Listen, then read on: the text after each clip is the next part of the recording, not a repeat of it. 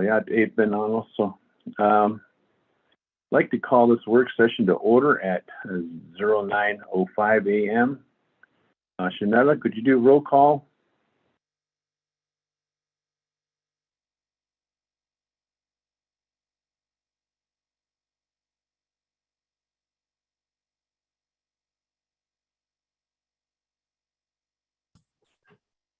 Sure, Shanella. Roll call for the Budget and Finance Committee of the Navajo Nation Council work session. Jamie Hino, and your location, please.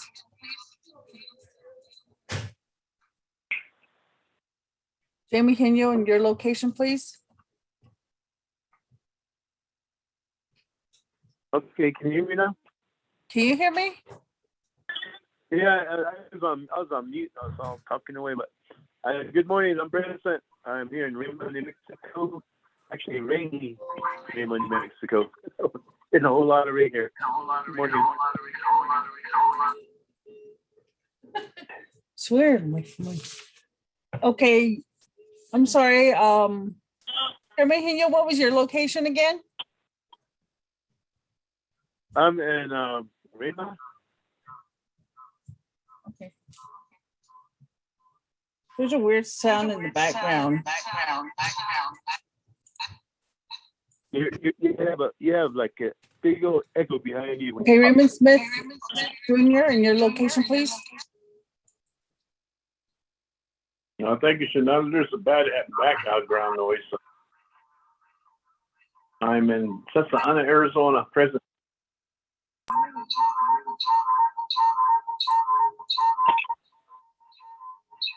It's weird. I don't know what the sound is. It's my phone. I think you're too Okay, I'm close to sorry. your computer. Jimmy Yellowhair, your location, please. Good morning, 45 this morning. Okay, thank you. Jimmy Yellowhair is present. Honorable Elmer Pubigay, and your location, please. I'm present, heading to Ganado. Thank you. Honorable Elmer Pubigay is present. I'm sorry. Honorable Amber Kenneth Crotty, and your location. Started Delegate Crotty, 6 Springs, Navajo Nation. Thank you. Okay. Thank you. Honorable Amber Kenneth Crotty is present. Honorable Nathaniel Brown, and your location, please. Yeah, Benefit Delegate Brown is present from Benehutso, Navajo Nation. Thank you. Honorable Nathaniel Brown is present. Chairman, we have 6 members present upon roll call.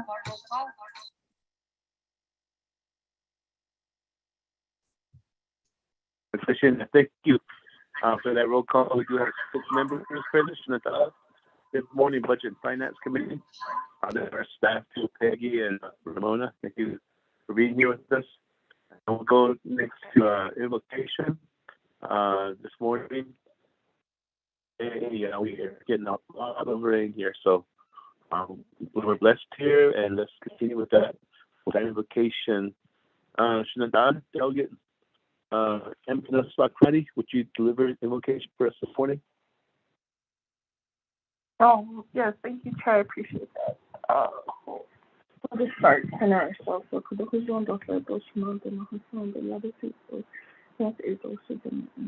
Just pray this morning. We're grateful for the moisture, for the breath, for our bodies to be strong and our minds to be clear, that our hearts speak truth and of value. Holy ones, we're just grateful for everything that you have provided this morning. The months change, but we go by our moon calendar. And as we go into the harvest season, we're grateful for the bounty that has been provided to our people, for the nourishment of our corn, to ingest that knowledge, to ingest those vitamins, to ingest those stories of the past. It's our grandparents who have paved the way for us to give us the teachings of the land, to be grateful of our strength and of our knowledge. And it's our knowledge that will get us through some of these tough times. We just call from all of the directions to help guide us in these conversations into our mountains, whether to the east or south or west or north. And all of the elements that you place before us, we're just so grateful that you have placed these holy beings around us, that you give us the fog that is saturating our land with moisture and giving reinsurance to our animals that today will be another successful day as we think about what we want to do and as we implement it. And in the nighttime, we come together and we rest in our homes next to the fire and thinking about protecting our children and grateful for our elders and the protection that we need for our veterans. And for those military families who are concerned about their loved one in active duty, Holy Ones, just continue to protect them as our prayers extend beyond this earth into the galaxy, that they continue to be shielded with the armor of our twin warriors, and as they come home back to their families, and we continue to pray for them. And those families who continue to struggle with the violence within their home or in their communities, that you help to mend their hearts and to rebalance them. And that we look to the herbs of the land to protect us and to keep us strong. And as we cast away this COVID and this variant, that it moves upwards to the atmosphere and dissipates. We just ask this in all of the strength and all of the songs and all of the prayers. And today for our Budget and Finance Committee, we've done a lot of good work on behalf of our people, with them in our mind and in our hearts. And we're showcasing how Navajo leadership can work together, working with all of the three branches and with our people in mind, give us the guidance that we need to have that inquisitive thought and continue just to do it as servants to our people. We send out a special prayer to community members who are grieving. We just want them to know that we're thinking about them and our children that are back into school, and the bus drivers that pick them up, the kitchen staff that provides food for them, the teachers that fill their minds with good thoughts and good energy, and for the staffers who keep our children safe. We just continue to ask for their protection, for those children, to know that they're loved and that the leadership remembers them, not just today, but every day. When we say our prayers, it's with them in mind. We see their faces, we hear their laughs, and we feel their hugs as we move across this great nation. So, Holy Ones, I just ask that you continue to pray for us. So, thank you, Chair.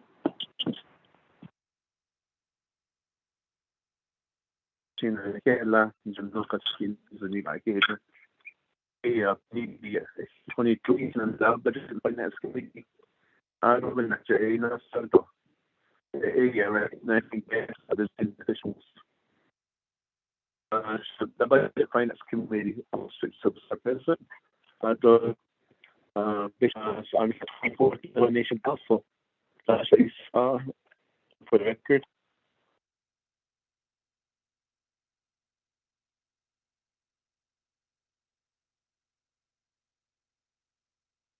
I have members of the 24th Nomination Council on the line.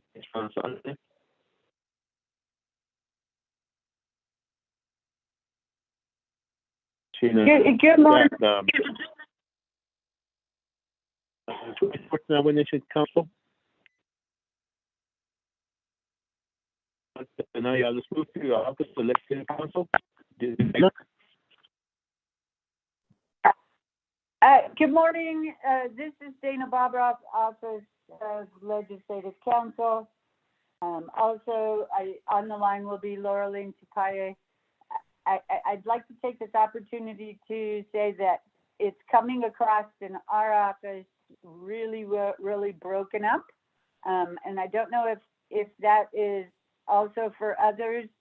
That's one thing. If it's just our office, I'll try to move phones. Thank you.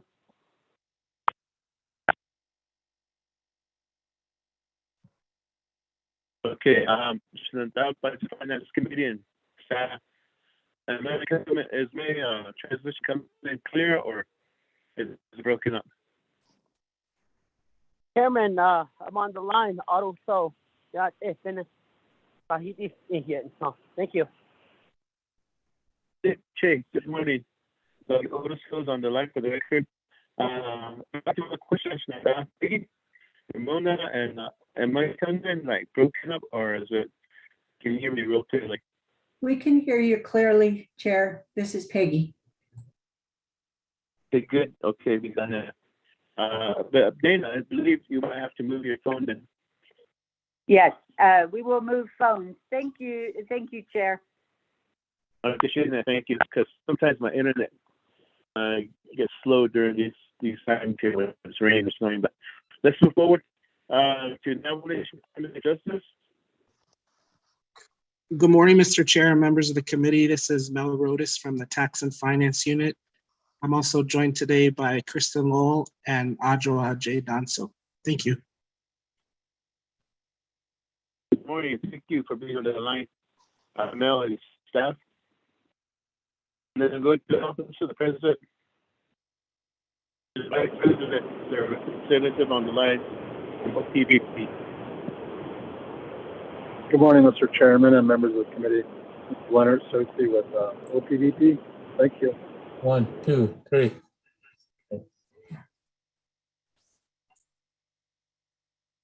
Okay, good morning, Samantha. Thank you for being on the line with us.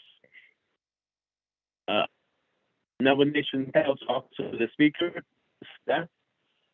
Anybody representing the Office of the Speaker on the line?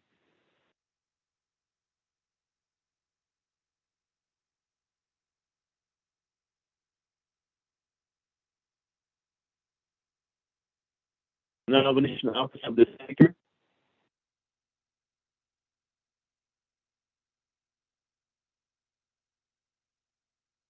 We have Office of Management Budget on the line.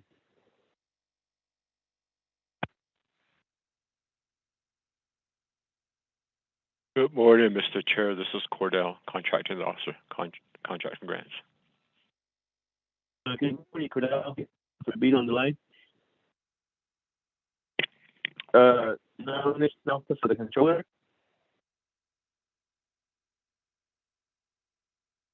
Good morning.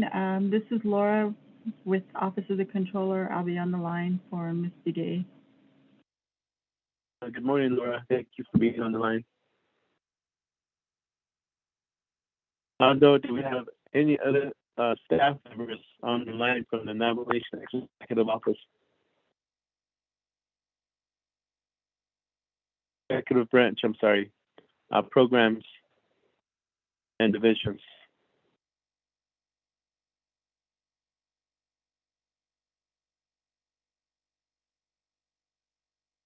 What about the Navajo Nation Judicial Branch? As representatives from the Navajo Nation Judicial Branch?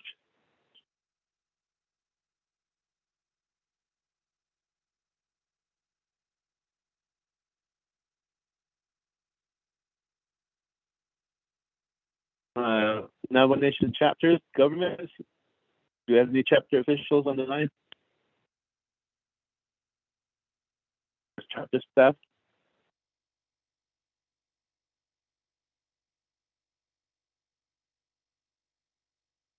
Okay, let's move forward to item 3, review and adopt the agenda. Peggy, if you could read the agenda to the record for us for the work session.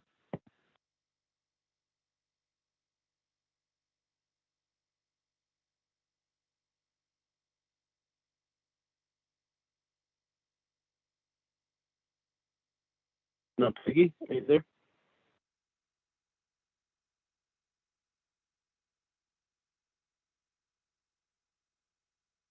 Peggy, are you there with us?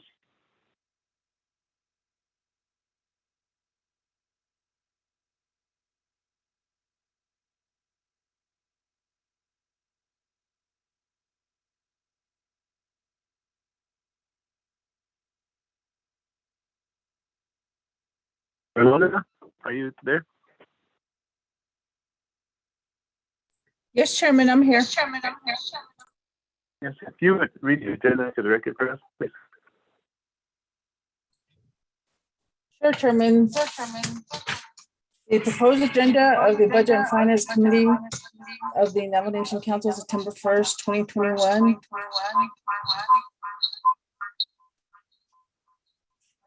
Place presiding Jamie Hio, chairperson, Raymond Smith Jr., vice chairperson, place via teleconference, Winter Rock, Navajo Nation, Arizona.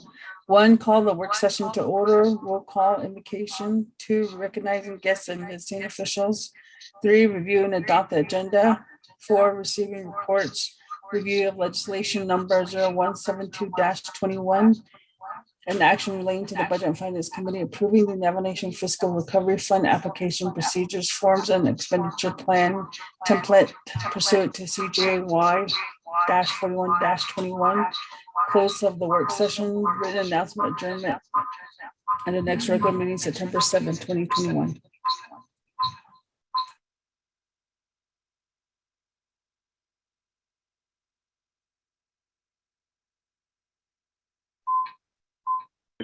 Thank you for the. Is that completely read, Bruno?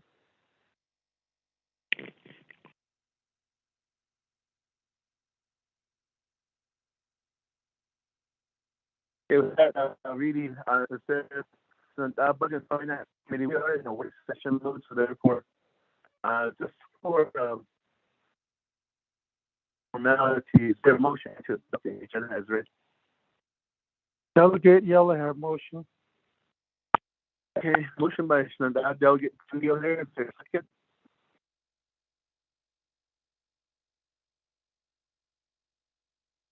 Vice Chair Smith, second. Thank you, Vice Chair Smith, second. So, with that, any questions, comments on the agenda? Shanada, Budget and Finance Committee.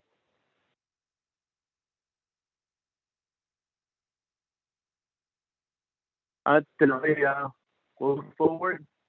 If there's no questions or comments on the agenda, and then review top journal, there's none. Receive reports, none. Old business, none. New business discussion. We did have legislation 172-21. With this, I'm the sponsor. So, Vice Smith, you would take over the gavel for the work session. Chair Hinio, this is Peggy. Was there a vote on the agenda? No, the work session mode is just a consensus, meaning that no, there were no comments or questions regarding the agenda as read, so we moved on and nobody objected to it. Oh, okay. I apologize. I got a call right when I was supposed to read the agenda. So I answered the call. I'm sorry. Okay, that's fine. But we are at new business item 9. Vice Chair Smith. It's received report.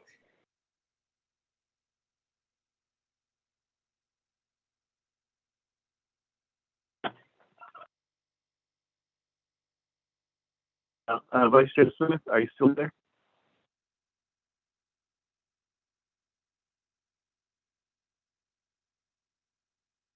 Yes, sir. I'm here. We'll take over. Thank you. Good morning, everybody. Budget and Finance Committee members and those that are listening on this morning, and guests and those that are here with us. I've been ahead for the prayer, so without further ado, we have this legislation in front of us. Work session, and after the work session, we will discuss the legislation in a duly called meeting that's been forth. We have our chair, Henyo. Chair Henyo is our sponsor of this legislation, so I'll give the floor to Chair Henyo. You have the floor.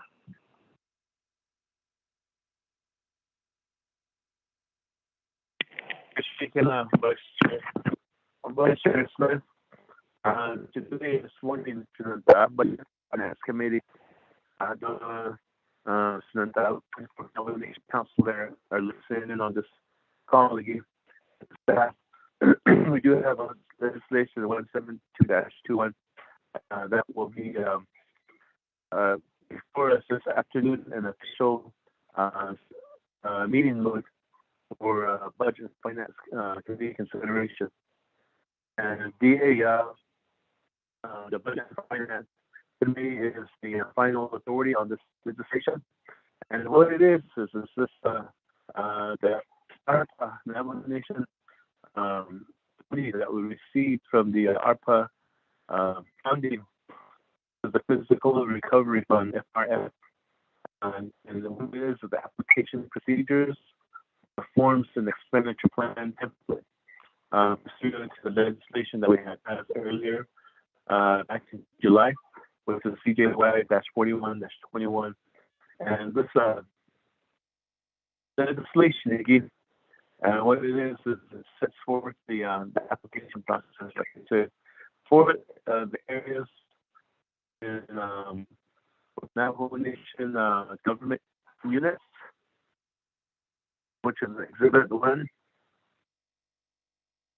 So it explains the application process for all the Navajo Nation programs.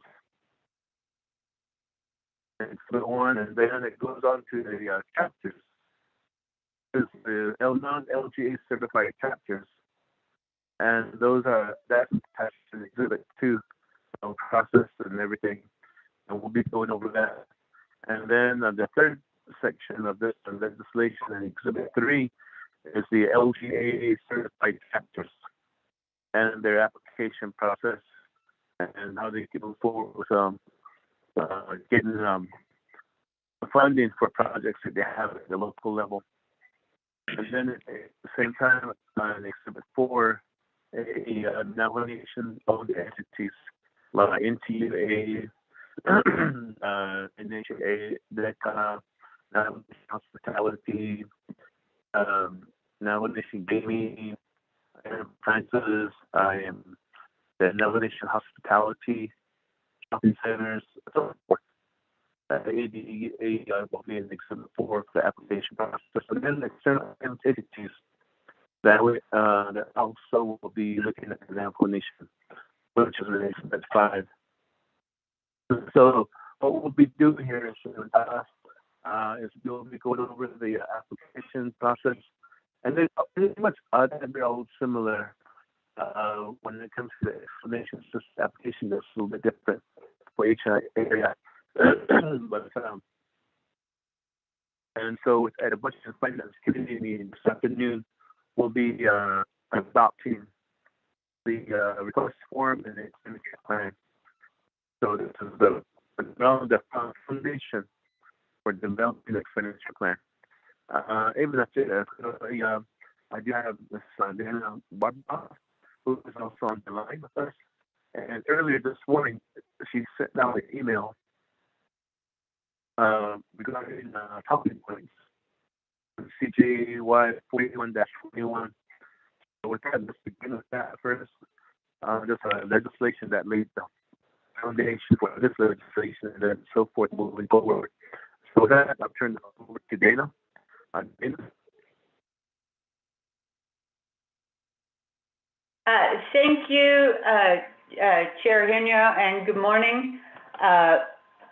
For starters, this is Dana Bobroff, Chief Legislative Counsel.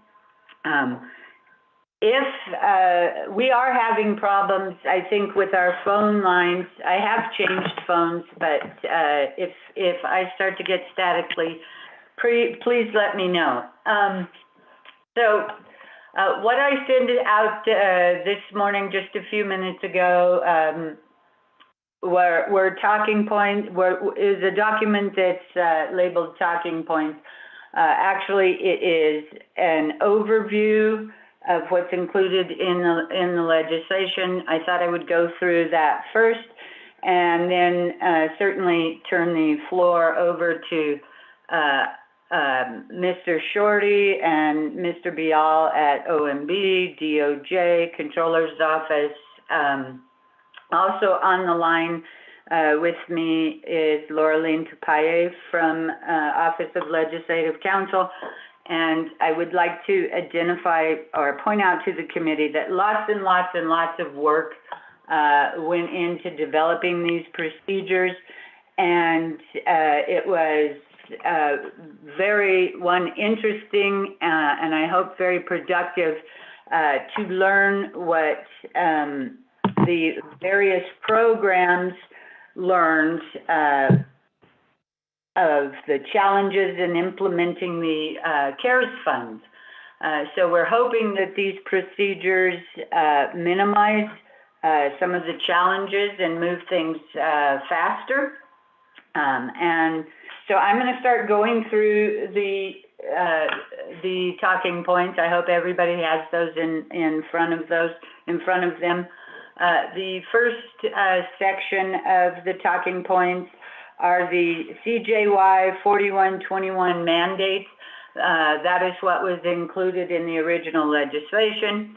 The two that I think are relevant to the legislation here is the first one is the Office of Management and Budget, in consultation with the Office of the Controller and Navajo Department of Justice, shall develop Navajo Nation fiscal recovery application and review procedures, which shall include an expenditure plan template for adoption by the Budget and Finance Committee. OMB and the Office of the Controller shall post the approved FRF application procedures, including an expenditure plan template and instructions on their respective websites. We believe what I just read is actually straight from CJY 4121. That is required, and that is what these procedures satisfy. The next provision that is of CJY 4121 that is relevant to today's discussion is that DOJ shall do an initial determination of whether a FRF funding request satisfies the legal requirements of the Federal Fiscal Recovery Funds provisions of ARPA and applicable Navajo Nation laws, regulations, and policies and procedures. So that is DOJ's responsibility to determine, to do an initial determination. Okay. So as Chairman Hino already explained, but I'm going to go into a little more detail. The way these application and review procedures are set up is they're entity specific. What we learned in CARES is that there are different groups or different types of entities that will most likely be applying for FRF funds, and those entities have different levels of experience with the Navajo Nation processes. There are different information requirements from each type of entity. So we specifically tailored the FRF procedures, the application process to each of those types of entities.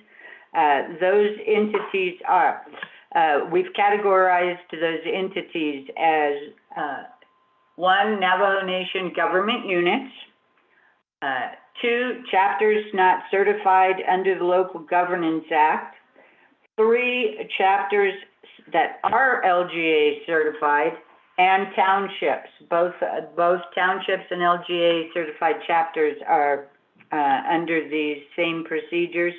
And then we have Navajo Nation owned entities. Those are your enterprises, your authorities, your corporations, etc. And then we have external entities, and that captures your nonprofits, your Navajo your individual Navajo-owned businesses. And each of those have specific procedures developed for them. So now I'm moving on to page 2 of the talking points if you're trying to follow along. The FRF funding requests, as I already said, they're segregated by entity type, and that's how they will be posted on the OMB and OOC websites. And applicants should only have to open the FRF funding request applicable to their type of entity. So if you are a LGA certified chapter, for example, you only have to open the application package or the funding request package for LGA certified chapters. You don't have to deal with any of the others. And consistent with that, each entity will prepare an entity-specific FRF funding request consisting of a request form, an expenditure plan template, and a budget form for its proposed project. A Navajo Nation, the next step after that, the request form and the expenditure plan and the budget form are completed. The next step is a Navajo Nation division director or branch chief shall then submit the completed funding request to DOJ for their initial review. A courtesy copy or an informational copy should also be submitted to OMB and the Office of the Controller. DOJ will review the funding request for ARPA and Federal Recovery Fund statute and regulations compliance and compliance with all requirements in the procedures. DOJ will issue its initial eligibility determination within 5 working days after receipt of a funding request. If the funding request, DOJ deems it ineligible,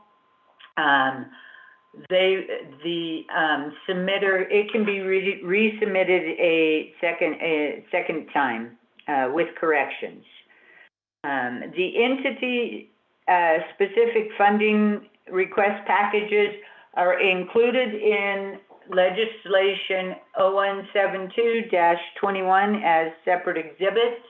I am going to now walk through at a very high level those exhibits. Exhibit 1 is for the Navajo Nation government units. That includes all branches, divisions, programs, etc. The governmental units are required to work with their division directors or branch chiefs in preparing their funding requests, and the directors and branch chiefs, actually I should say the directors or branch chiefs submit the comprehensive funding request for DOJ review. The division directors or the branch chiefs will have administrative oversight and be responsible for monitoring the projects, the spending, the receiving reports, etc. And this is all detailed in the instructions and in the application packages. Exhibit number 2 is for chapters that are not certified under the Local Governance Act.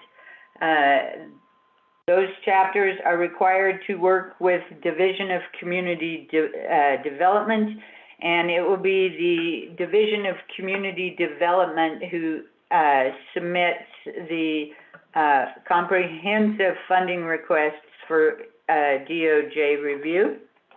DOJ will, the Division of Community Development will hold the awarded funds and will make procurements and manage projects on behalf of the non-certified chapters. Division of Community Development will have administrative oversight and responsibility for managing and monitoring project spending, providing reports, etc. Chapter supporting resolutions will only be will not be required. Excuse me. Let me restate that. Chapter supporting resolutions are required except for formula-based distributions. And I can better explain that this way. If a distribution is done, for example, under the 50-50 formula, a chapter resolution will not be required. If it is not a formula-based distribution, such as a good example is the CARES major equipment purchases, you will then need a chapter resolution to determine what the chapter wants. Exhibit 3 is for LGA certified chapters and the Kayenta Township. The LGA certified chapters are required to work with the Division of Community Development or an appropriate division if, for example, it is, let's say, some type of water projects or something. The DCD director or the other division director will submit the funding request for DOJ review. If the expenditure plan is adopted by the council and president, an agreement will be required between the nation and the chapter and the chapter will be authorized to receive and expend the funds directly. The Division of Community Development or the assisting division will have administrative oversight. They will be responsible for monitoring projects, spending, receiving reports, etc. Governing body supporting resolutions will be required except for formula-based distributions. Exhibit number 4 is for Navajo Nation owned entities. That includes enterprises, authorities. There is an error right there in the presentation. So please strike out townships. Townships are going to work with the government certified, the LGA certified chapters procedures. So the Navajo Nation owned entities procedures will include enterprises, authorities, colleges, corporations, etc. that are owned by the Navajo Nation. The Navajo Nation owned entities are going to be required to work with the appropriate division director, and it will be the division director that submits the funding request to DOJ for review.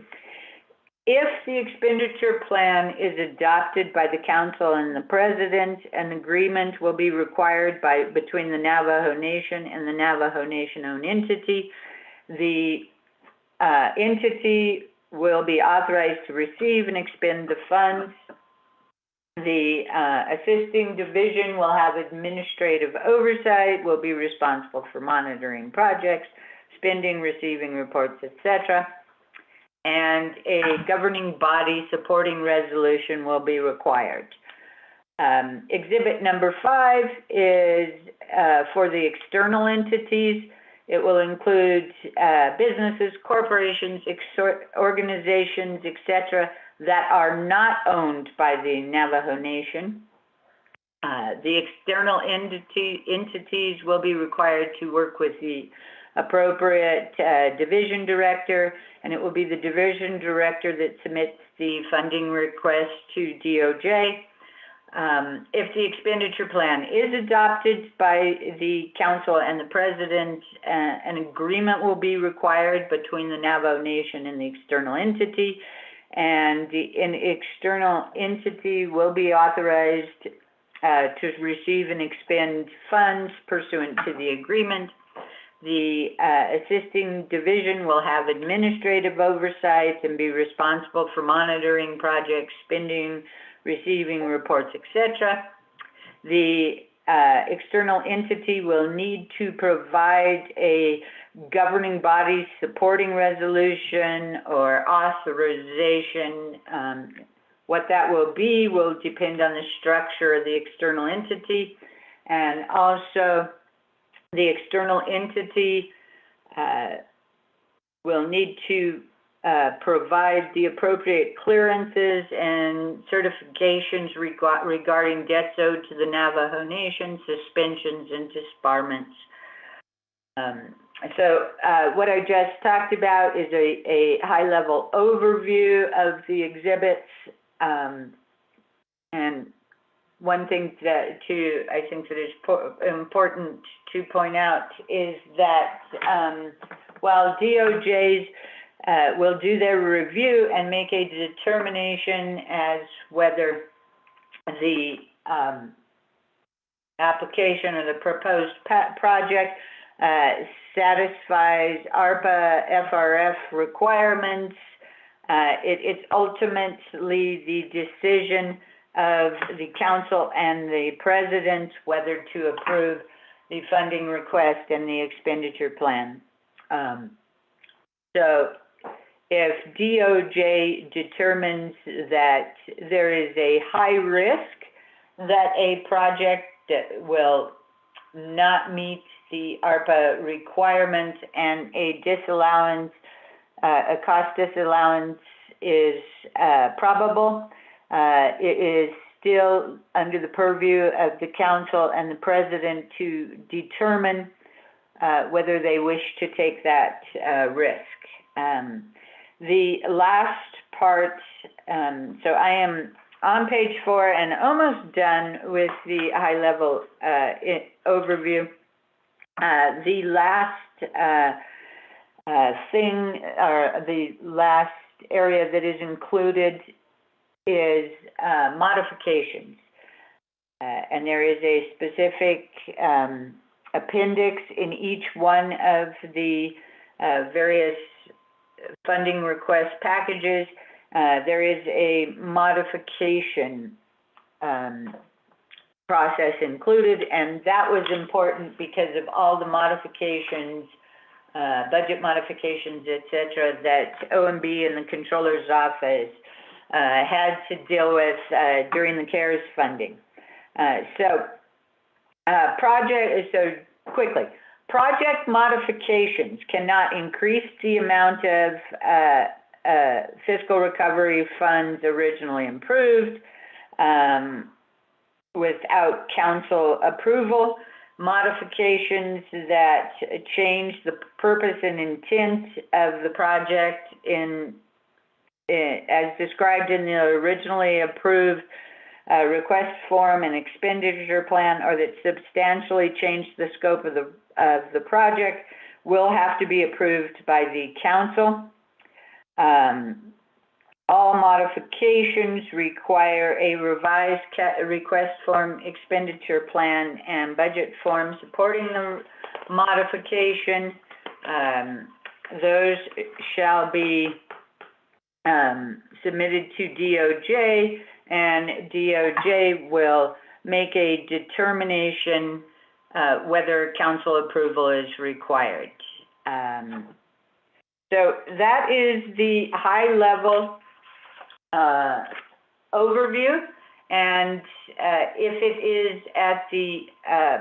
it is the pleasure of Chairman Hino and the committee, I will now turn it over to either DOJ or OMB as to further elaborate and get into more detail. Thank you, Chair. Thank you, B&M.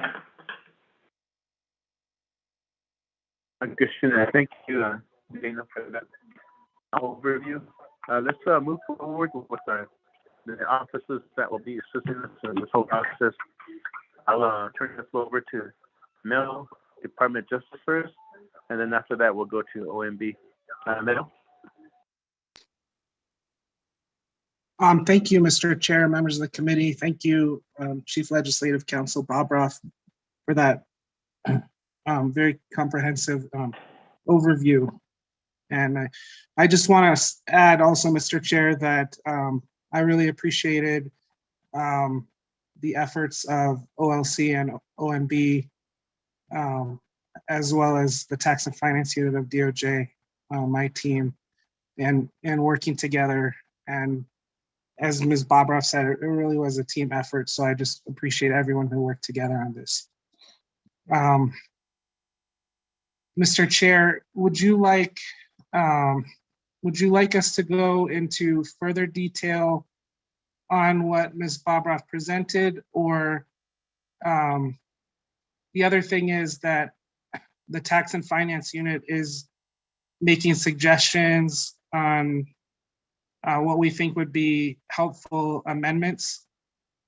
And I don't know if this would be the appropriate time to talk about amendments, or if you just want to go through the documents as they stand now and deal with amendments at a later time.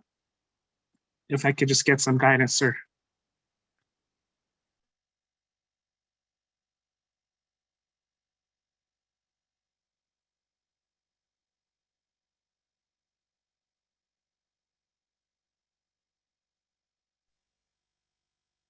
Mr. Chair, can you hear me?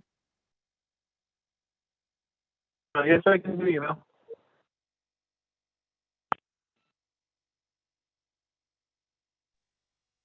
Does that complete your presentation? Mr. Chair, did you want us to go into further detail on the documents at this time? And yes, or amendments? Well, we need to hear from what kind of work DOJ to prepare this application process. So that's what we're waiting to hear.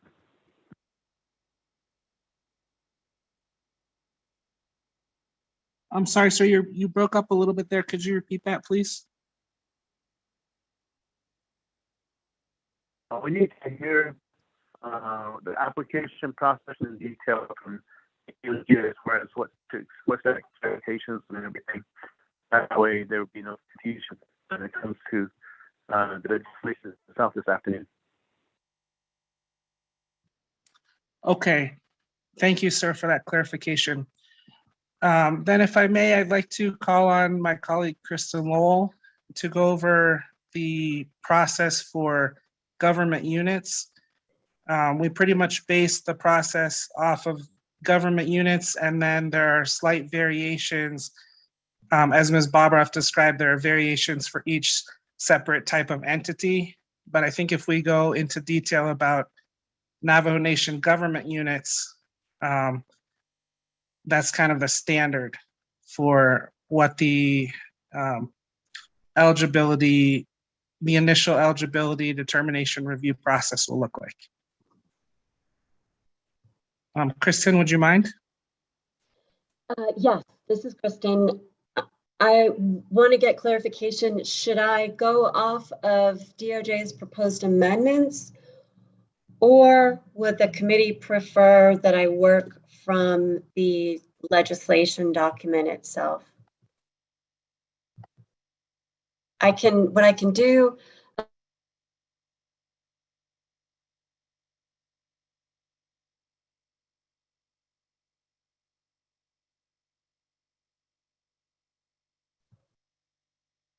Sorry about that. Somehow I was talking and I got muted. So what I was asking is if I should just go with the presentation straight from the legislation, or should I go off of DOJ's proposed amendments? I could always go through the off the amendment document. I'm sorry, Chair. Go with the legislation first. Okay. Because that's what's being presented to the public. And then after that, if there's any limits, then you can go over that too. Okay, so I'll just start with the legislation, and let me just find the correct page so that everyone, if you're on the electronic version of the document of the legislation, it's page 8 of 69, and it is Exhibit 1 of the legislation, and it is the FRF procedures for Navajo Nation government units. So this is just central government units, and chapters are separate. Enterprises and other Navajo-owned entities are separate, as well as outside entities. Okay, so this fiscal recovery fund procedures is applicable for the Navajo Nation central government units in requesting approval for expenditure plans to spend the funds. Now, we've been talking about eligible uses of the fiscal recovery funds for a while, so just to recap, the allowable uses of fiscal recovery funds, they are to respond to the COVID-19 public health emergency or its negative economic impacts, to respond to workers performing essential work during the public health emergency by providing premium pay to eligible workers, to provide government services to the extent of the reduction in Navajo Nation revenue due to the COVID-19 public health emergency relative to revenues collected in the most recent full fiscal year prior to the emergency, and to make necessary investments in water, sewer, or broadband infrastructure. It's a requirement that all fiscal recovery funds be obligated by December 31st, 2024, and those funded projects must be completed and funds fully expended by December 31st, 2026. The next section in the government units procedures is a definition of terms section, and so we've added, just to make sure, to try to aid the requesters in filling out the documents, make sure that everybody understands the terms that are being used in the procedures. I just want to highlight a couple things. So there's going to be administrative oversight. So each unit is going to have an entity or other individual that is responsible for monitoring the implementation of an approved FRF expenditure plan and the expenditure of awarded funds. ARPA is the American Rescue Plan Act of 2021. And so just drawing a distinction between that and the fiscal recovery funds, in this document, we're using the term fiscal recovery funds or FRF, and those are the dollars provided to the Navajo Nation from the pool of money that was awarded under ARPA. So that is why we're calling this FRF procedures and not ARPA procedures. It's just a little bit more specific. So each of these requests that DOJ is going to review is going to require some different documentation. Appendix A is going to be the request form, and that is also going to required to be submitted with an expenditure plan. So the FRF expenditure plan will include the request form and the expenditure plan.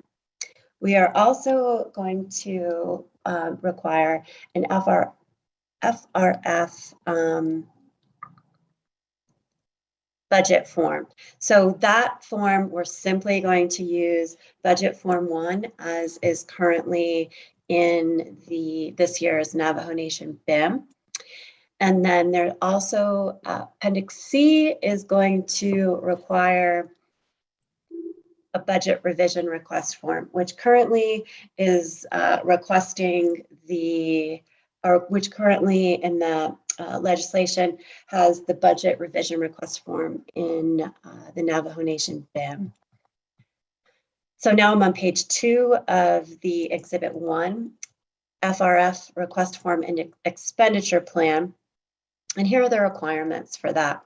A general description of the project, including the specific location, an explanation of how the project is going to benefit the Navajo Nation, Navajo communities, or Navajo people. A prospective timeline showing the estimated date of completion of the project and/or each phase of the project. Identification of who will be responsible for implementing the project. An explanation of who will be responsible for operations and maintenance costs for the project once it's completed, and how those costs will be funded prospectively, and an explanation of how the proposed FRF expenditure plan complies with the fiscal recovery fund provisions of ARPA and with the goals and intent of Council Resolution CJY 4121. So what we're looking for there is just for the requester to connect which of those categories it satisfies with the project that they're proposing. And we do have a special definition of project. I'm just going to scroll down a little bit to make sure I correctly capture the definition. So project, it's number 24 in the definitions list.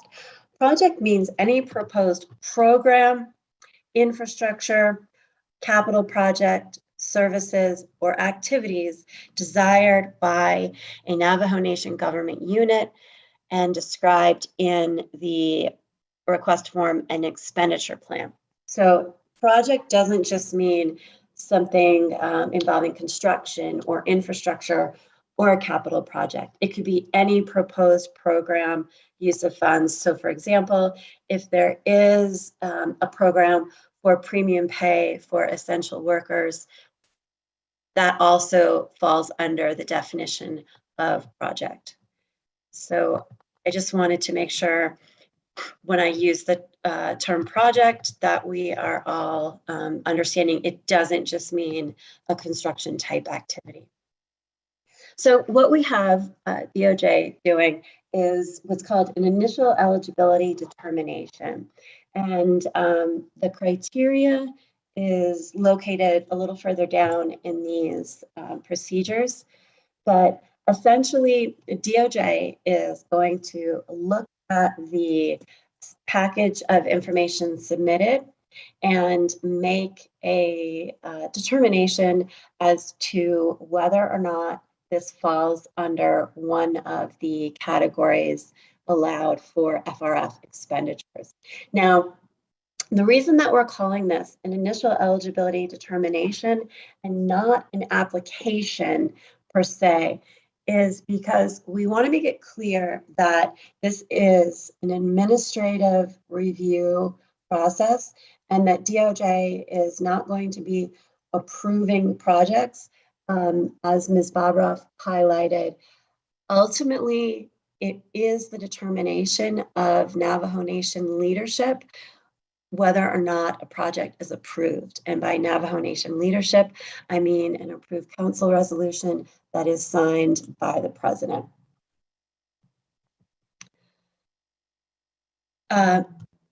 Navajo Nation government units. So it's going to include all government entities in the central government. That will include legislative branch units, judicial branch units, and executive branch units. So not chapters It's not enterprises. It's not any other external entities.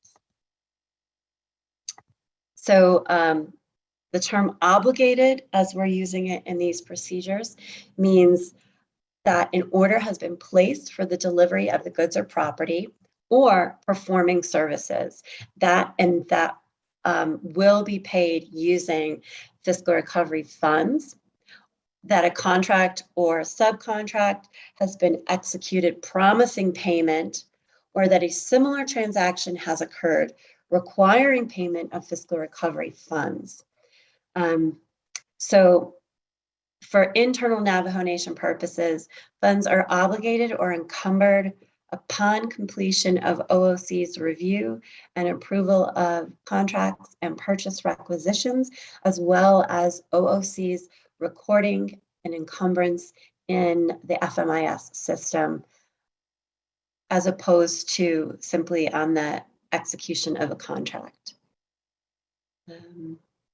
Oversight Committee, as it's used in these procedures, is one of the standing committees of council that possesses legislative oversight over the funding recipient or the project or the subject matter of the expenditure plan. All right, that is section 3. That covers the definitions that we're using in these procedures. So the next section is now the government entity is preparing a request form for fiscal recovery funds. So all Navajo Nation government units are asked to comply with these procedures, and they have to submit everything that is requested in the this format. So all the appendices and the request form for DOJ to conduct a review.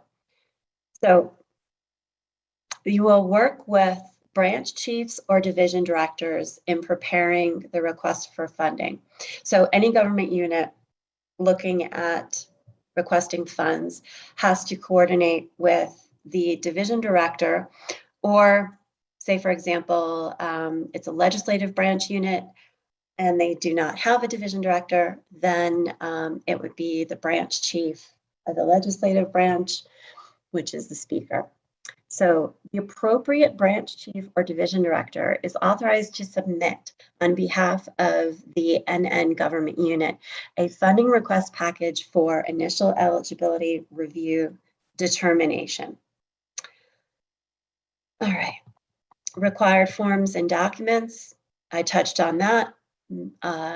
Appendix A is the request form itself and the expenditure plan. B is the budget. So we're looking to get comprehensive funding requests as opposed to different offices and programs submitting individual funding requests. And how this will work is it can be done by branch. So legislative branch can submit a comprehensive package, likewise with the judicial branch and the executive branch. So say it's an executive branch unit that is submitting the package, bear with me 1 second. Okay, yes. So individual units can submit their request forms, and then the president will, OPVP will corral those request forms, and they can review, approve, and sign each request form. And then those will be gathered together and included in the executive branch comprehensive funding request. That option can also be done for legislative and the judicial branch. Likewise, it can be submitted by division. So a division has various programs or offices underneath that. So rather than those programs or offices submitting individual requests, that can be done comprehensively or should be done comprehensively. So this is to streamline the process and make this as efficient as possible for the initial eligibility determination. So if it's done by division, the division director will review, approve, and sign each request form and expenditure plan, as well as the budget. And then the package goes over to DOJ for its initial eligibility determination. And finally, it can be done by project type. So that could look like multiple government units across the branches. If there is something that is going to make more sense to group by project rather than by branch or by division.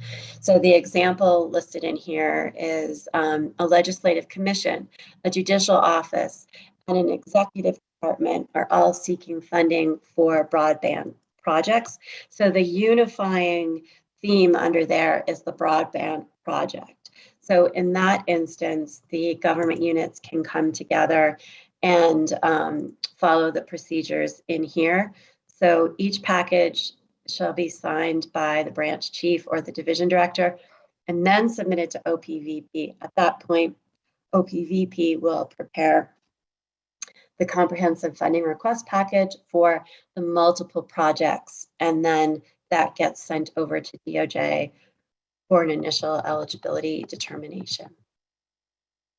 Next section is the expedited review process and eligibility determination that DOJ will be rendering.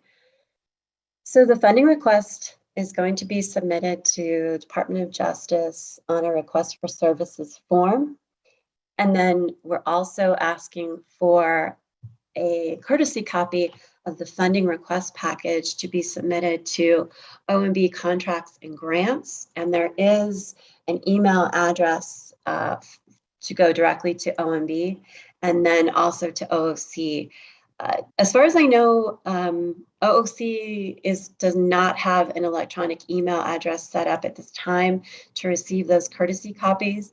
And the Department of Justice, I'm not sure. We are still in the process of finalizing our internal procedures for how we are going to accept these requests for eligibility.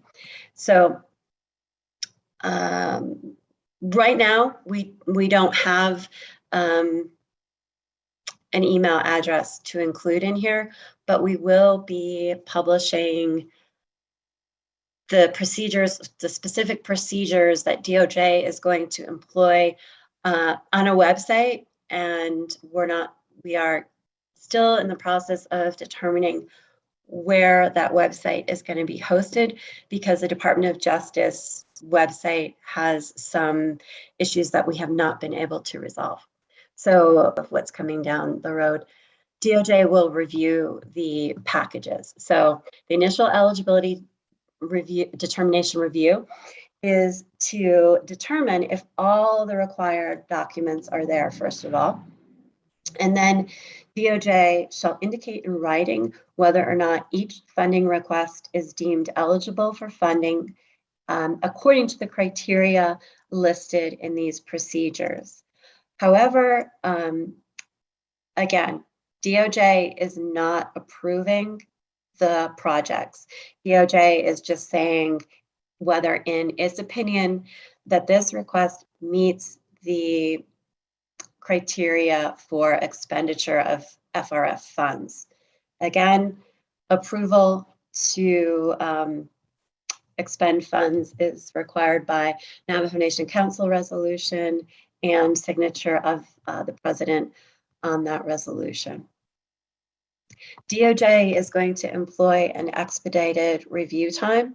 So what we are proposing is a 5-day turnaround.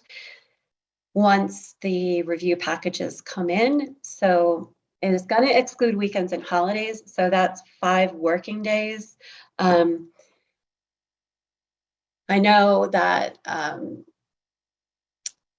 sometimes people can be frustrated by the 164 review, and that can take an extended period of time, despite the fact that it is supposed to be reviewed within 7 working days. So we are going to use our best efforts to complete this within 5 working days. If the funding request package is not completed within 5 working days, the notation "review not completed within 5 days" shall be indicated on the request package, and then the party submitting the request can request a delegate sponsor the legislation for the funding request. Okay, so then now the Department of Justice has completed its review. It notifies the requester that the review is complete, and it looks like we email the entire funding request package along with written documentation back to the submitting party within the deadline provided in the paragraph that I just read. So within those 5 working days. All right, so here, this is the criteria that DOJ is going to apply in making its eligibility determination. If a form is missing or incomplete, if there's an appendix that's not attached, that would be a reason to return the request back to the submitting party. So if any form is not signed by the appropriate person, or any portion of the FRF expenditure plan template is not fully completed, that would be another reason to return the documentation. And if any requested supporting documents are missing, that would be a reason to return the request. Likewise, if it doesn't fit within the FRF expenditure criteria that we discussed at the beginning, then that would be a reason not to, I almost said approve, I meant to declare it not eligible. Okay, so if the requester has submitted a proposal and the performance of services or delivery of goods are not going to hit that December 31st, 2026 deadline, that's a reason to return. Also, if the funds cannot be obligated by December 31st, 2024, those are statutory requirements. So the Navajo Nation has no latitude with that. Additionally, any question or issue related to the request that was raised by DOJ and communicated to the government unit, if it's not satisfactorily addressed in a manner that allows DOJ to review the deadline within the 5 days, or the government unit has failed to complete and timely submit any reports required pursuant to the Navajo Nation CARES Funds Act. So any unit that got CARES funding but didn't comply with the requirements under that, this category would be a reason not to recommend that their project be funded. Or finally, and this is a catch-all, approving the funding request or awarding funds to the Navajo Nation government unit would be inconsistent with any applicable Navajo Nation or federal law or regulation. There is an opportunity to resubmit. So after a determination of ineligibility by the Department of Justice. So we've gotten the review, we have looked at it, and we've sent it back, and we've said it's ineligible, but the reason it's ineligible is because there was something that was missing. That might be a reason for any for a resubmittal. So they can submit the required form. They can enhance their expenditure plan or include any supporting documents that may have been missing and resubmit to DOJ. From there, once the review has been completed, it goes back to the requester, and then the requester can request a delegate present the package to the Office of Legislative Counsel and request that legislation be drafted for approval of the expenditure plan. The Office of Legislative Counsel shall then draft the sponsoring delegate's request. Okay, and then here, I just want to point out, say DOJ determines that something is ineligible, or as Chief Legislative Counsel said, is a high risk expenditure. A delegate can still choose to sponsor approval legislation regardless of DOJ's determination of ineligibility. So it'll be DOJ's role to make leadership aware of the risk and the consequences if the request is, or the expenditure rather, is determined to be ineligible by Treasury. And then finally, any review of the funding request is an initial eligibility determination. And again, just want to make it really clear, approval can only be done by Navajo Nation Council and the Navajo Nation President. Okay, so this next section gets into, now this project has been approved, and now we're actually going to implement the expenditure plans, and this discusses the reporting requirements as well. So this gets, now it's out of DOJ's realm, and now it's getting into OMB's area of expertise. So the request is approved, and this says the approval of a NN government unit's funding request as described in section 5H shall serve as formal notice to the government unit that it is a funding recipient. So yeah, I mean, if the legislation gets approved, the government unit has actual notice. Once that happens, the FRF funds awarded shall be assigned a business unit number in FMIS, and then OMB is going to provide additional information as to the funds awarded. Awarded funds shall be made available only after the funding recipient submits its appropriate budget information on budget forms as required by OMB. So budget form 1 is the only form required at the initial eligibility determination stage. OMB can very well ask for additional budget forms in order to process what they need to in the budgeting realm. For each approved funding request, all awarded funds shall be dispersed by OOC.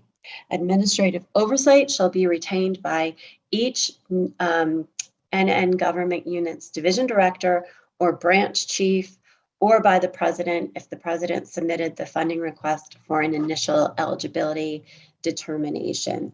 So that administrative oversight is separate from what the Office of Management and Budget and the Office of the Controller is doing. So there are documents and required reports that will be required of funding recipients. So a quarterly narrative report needs to be submitted no later than 10 business days after the end of each month. And that narrative has to include the accomplishments toward meeting the purpose of the funding award, a description of any significant problems encountered, and a detailed plan as to how those problems will be or have been resolved, a statement detailing whether the funding recipient is on schedule to obligate all awarded funds by December 31st, 2024, or another deadline as determined by the Navajo Nation Council. So the Navajo Nation Council can set a deadline earlier than December 31st, 2024, but by statute, by the federal statute, not later than, and also a statement as to whether the project will be fully completed and awarded all FRF funds expended by December 31st, 2026.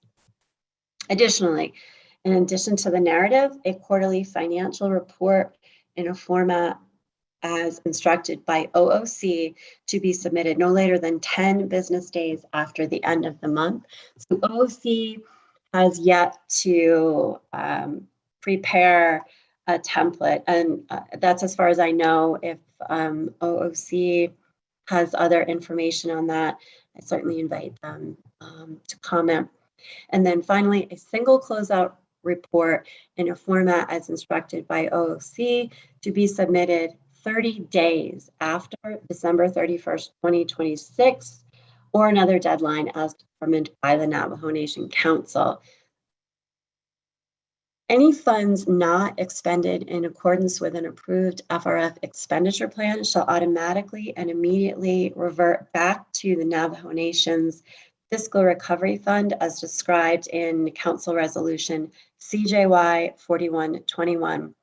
Likewise, any funds not obligated by December 31st, 2024 shall revert back.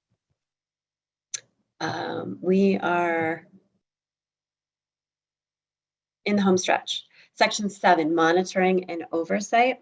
So this gets involved with what the role of the administrative oversight entity is going to perform. So that administrative oversight entity is going to make sure the reports just previously referenced are timely submitted, that the awarded funds are dispersed and expended in accordance with the procedures in this document, as well as Resolution CJY 4121 and the federal ARPA statute, as well as the ARPA regulations. So when I talk about the ARPA regulations, we're talking about guidance that comes from the Department of the Treasury, as well as any other applicable federal laws, for example, federal procurement laws and Navajo Nation laws, regulations, and policies.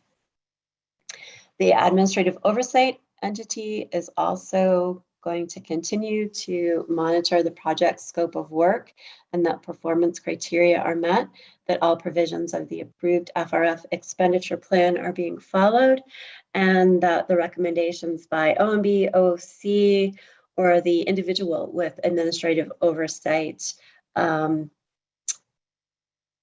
provided in writing to the appropriate oversight committee. So there still will be legislative oversight in addition to administrative oversight. Section 8 is, and I just lost the page. I have to find my page again. Bear with me 1 second. My document is in the process of buffering, so. Okay. All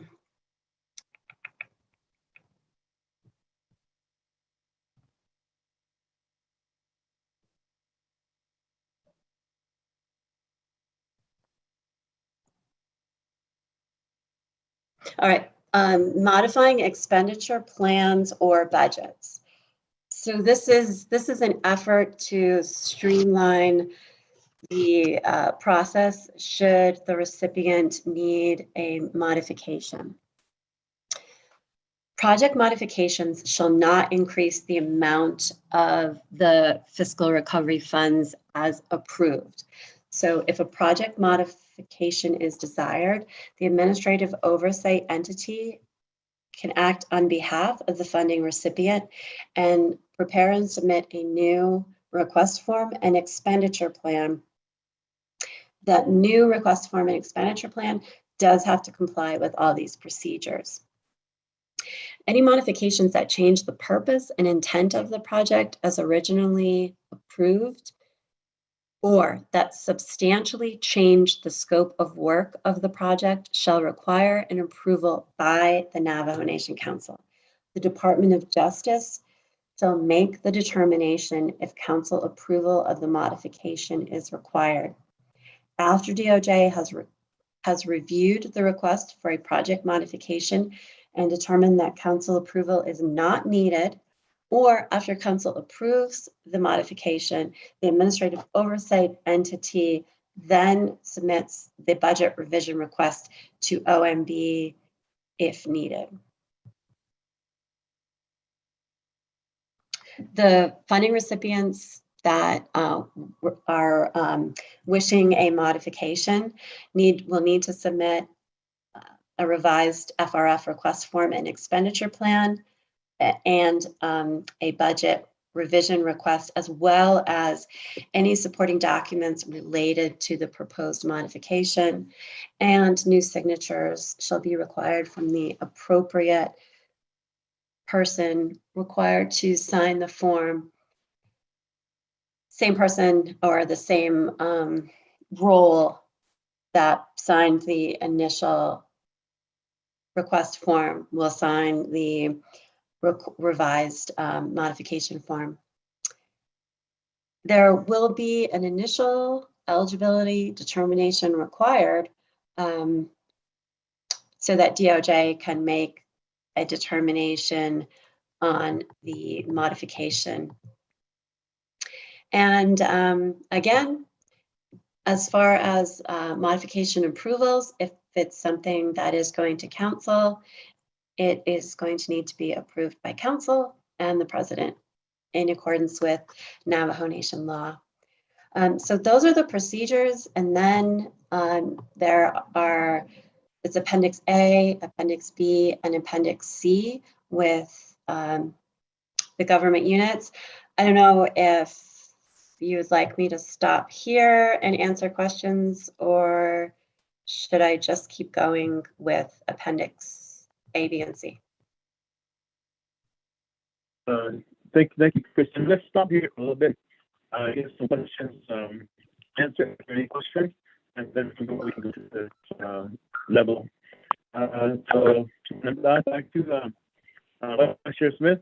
We'll stop here and see if there are any questions from the Budget and Finance Committee. Sure. Henio, this is Delegate Crotty. Thank you, Chair Henio, for the introduction and the DOJ and also Legislative Council on behalf of where we're moving with this and the work session that's in front of us. At this point in time, I'll go ahead and open the floor to the committee members. Vice Chair, this is Delegate Brown. Okay, I have Delegate Brown. You have the floor. Elmer Begay after that. And who else? I've got two in the queue please ready. add Delegate Crotty to the queue. Thank you. Okay, we'll have three members, first starting with Honorable Brown, and then after that it'll be Honorable Begay, and then Honorable Crotty, and then we'll turn the floor back over for response and answers on behalf of that. Honorable Brown, you have the floor. Thank you, Vice Chair. Vice Chair Smith, Budget and Finance Committee, and then to Dana and to Kristen from DOJ and everyone on the call. Thank you for your prayer.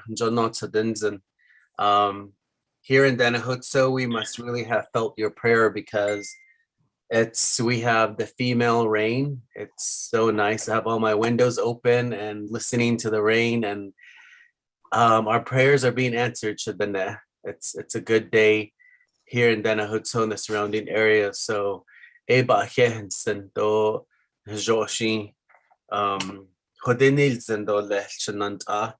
So my first question is, with the 3 out of 5, Exhibit 4, if we can keep the word township in there, I think that would really help us, because before, even though it is under the governance section, let me see, I'm looking at this, under Exhibit 4, Navajo Nation owned entities. So I do understand, and from DOJ, Mr. Begay, I believe, made that recommendation, Roderick. So if we can keep that, I would like to, when it comes to the legislation, I'll make an amendment to keep that in there. The other thing would be, when I'm looking at the criterias on here that Kristen read, as well as Dana, the different sections, what I'm trying to look for is, during the pandemic, this past year and a half, a lot of our people have gotten help from our Navajo Hatahlis, our medicine men, our medicine women, our Navajo herbalists. If we can, where can we make an amendment to add them into, because I know that, we have our frontline workers are highlighted by every right, so that we appreciate them, and we they are our heroes. But the other unsung heroes, who without regular pay, without earning any of this during the pandemic, put their lives on the line. And we did lose some medicine people with such wonderful knowledge. Anyone that is on the council and who has a clan, we are the khada dai tata akodon de kai akonki yata the ne gizat hello and care or inly hello e behwini na behlawanit bangits ahane ye khada dankast we don't kasani the haslahana chihadol nili doshli ashonda kwegi hijo bebakat or nilsto. I really would like to work on an amendment also to make sure that they are included in this. They are definitely in line with the guidelines to the way I interpret it, and the way my people, that this money is sent for. And besides that, our Hatathis, they are part of the census. And by every right, we should have them be in this legislation and in this talking point also. The other thing would be with the medicine men. I know that peacemaking is a part of the Navajo Nation departments and programs. So I know that they would be eligible, but our medicine people are not. I don't see them listed anywhere. So if we can work on an amendment on that as well. So that would be 8 of 69 on the electronic version. If we can add, I know peacemaking is a part of that, but if we can add our medicine people as well. The other thing would be, I know that our people who are frontline workers, a lot of them still owe their when they got loans for college. Is there a way that we can incentivize them? Because when I speak to the IHS workers in Kayenta, a lot of them are tired. A lot of them work long hours with anxiety and everything. Is there a way that we can pay off, that this ARPA fund can pay off their student loans? If we can look at that as well. My final point would be to, again, I've mentioned this time and time again. It's our young lady from the Kayenta ASC, I believe Valentina Blackhorse, while she was advised by the Navajo Nation government, as far as the ASC, working with the multiple chapters, myself and a police department and IHS, that she did pass from COVID in the line of duty. Is there a way that we can compensate her young daughter, her young child, that her mother's life and fighting for her people was not in vain? And I know there are others. We did lose a nurse from the KN to IHS, and I know that that goes to the whole Navajo Nation, to the IHS employees, and now we have teachers that are reaching out to me, and I think that's another area is our teachers. I've had teachers telling me they're making, and really everybody, a lot of people are going back to herbal medicine as well. So they are paying, and our herbalists are out there driving because of the drought. They have to go long distance to make the herbal medicine. And we're all aware that all westernized medicine that's in pill version all comes from herbs anyways.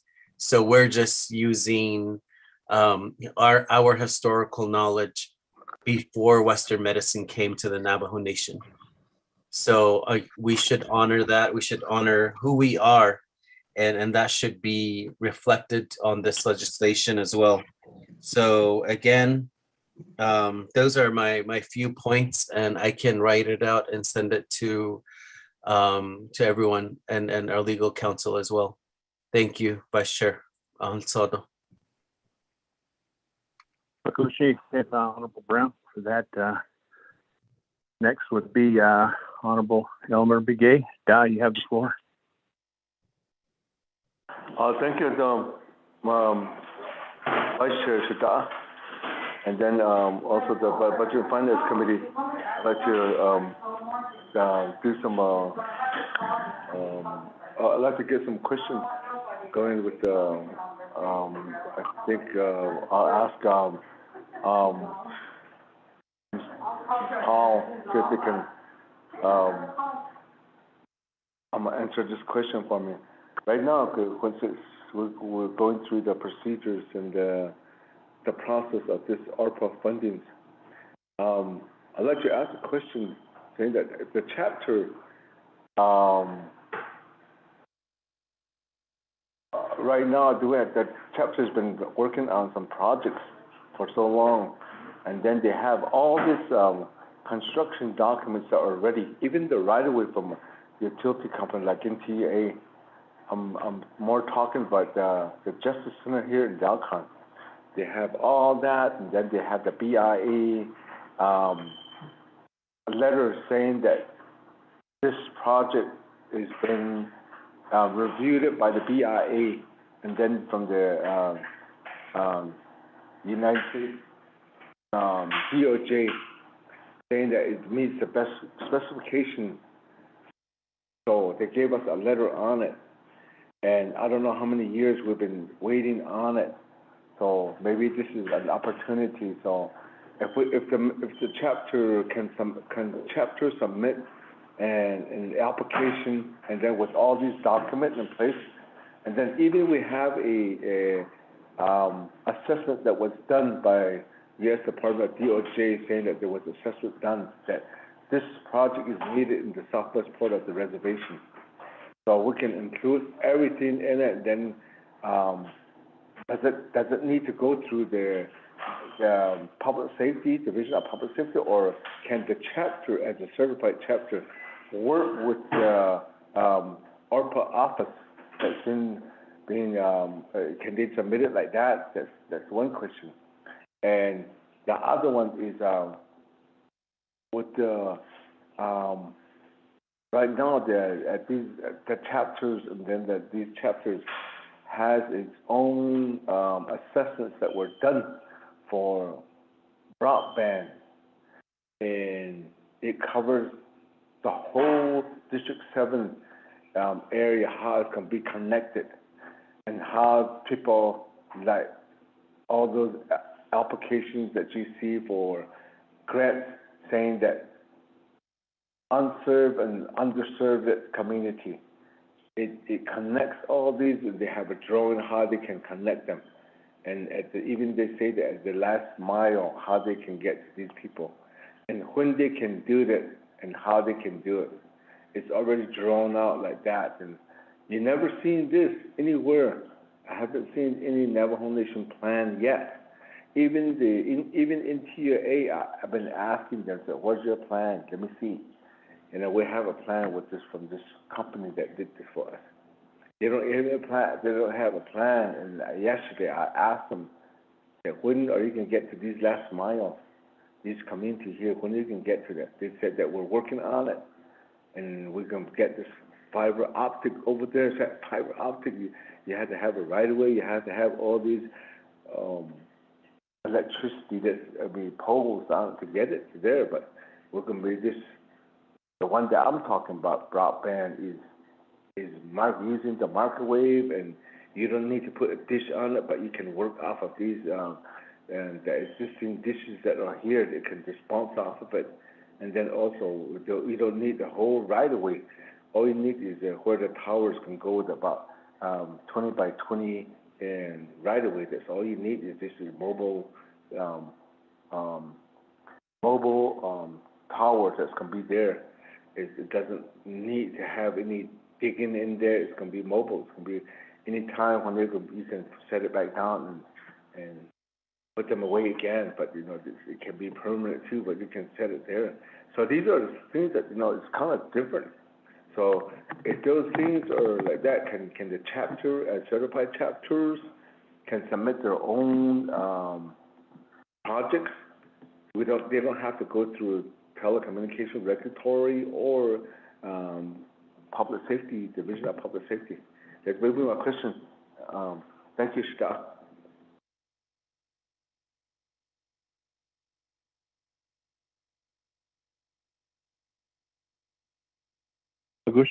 Thank you. Next, I'll turn the floor over to Honorable Crotty. You have the floor. Yes, thank you, Pro Tem, and thank you, Chairman Henio and Speaker Damon for sponsoring this legislation, and our Legislative Council and DOJ working on the process. And so I want to just focus in, because this work session is about the process. Pro Tem, so I just want to raise, I think, I'm concerned that it took an hour to get through only partial parts of the process. I just think in terms of systemic issues with Navajo Nation, ask anyone, ask a vendor, ask an outside entity. It's very, very, very difficult working with the Navajo Nation. And I think in terms of timeline, my first concern is we have an opportunity here to develop a system that can streamline these processes. I haven't seen that in this recommendation. And I just want to go back and state, in my opinion, and the work that we do on trauma-informed care, is I understand a person will continue to develop a system knowing that it does not benefit the outcome, which for us will be providing services to our people, but will continue to develop that system because they know the system and they know where they'll have control of the system. But that does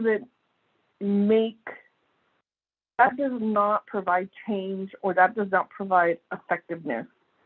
And the reason why I state this to the committee at this time with this work session is because I believe we're using our old tools to develop a process for ARPA, FRP, FRF.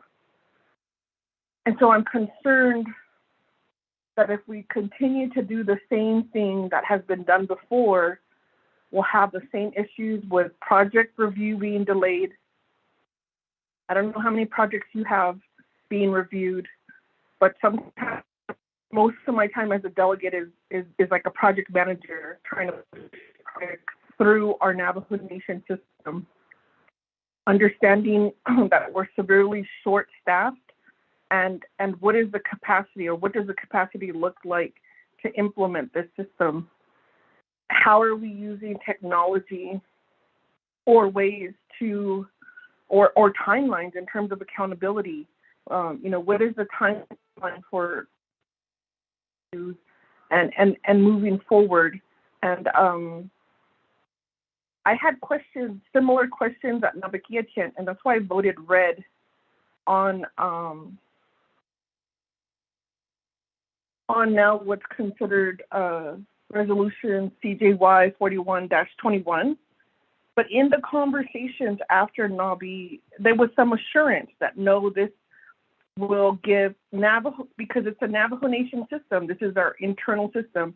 No, Navajo Nation, our goal is to be effective. Our goal is to spend this money by at least encumbered by December 24, and then fully spent by December 2026. And I don't see that reflected in this document. I need to know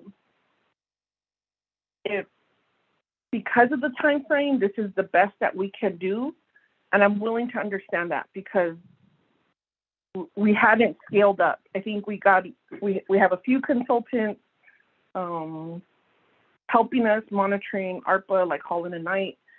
I'm not sure then if we need a team to look at this, but that's my concern in this work session, and we haven't even reviewed the appendixes yet. So if the goal is to provide relief and rescue and relief to our people, at this point, I'm not convinced this is the best approach, because we're developing barriers and we're developing this process that we know will not work. We know that because it mirrors what we have here currently. The second thing I want to thank is my colleagues for raising some additional areas on, like help for our Hatoplis or how to certify chapters. I think these are valid questions, but I want to stick to the process, because if we don't get the process right down the line, our outcome, I don't see how this is enhancing the outcome. The second part, Chair Pro Tem, in the resolution, there's an allocation of funding. And so help me understand. So once this process is approved by Budget and Finance Committee, then should we expect those initial appropriations, like their requests, will go through this process? And what's that timeline? Because Navajo Nation, we received $1.8 billion 95 days ago.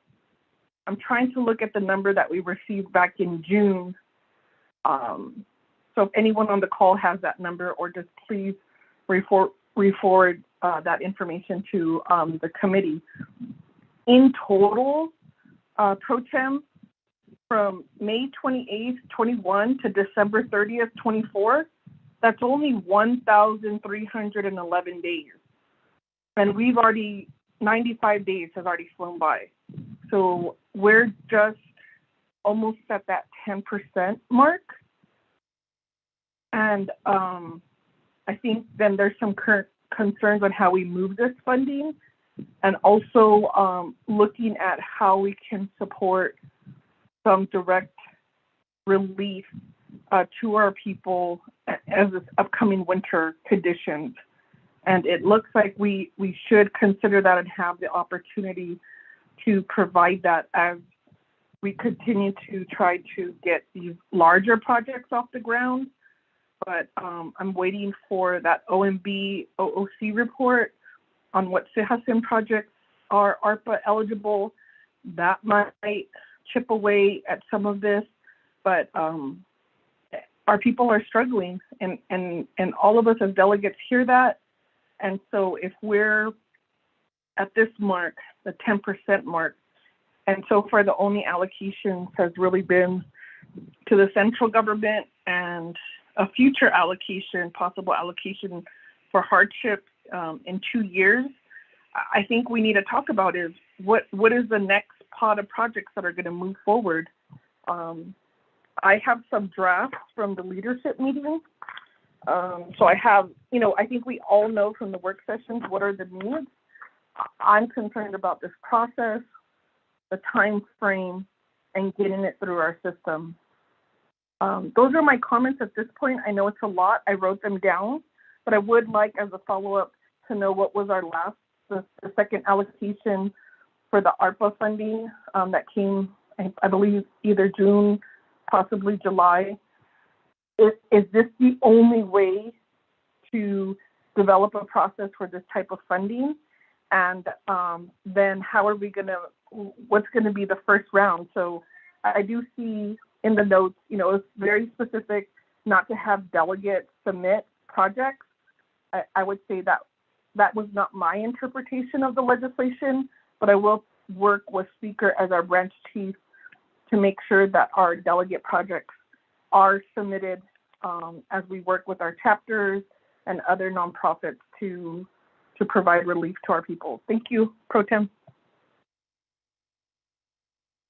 Thank you, committee members of the Budget Finance point in time. I'll make it known that we need to stick with what has been presented. Yes, there's other topics, there's other concerns that are pertinent and imperative to also including, but let's stay with what has been presented, and that way we can get a gist of what is being presented, and we need to make any amendments because this legislation will be coming up forth after this work session, and I'm sure there'll be some amendments put in place, but the questions would be posed on what was presented here. At this point in time, I'll turn the floor back over to Chairman Henyo. Chairman Henyo, you and your agents, you have the floor. Again, thank you for the Vice President for that Campbell here. Budget Finance Committee members, the questions that were being posed and issues that are being put forth here as we move along on this work session here. With that, I'll turn the floor over first to Dana if she has a response to the questions that are being posed. If not, then we can move down back to Navajo Nation Department of Justice, possibly OMB if they are on the line. Dana? Thank you. Those were great questions. I think as an general response, what Kristen was talking about or walking you through was the instructions. And yes, those are long and those were detailed and very important, but what I think that will perhaps enlighten is when she starts to actually walk through the application forms. Those are in the appendixes. I hope that demonstrates that this process has really been simplified so that everybody has the appropriate information. And when I say everybody, I mean not only the Navajo Nation programs, but that the entities that are applying for funds, so they will know what type of information they need. So I think that if Kristen will continue on the appendixes, perhaps that will be helpful. Also, it's interesting in this presentation, it brought up what I would say was a difference in focuses between OLC versus, I apologize for that word, but OLC versus the executive branch programs. So Kristen started presenting with the procedures for the government entities. Now, yes, the government entities will probably be providing the bulk of the applications. That is based on what happened with CARES. However, there are application procedures that are different for the external entities, which would include the Medicine Men's Society, the Hetophily Association, other nonprofits, the external entities, and the LGA certified chapters. That was, I think, more of OLC's focus in trying to simplify those procedures, and that did result, I guess, in the biggest difference that we had. And keeping in mind these are application procedures, that difference that OLC had with other of the entities working on these procedures were that OLC felt like budget form 1 was not relevant to external entities and LGA certified chapters and even Navajo Nation owned entities. It was not relevant to them in the application process. We proposed a simplified budget document. However, OMB felt like that would be too confusing for them. So therefore, OLC deferred because it is OMB's budgeting has those responsibilities. So before I go on too long, I will turn the rest of the questions back to DOJ. Some of them are eligibility specific, but I would make a recommendation that if after Kristen is going through the appendixes, the application forms for the government unit, that she also go through those forms for one of the non-government units, perhaps external entities or LGA chapters. Thank you, Chair. I defer now to DOJ or OMB, etc. Thank you.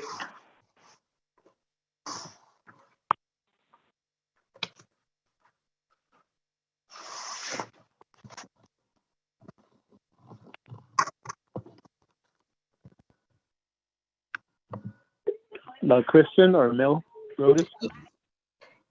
Yes, sure. This is Kristen. Okay, I am going to start with responding to Delegate Crotty's question about the latest allocation distribution the Navajo Nation received from Treasury. So initially we received 1.8 million, and that was in, I think that was May 2020. I just have to flip back up to this section.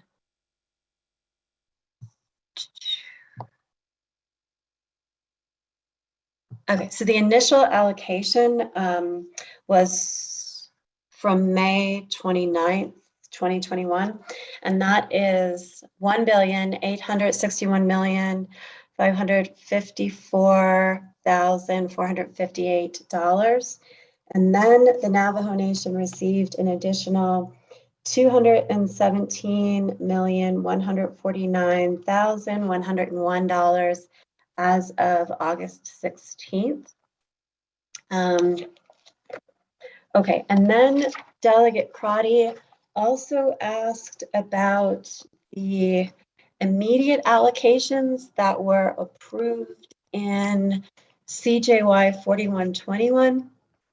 And actually those we are not anticipating to be subjected to the process that I described. The Department of Justice has been working with the Office of President and Vice President through its ARPA work group, and we have an abbreviated process that we have crafted to hopefully to streamline the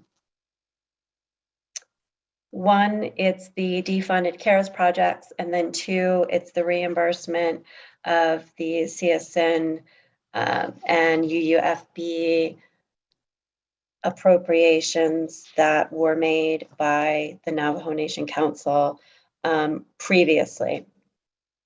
So no, those will not be part of this process. Okay, next, Delegate Amarbigay.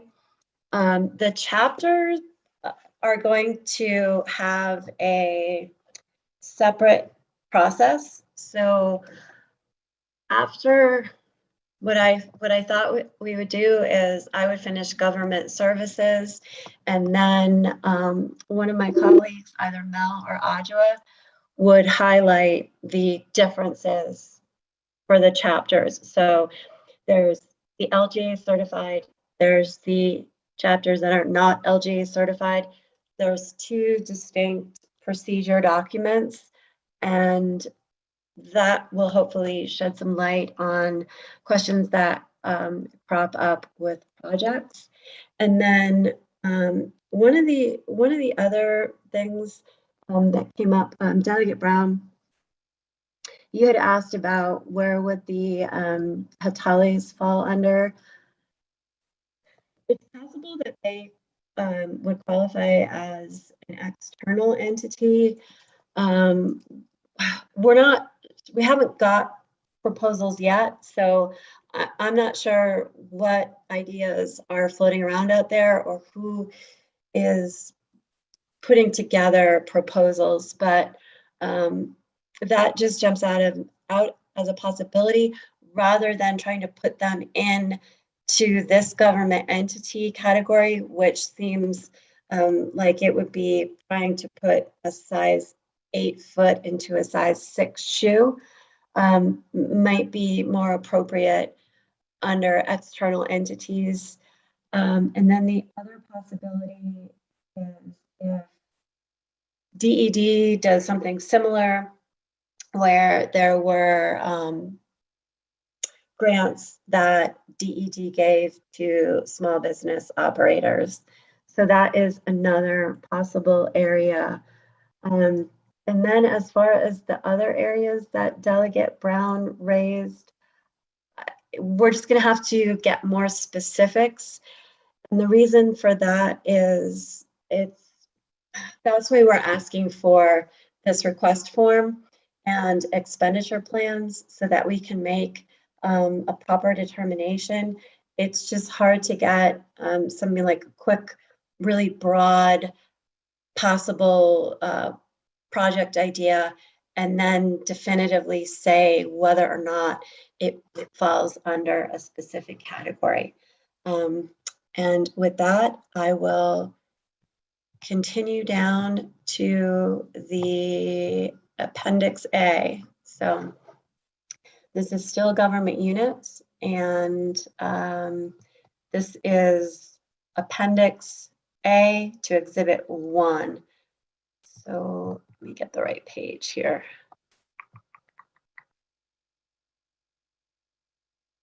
Bear with me just 1 second.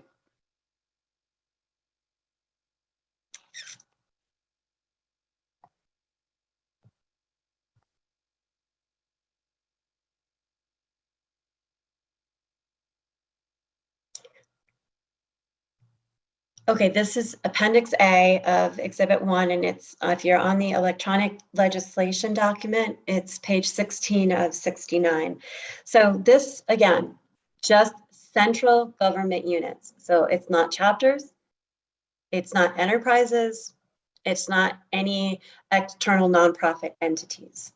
So this just asks for some basic background information at the top. And then part 2 gets into the details of the expenditure plan.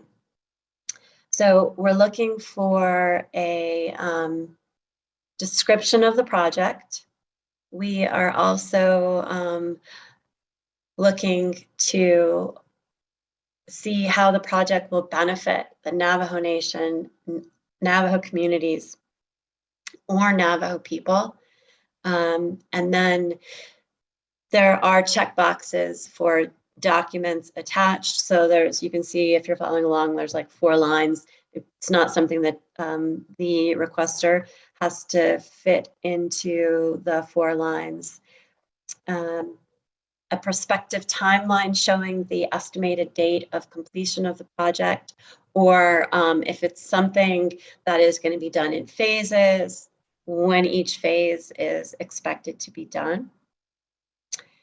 The individual or the entity that's responsible for implementing the project, and also who will be responsible for operations and maintenance costs for the project once completed, and how going forward those costs will be funded.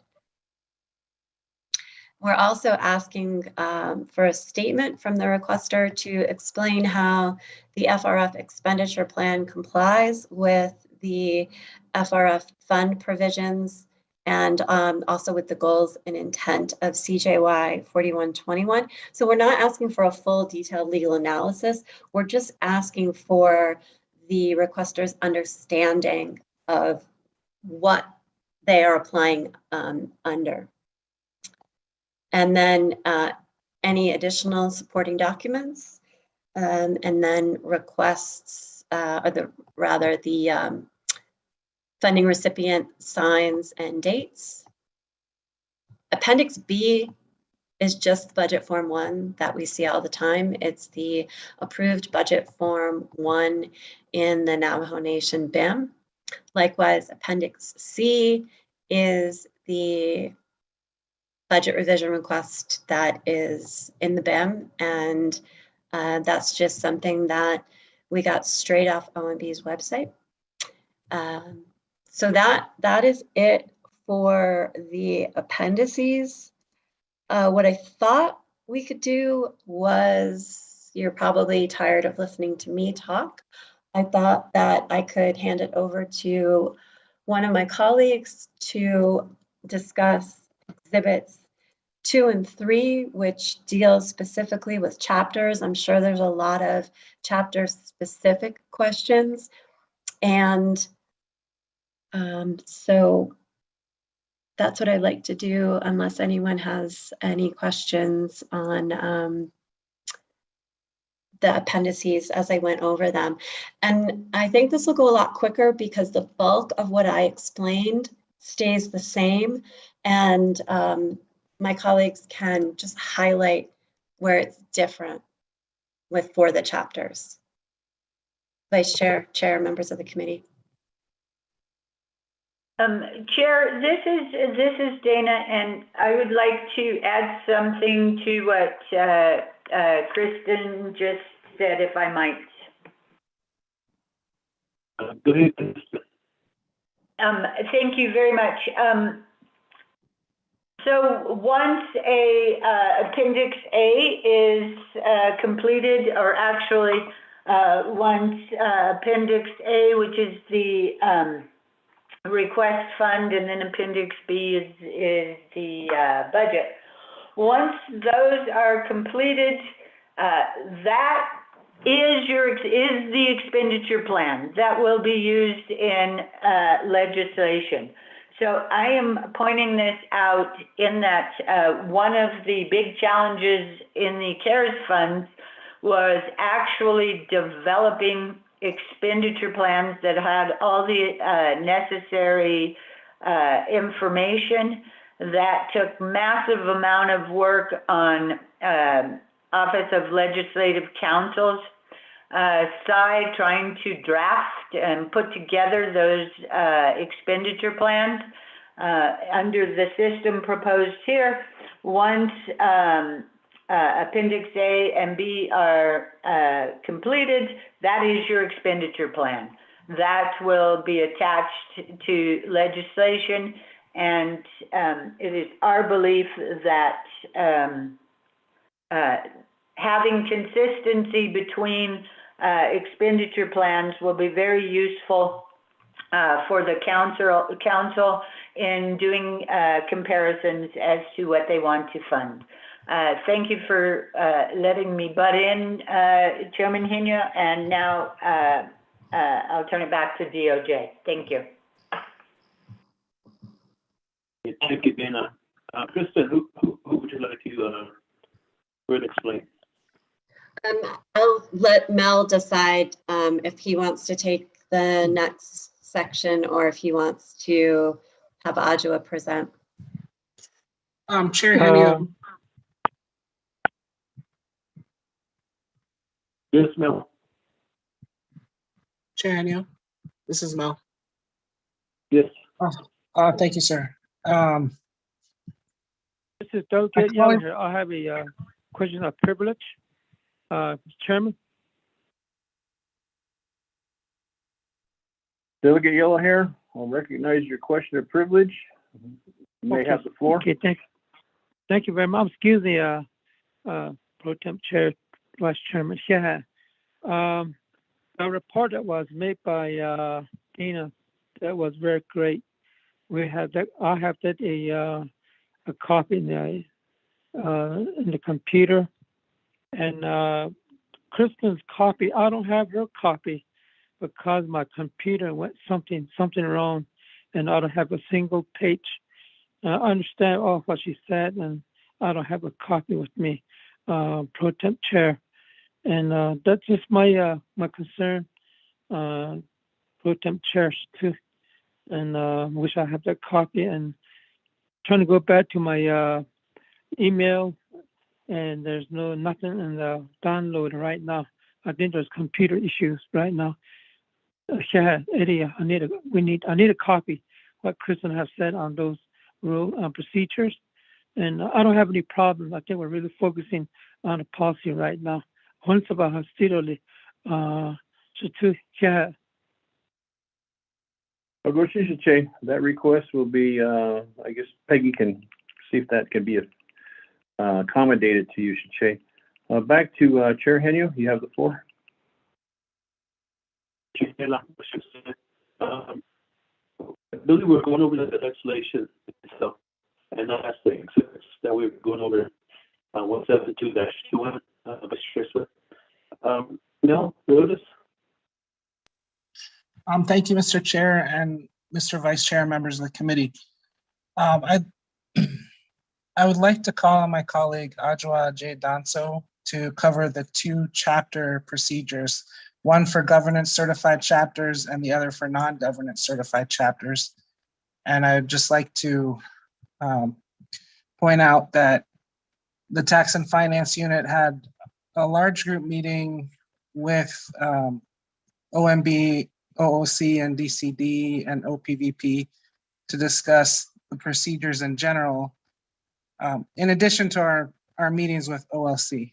But then in addition to that, Adjoa met with DCD and Rod Begay from the chapters unit of DOJ individually on several occasions to really hammer out the procedures that would work best for chapters, the township, and DCD. So I, with your permission, I'd like to turn it over to Adjoa. Yes, go ahead. Thank you very much, Chair. Good morning, committee members and Chair Pro Tem. I will start by going over Exhibit 2, which, if you are looking at the electronic version of the legislation, begins on page 20. And this is for non-governance certified chapters. As Kristen mentioned, a lot of what she went over is the same. So I will just highlight the differences, in this case, particularly for non-governance certified chapters. So the first thing I'd like to point out is that Section 1 provides direction to the non-governance certified chapters in terms of where to find the U.S. Department of Treasury's guidance on things that would be eligible with this pot of money. And so the hope is that non-governance certified chapters would be able to visit the website and figure out whether their proposed projects would fall within the allowable uses. And certainly, if there are questions, they are welcome to reach out to DCD, with whom non-governance certified chapters will be working closely, or other branches, other parts of the government, if they feel that's more appropriate. The first term that I wanted to go over in terms of definitions, I'm now on page 21, is administrative oversight.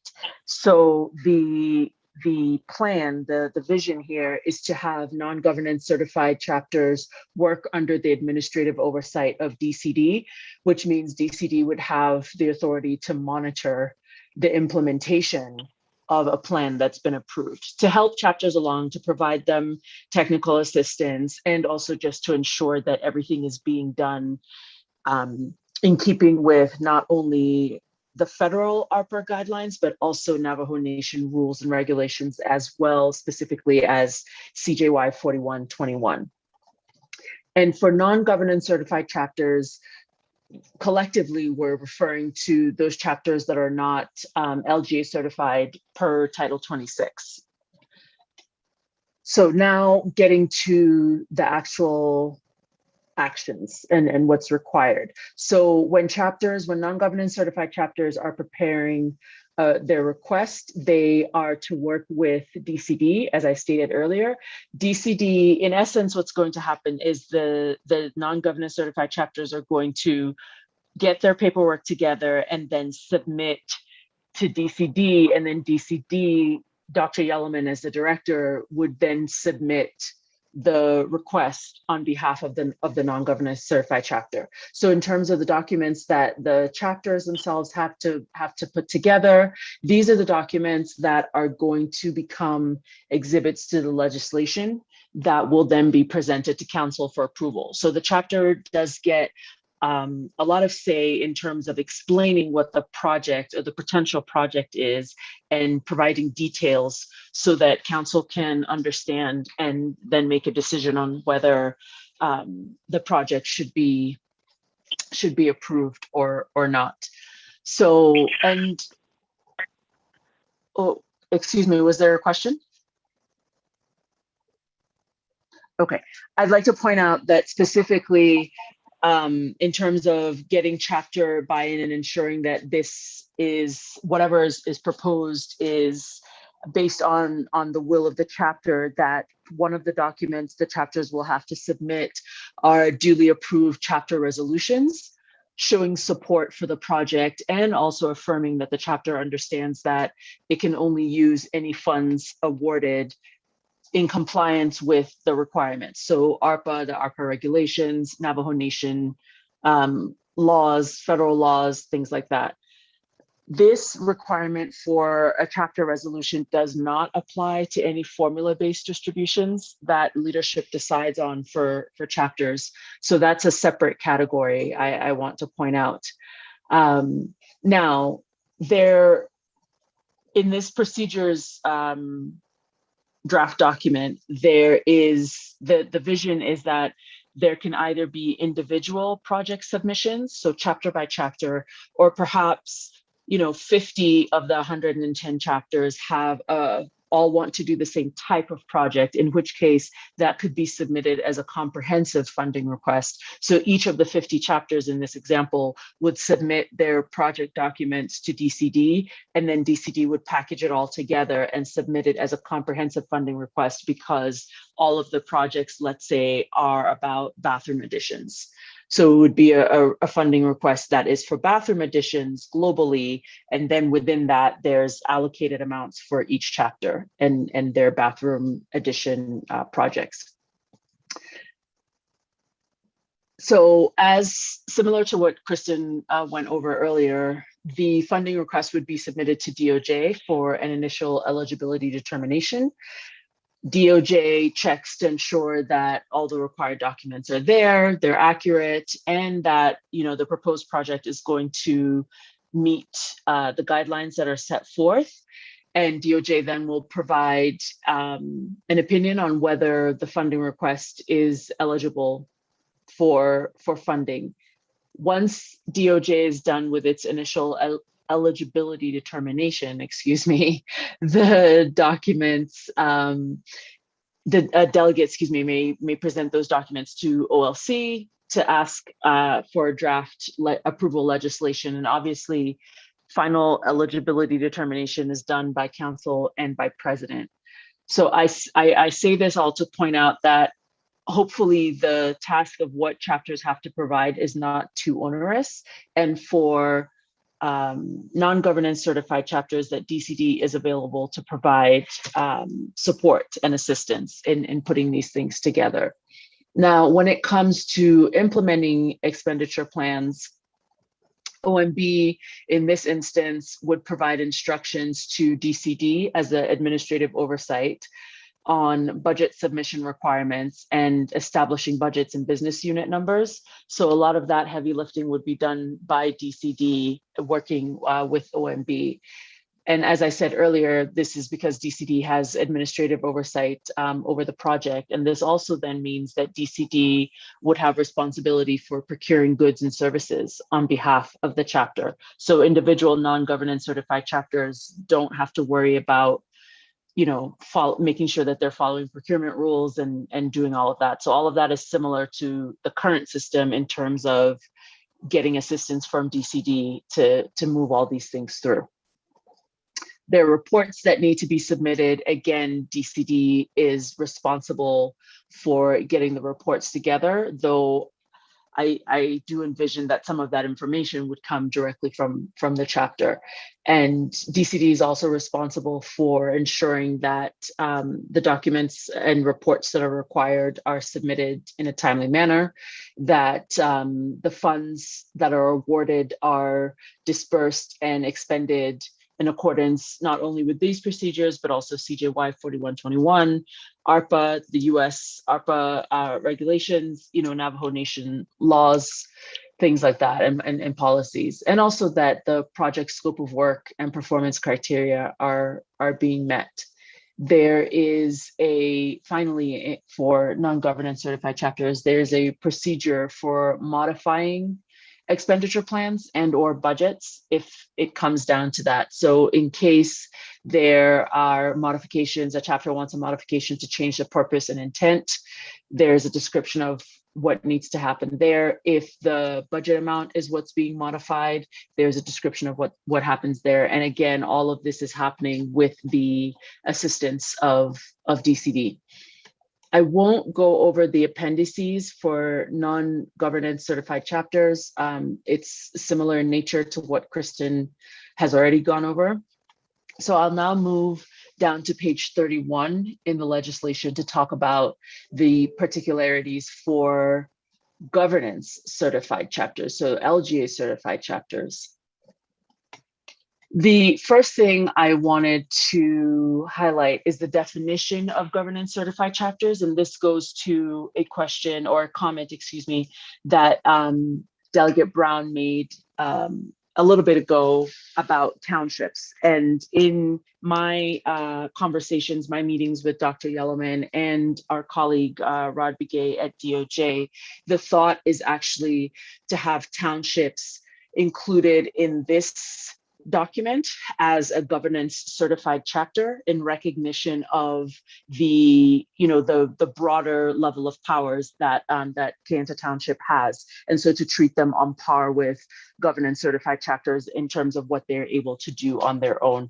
So Delegate Brown, I wanted to point out that the idea is not to, you know, eliminate or overlook Kayenta Township altogether, but that the idea is hopefully to include them with governance certified chapters in recognition of the things that the township can do on its own. So I hope that answers the comment and the concern that you had raised. Now, looking at the you know, day to day in terms of what governance certified chapters would have to do, because they have broader authorities under Title 26, they can either submit their funding request on their own individually directly to DOJ for an initial determination review, or they can go through DCD if they so wish. So that is up to governance certified chapters. They can decide which way they want to go. If they, or I'm sorry, in any case, however they choose to move forward, they again complete the documents that are required. And at the time at which they are completing documents for an initial eligibility determination, what they're putting together in terms of budget is a general summary. So that's not requiring, hopefully, too much of the chapters in terms of work on the front end before knowing whether a project has been approved or funds have been approved. And so once a funding request has been approved, then they would have to provide a more detailed line item budget, and they can work with OMB in terms of what needs to be provided there. And it's that detailed budget that will be used going forward. I'll go a little bit out of order and point out that for governance certified chapters, what's going to happen is once a funding request is approved, there's going to be an agreement executed between the governance certified chapter and the Navajo Nation, and that agreement is what's going to govern. So if the governance certified chapter chooses to work through DCD, again, they can work with DCD to submit an individual funding request, or as I described earlier, they can work to be part of a comprehensive funding request. For example, like I said earlier, bathroom additions. So the chapters have that option, and there are steps laid out in terms of what needs to be provided, depending on which way they choose to go.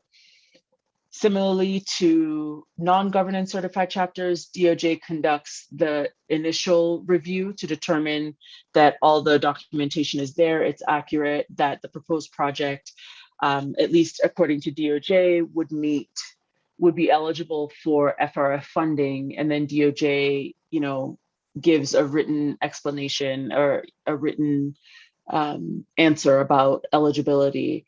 And following DOJ's review, a delegate can then reach out to OLC and have legislation drafted for council's consideration and approval.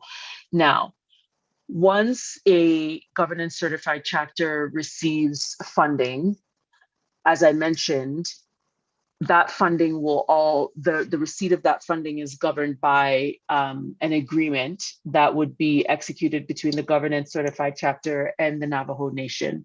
And so that agreement would give more detail in terms of the governance certified chapter's duties and responsibilities, which include, I'll just briefly go over, providing financial information and reports. So whereas for non-governance certified chapters, DCD would be responsible for putting together and providing those reports, for governance certified chapters, they individually would be responsible for providing this information in a complete and in a timely manner.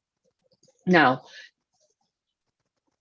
there would be an administrative oversight entity that is still checking in with the governance certified chapter to ensure that everything that's required is being met, both under these procedures, federal ARPA, CJY 4121, et cetera, et cetera, et cetera. And as I mentioned earlier, there are procedures for modifications in case the actual project plan needs to be modified, or in case a budgets need to be modified.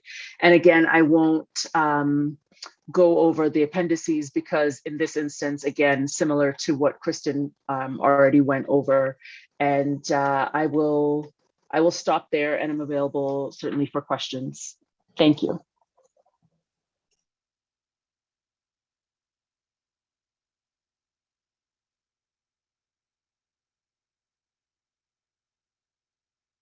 I don't know if we're going over the chapters, government units for LGA and non-LGA. So now let's go back for questions, and then we'll move on to the next two areas. So that Vice Chair Smith, I give the floor back to you, Chris. Thank you, Chair Henio. Committee members, any questions regarding the presentation on the work session? You have the floor. This is Delegate Brown, Vice Chair. Yes, I'll go ahead and recognize you, Honorable Brown. You have the floor. My colleagues, Budget and Finance Committee.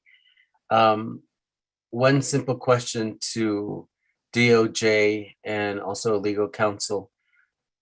How long, if one, let's say a chapter, an organization follows this process and they have all their documents that is required, how long will the process take to receive the money? And I know some organizations, some chapters and nonprofits, they would basically need the whole time to let's say like building houses. Obviously we cannot build many houses within the time frame before the every year. So if we could just be cognizant of that. But back to my first question, how long would the process be? I think my colleague, I'm sure Masana Delia Crotty brought up a really good point that we are using an old system.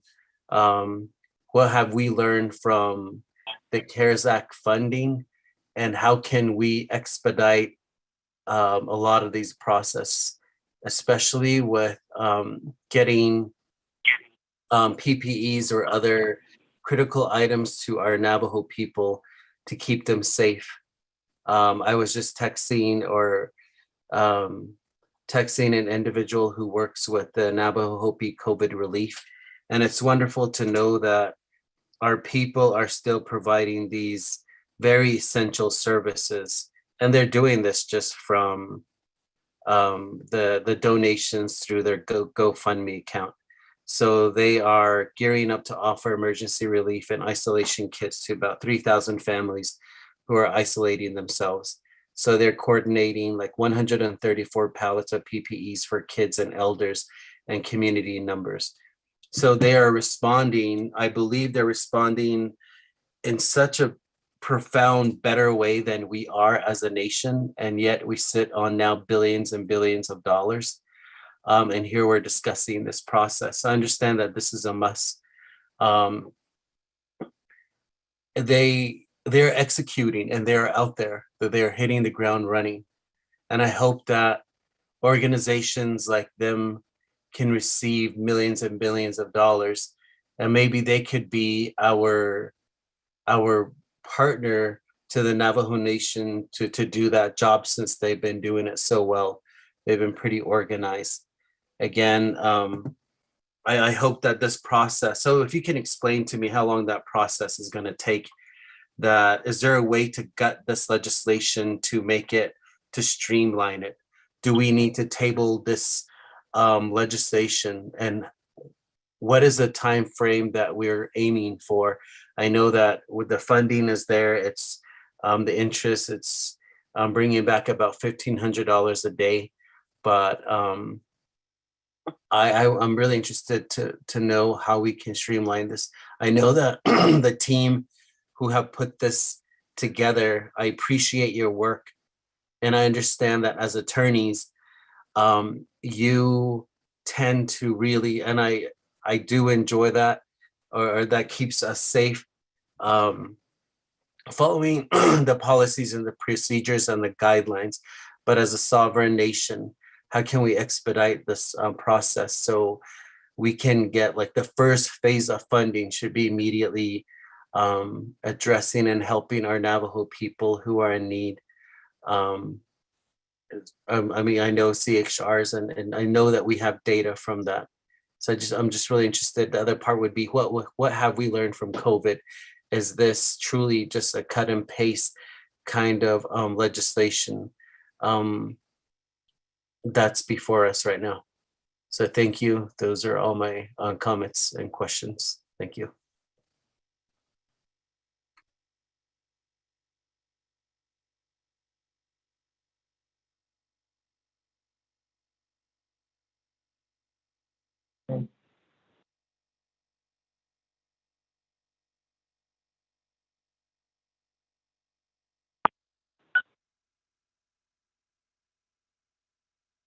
Goshen committee members, any other questions?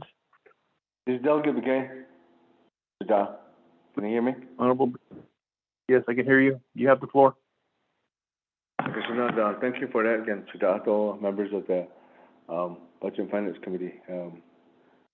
Also, thank you for our Chief Legislative Counsel, Dana, and then also from DOJ, Ms. Hall. Good morning. I have a question. I don't know how much local business people or even contractors were involved in these procedures. I don't know how many opportunities were given to them. What did they think about this process? So I believe that if we go down to the CJY 4121, the mandates that we're talking about, I believe that this will be my question to Legislative Council and then also to DOJ.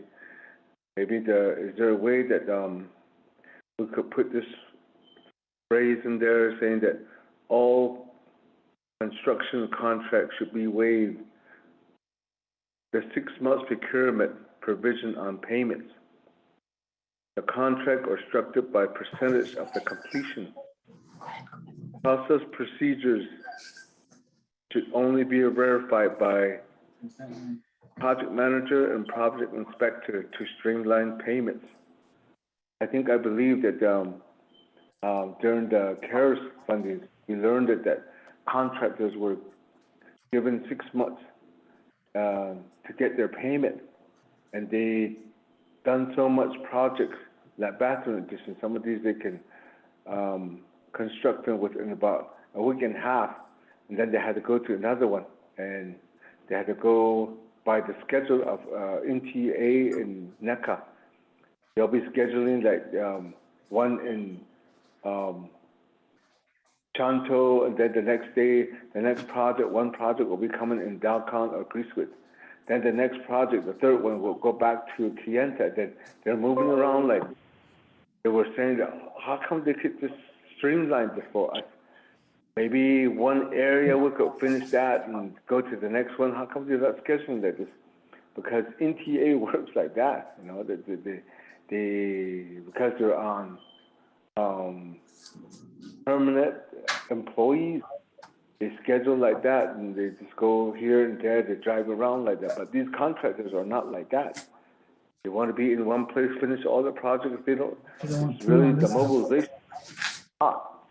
I was wondering that the only people that can know about this is the project manager and the project inspector. They would go over there and say, hey, this project is done now. It's pretty. It's right at the point to where it's completed and it's done now. Let's give them payments. They should be doing that. Instead of we go through this, how many people for signatures? We had to run around for signatures. People that like us delegates and like over OPVP and DOJ, and they're not project inspectors. They're not project managers. Why do they have to look for these signatures? If we can streamline this for these contractors, I think we should stick with this. All contractors should the contract should be waived on the 6 months procurement provision on the payments. So they should go by percentage of the completion.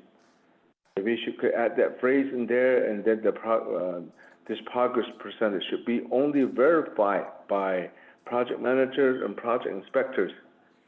That's one. And the other one is for certified chapters under the LGA, Local Government Act. I think we should put down saying something like voluntarily to submit independently or work with DCD. It will be my I would say that they should give them that choice. They want to voluntarily submit independently or work with the Division of Community Development. So I think we should give them a chance. We're stuck with this LGA. What's the next step? What should we do since we have this money funding available on behalf of these people that are community? She should be given a chance to work independently if they want to. We should give them that choice. So that's the one thing that I would think that we should work on this process. I know that I questioned this before. My first question was I was trying to give an example of what if the chapter from submit this project, how is it going to go? I wanted to learn. I wanted to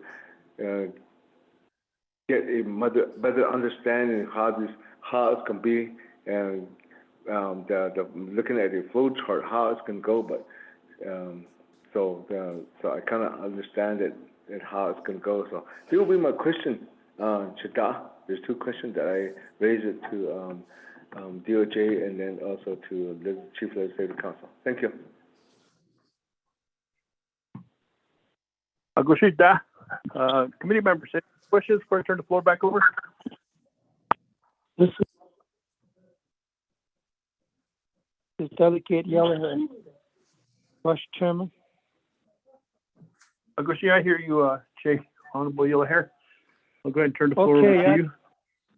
Yat Ehnana Share, Pro Temp Chair, Doda Isinos Angi, through this legislation 172-21. As for me, understand well on the procedure that were read by the two, Dean and also Kristen Lowell, that was pretty good, but I don't have a copy from Kristen. And for me, my understanding was the Division of Community Development was already taking, entering the request from the chapter. They were already entering their summary budget report, which one will be good, which one of the budget will not go under APRA funds. But I understand that was already being recorded by the Division of Community Development. I thought is Papayat hege kujonat eta izota nina e abandonon his akoko as ani ki e hut bahonsen ado abasnasi kashi iga. Let's move on with these procedures to get these projects going from the chapters and other departments and even my part too. And I request to Mr. David John to submit me copies of figures relate to all 110 chapters for relate to a urgent dam restore reservoir. That's what I need for 110 chapters so I can submit it in. My part, my understanding also on the APRA funds, a road is not really for this APRA funds. Mostly it's going to be like waters and electricity, power lines, wherever it can be needed besides that. It's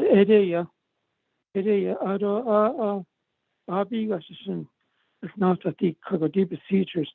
The procedure should be put into us as a hard copies too. Say I had problems with my computer. It went wrong because then to open up later. The link it'll share. I want to say, yeah, let's move on with the project wherever we can. Yeah, Hanson. Thank you, Chair. For your good prayer. Yeah, once about seat on this.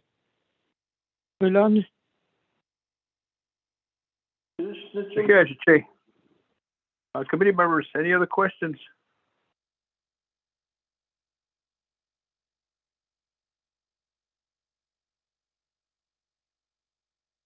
Chair unless Henio, somebody you have the floor. understands. Chair Henio, you have the floor.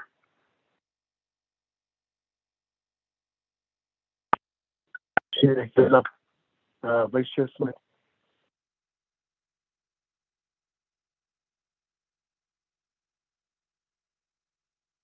Announcement Budget and Finance Committee.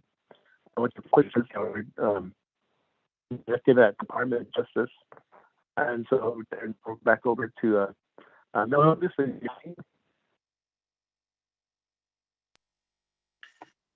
Thank you, Mr. Chair. Thank you, Mr. Vice Chair. This is Mel.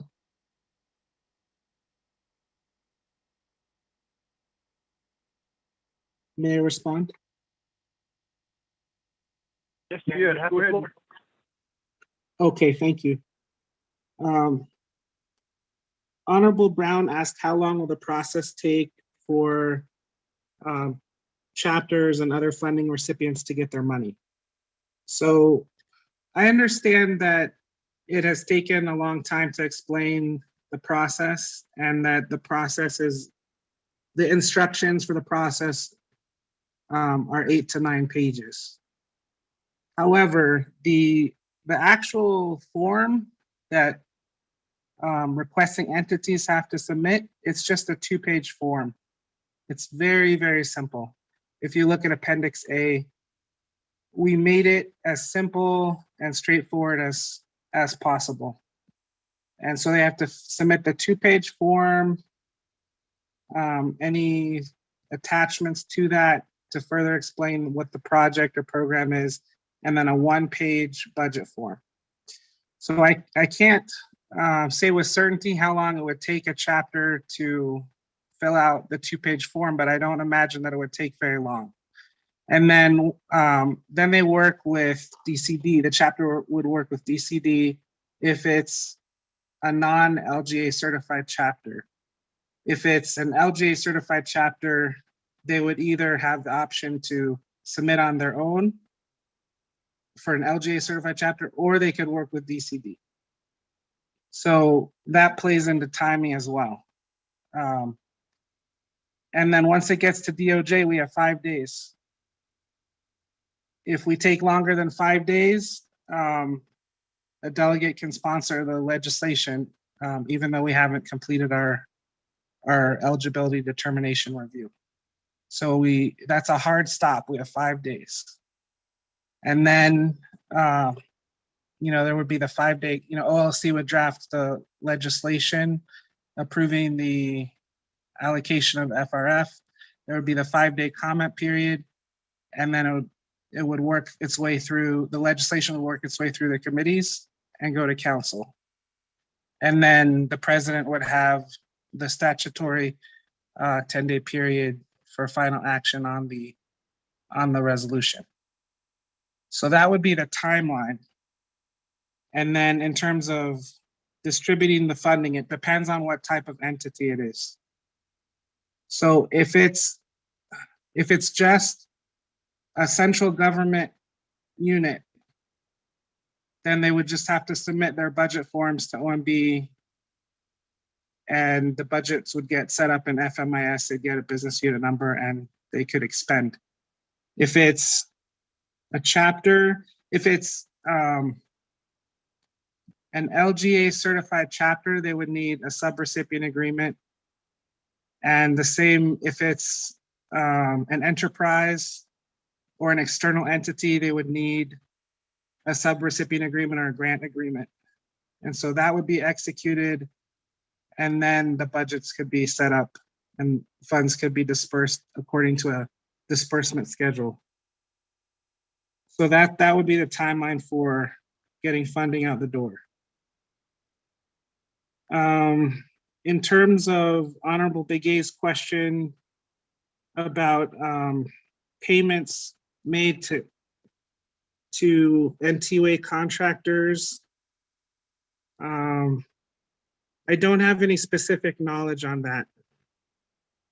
And I'm not exactly clear on the legal provision that you wanted to add into these procedures that had to do with procurement and payment. and then inspection by a project manager or inspector to verify project progress and completion. But I think that that would be something that would be more appropriate to put into a construction contract.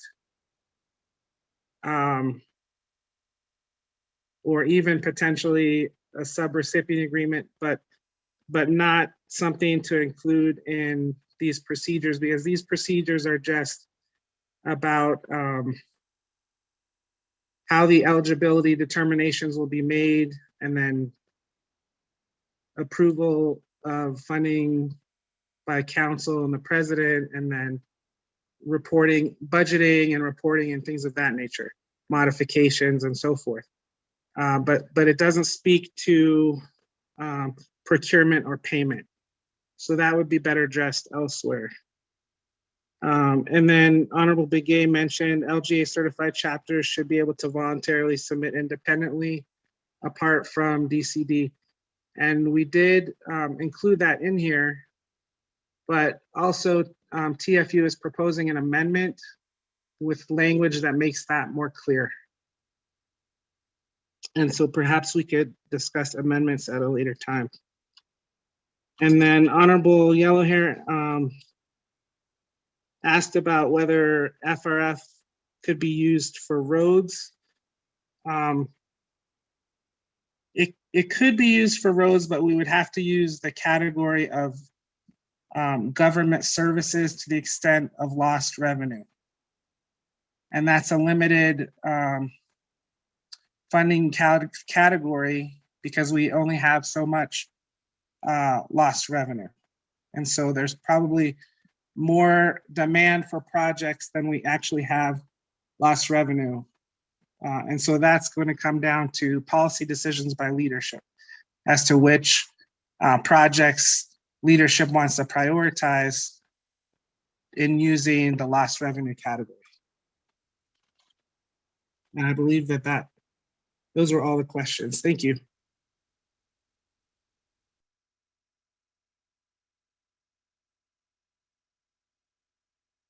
Thank you, Mel, for responding to the questions. And let's move on to the last two areas, which is the nomination. Thank you, Mr. Chair, Mr. Vice Chair, members of the committee. This is Mel again. Navajo Nation owned entities and external entities will be very quick because it's really just based on what has been presented already by my colleagues here. So in terms of Navajo Nation owned entities, so here we're talking mainly about enterprises, but also are the nation's business entities that aren't technically classified as enterprises, and then the college and university. So in terms of preparing a request for FRF, the Navajo Nation owned entity would have to identify a division or other government unit to work with. That would be the administrative oversight for the proposed expenditure plan. And that the Navajo Nation owned entity would choose that government unit based on what the project or program was. So if it's a water project, the Navajo Nation owned entity would probably work with DNR Water Resources. If it's broadband, they might choose to work with NDIT. There are instances where DCD would get involved in infrastructure projects as well. So as administrative oversight. So they would identify their administrative oversight, and then the forms are exactly the same. It's just a 2-page Appendix A where they explain what the project is about, and then the 1-page budget form.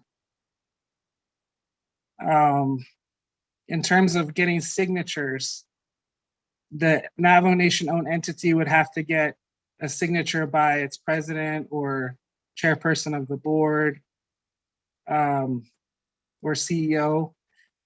And then they would have to get the signature of the division director or equivalent of the administrative oversight entity. So in the examples that I gave, that would be water resources, DNR or DCD or NDIT. And then it would go to DOJ for review. So everything else is the same. And then in terms of external entities,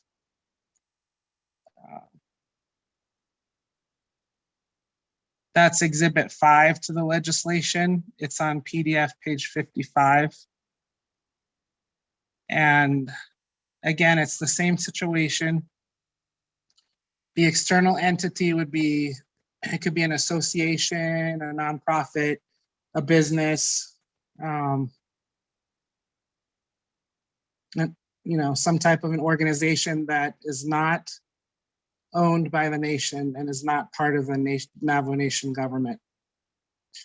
So that external entity, again, just like as if it was a Navajo Nation owned entity, would have to identify a division or some other unit of the central government to be administrative oversight over the proposed expenditure plan.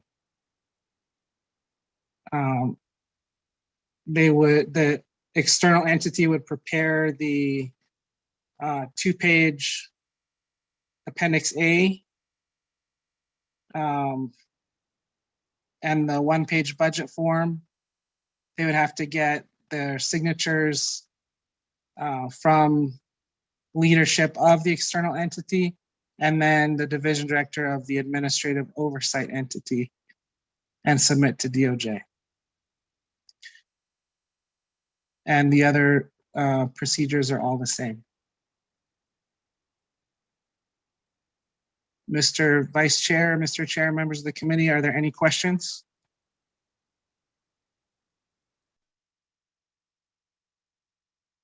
Okay, thank you for that overview, regarding the last two entities, and then we'll turn the floor back over to Vice Chair Smith. Any further questions from the committee? I yield the floor back to you. Well, thank you, Chair Henio, and your agents regarding the work session. I think we're trying to get the best we can for the folks out there, in essence, to utilize this ARPA funding. And I do have some questions, but I think I'll ask them when it does. I don't know if I'll have time though, but at 2 p.m. there's supposed to be a bridge dedication. I have a follow-up too. And I'll be over there at the bridge dedication. So I'll just go ahead and turn the floor back over to the Budget and Finance Committees. I think I heard Honorable Elmer Begay. Shda, you have the floor. Okay, Nana, Chidato members, BNF, I wrote, Sitsilot, Chahenio, maybe we're trying to streamline the seat. We're trying to make this as quick as possible. So, and then we refer back to CARES Act funds. These are something that we would have done a lot within so much time, but it's just that the contractors were ready. They were ready to go that one time.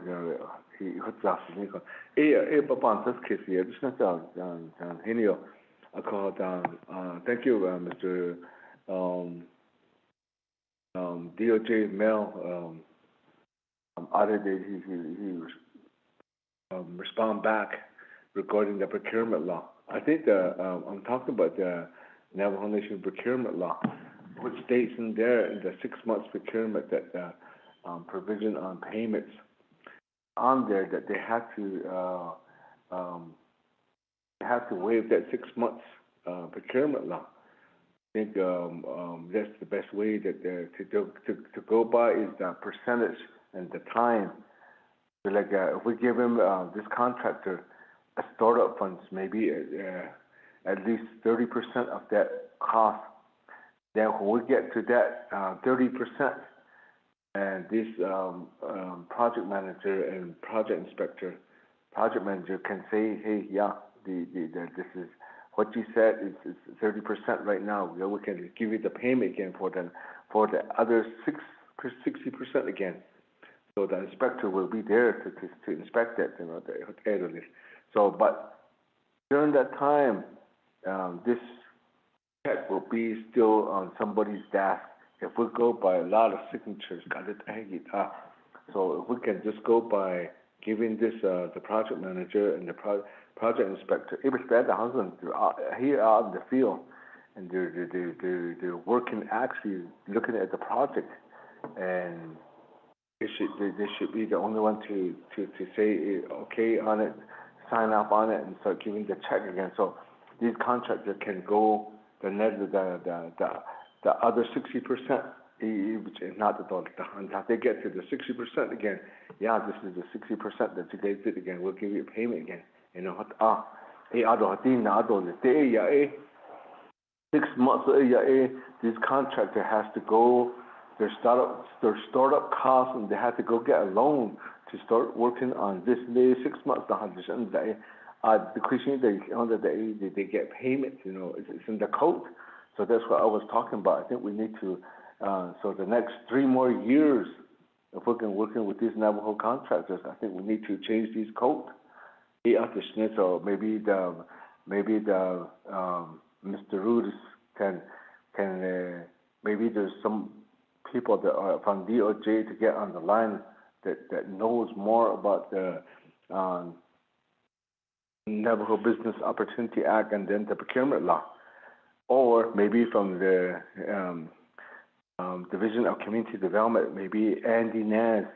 I understand he might be very familiar with this, where these contractors have problem with it. These projects, they wait on it for a long time. For one example, I'm telling you, this is we have a project that's going with under the CDBG power line extension. Our electrician did all the work.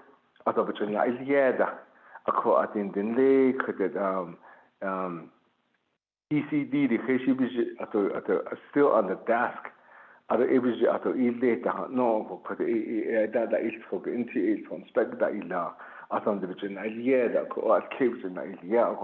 these contractors are self-employed. Projects for the housing I don't need to call Atisha check some that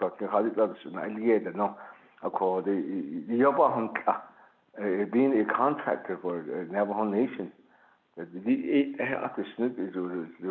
is something good example that we're going by. I think this is something that we need to look at it. I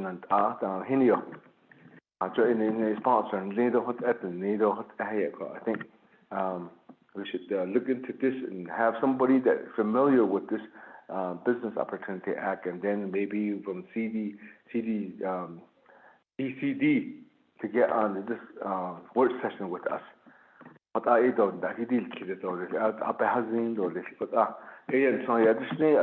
we need to move on and to we need to streamline it. And I think this is one thing that we need to do. So we just don't need everybody to have a signature on it. Somebody that don't go out in the field, somebody don't know about wiring, somebody don't know about meter loop. But rather, they haven't even seen it yet.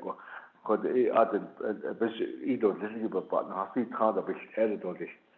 so I think we need to do this.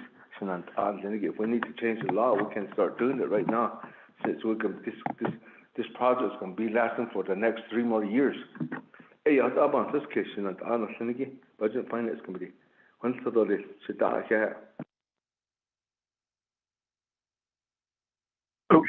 Thank you for that. Committee members, any further questions and concerns regarding the presentation for the work session? This is Delegate Yell here. Chair, this question is going to go to DOJ and talking about funds available from EPA funds. EPA funds, understand they already sent some money in. I think this question also goes to Mr. Shorty and also controllers. Are these funds ready available when the Navajo Nation chapters or departments or other program ready for a request for funds? Are they ready available to be distributed to working on these projects? This is to DOJ.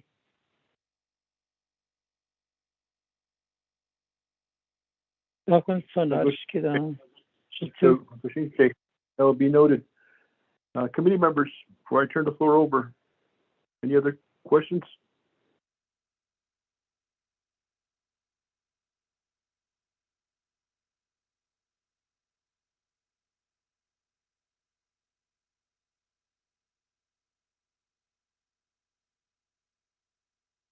At this point in time, I'll go ahead and turn the floor over to Chair Henyo for your agents on behalf of the work session. You have the floor. Thank you, Vice Chancellor. As we move along this afternoon,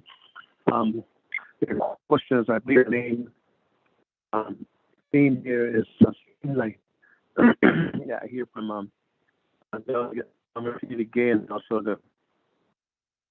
this question from Delegate Jamila here, and also what provisions could be waived. I believe what he's referring to is the procurement policy and how we could just move along with that. So, Department of Justice, from the legal perspective, how we could get this streamlined, but still be legally responsible for the funding that's being given from the United States government.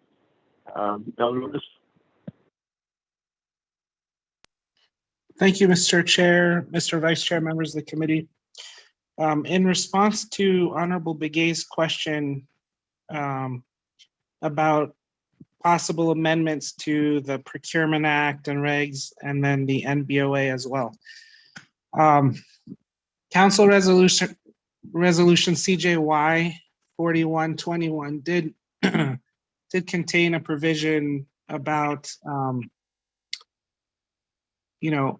OPVP, OOC, and DED working together to propose improvements to these processes and possible amendments to the laws.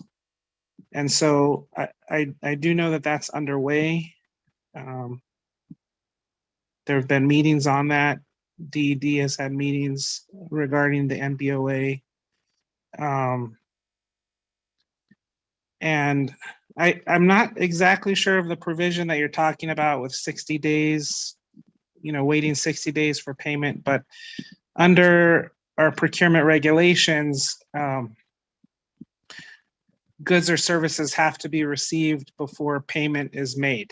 So that might be what you're referring to, but it also, Honorable Begay, sounds like you might be talking about contractors to enterprises as opposed to the nation's contractors. And so that would be an important distinction as well. But I do know that efforts are being made to look at how to improve the NNPA and the NBOA, and those, and then reports will be made to NABI on that within 60 days of passage of CJY 4121. So, and then Honorable Yellow Hair asked, are funds available, are FRF funds available to be expended immediately? And my response to that is in resolution CJY 4121, council established a process, and expenditures of FRF shall only be made pursuant to approval by council. And also that BFC shall be responsible for approving FRF procedures that set forth the eligibility review process. And that's what BFC is doing here today. So the first step is BFC action on 017221. The next step would be for DOJ to review the proposed expenditure plans, and then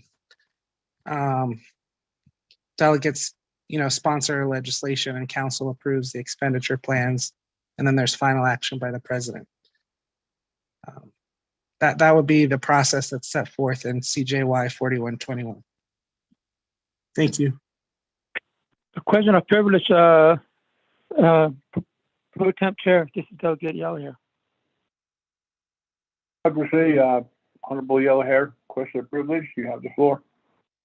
Mel, I understand all that step. What I'm saying is, after all this happened, is the fund available, ready to be distributed after that? From all the steps, that's what I'm saying. Who has the money now? I know the money will be there in the bank already. What I'm saying is, from April, if they sent already allocation, how much allocation was already been sent to the Navajo Nation? Is there any? Because the money will be coming up from there, from that budget, which is by council's approvals. That's my questions. Mel, so after all the steps, where's the funds? Is it already in the bank or the council approval, and then finally the money will come in from April? That's my questions, Mel. Jay, Thank that'd you, be a Chair. question, point of privilege. Mel, you have the floor. Thank you, Mr. Vice Chair, and thank you for the question, Honorable Yellow Hair. Yes, the funding is in the Navajo Nation's account. It's being conservatively invested. The nation received $2,079,461,464.93. That was in two separate disbursements. The first payment was received on May 29th. That was for 1.861 billion. And then the second was on August 16th, and that was for about 217 million. And that's where we get the 2 billion total. Thank you.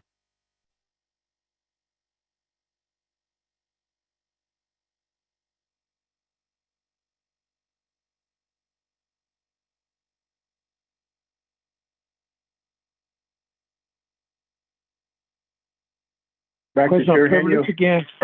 This is Delegate Yellow here. Follow up. Question of privilege will be honored. You have the floor. Honorable Yellow Hair. Thank you very much. Yeah. Thank you, Mel. Do we have the information written to the Budget and Finance Committee?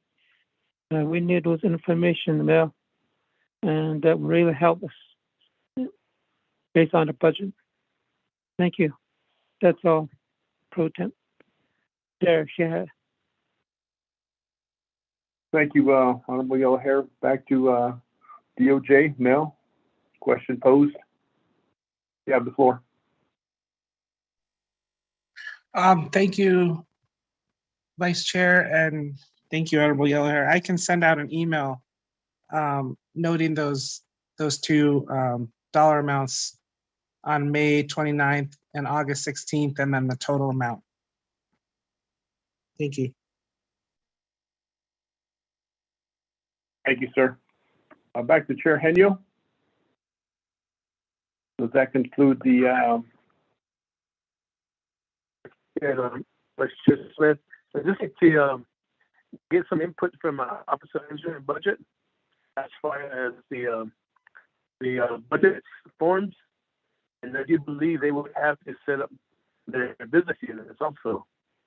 And that's another part of the puzzle. I mean, because there's a Appendix A and Appendix B submitted, and the review's done, there still needs to be that internal financial work that needs to be done, which is setting up the business unit. So I'd like to have Office of Management and Budget provide input as far as how they would be contributing to this process of Appendix A and Appendix B. That would lead up to I'll get to Neil here's question about when the money would be available for the service. When can that check be handed over, or accounts would be, I guess, funded for this proposal?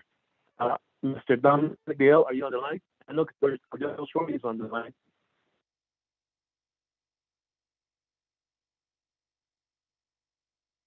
Ernie, I have a question too. Yeah. Mr. Dominic Gale.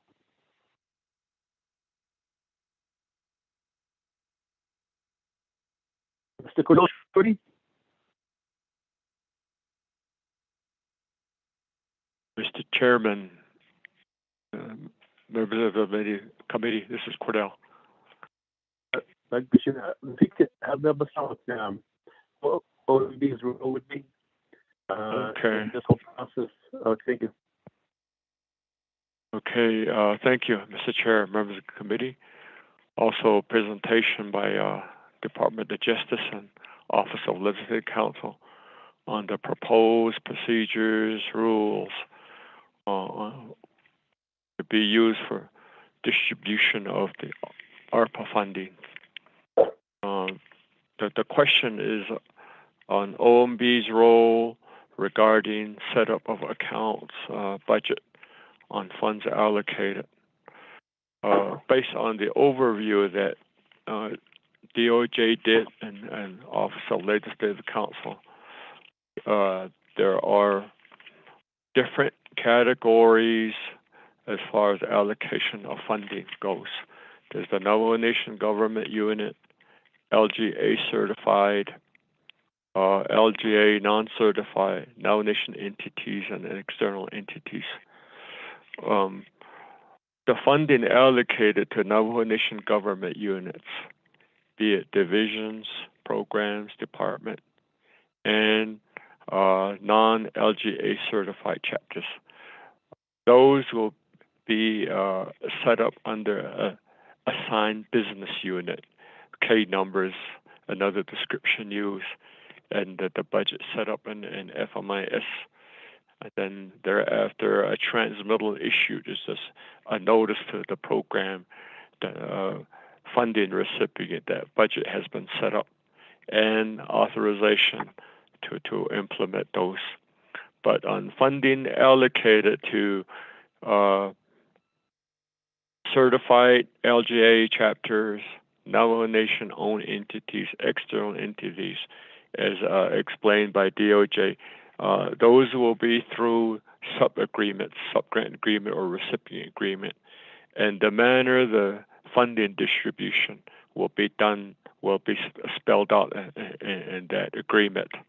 But as far as the budget, the amount of the requests and how those funds will be expended in serving the purpose of the funding, that the end result, whatever the deliverables will be, then those should be outlined in Form Navajo Nation Budget Form 1, which is Appendix B of the resolution, and Appendix C is Budget Revision Form, which are forms already approved by BNF and included in the FY22 Budget Instruction Manual. So that's the difference. Funding allocated to Navajo Nation government units and then non-LGA certified chapters. The budget submitted by those recipient will be set up in FMIS, transmittal issued as acknowledgement that budget set up, and further to authorize implementation purpose of the funding. Mr. Chair.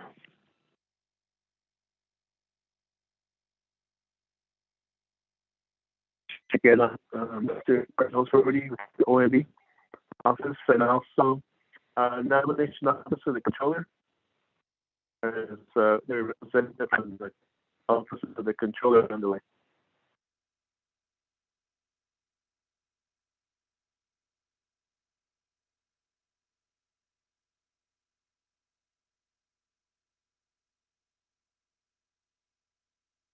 Nomination officer of the controller. This is Delegate Claudia with the question.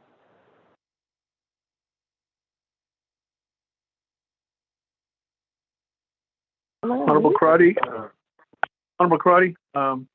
we still have Chair Henyo on the floor. After he gets done with his agents, I'll turn the floor over to you, Honorable Crotty. Chair Henyo, you still have the floor? Yes, okay, hello, Mr. Chancellor. I'm trying to call off for the office of the controller. Maybe they'll listen to you. There's nobody, it seems like there's nobody to call in the office of the controller. Because they also play a critical role in this whole process as when the budget units are set up and they get moving along, and their office is responsible for the procurement and also the accounts payable portion of it. And it's just disappointing that they choose not to be on the call today. So I'll defer back to you, Vice Chancellor. You'll flow back to you. Well, thank you, Chair Henyo. I'll go ahead and turn the floor over now to Honorable Crotty. You have the floor. Thank you, Pro Tem. So I'm have to state I appreciate all the energy that is going into this process. I'm still very concerned that we're mirroring a process that currently doesn't work. So if I could get an idea from OMB or OOC as reviewers, where is there going to be, how is capacity going to be scaled up? I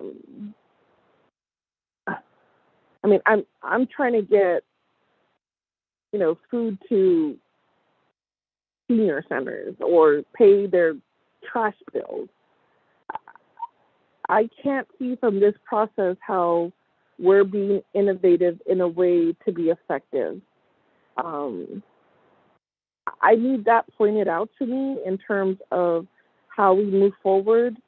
Because I think at this point, and if there's other best practices like in surrounding municipalities or other Native nations, how they've been able to streamline their process. I understand we're large, there's a lot of bureaucracy, there's not a lot of trust, there's a lot of people who want control, but you want control over a failed system. I can't logically try to understand why we want to recreate that for this pot of funds, over $2 billion. So I would need that response, Chair, or if there's recommendations in terms of how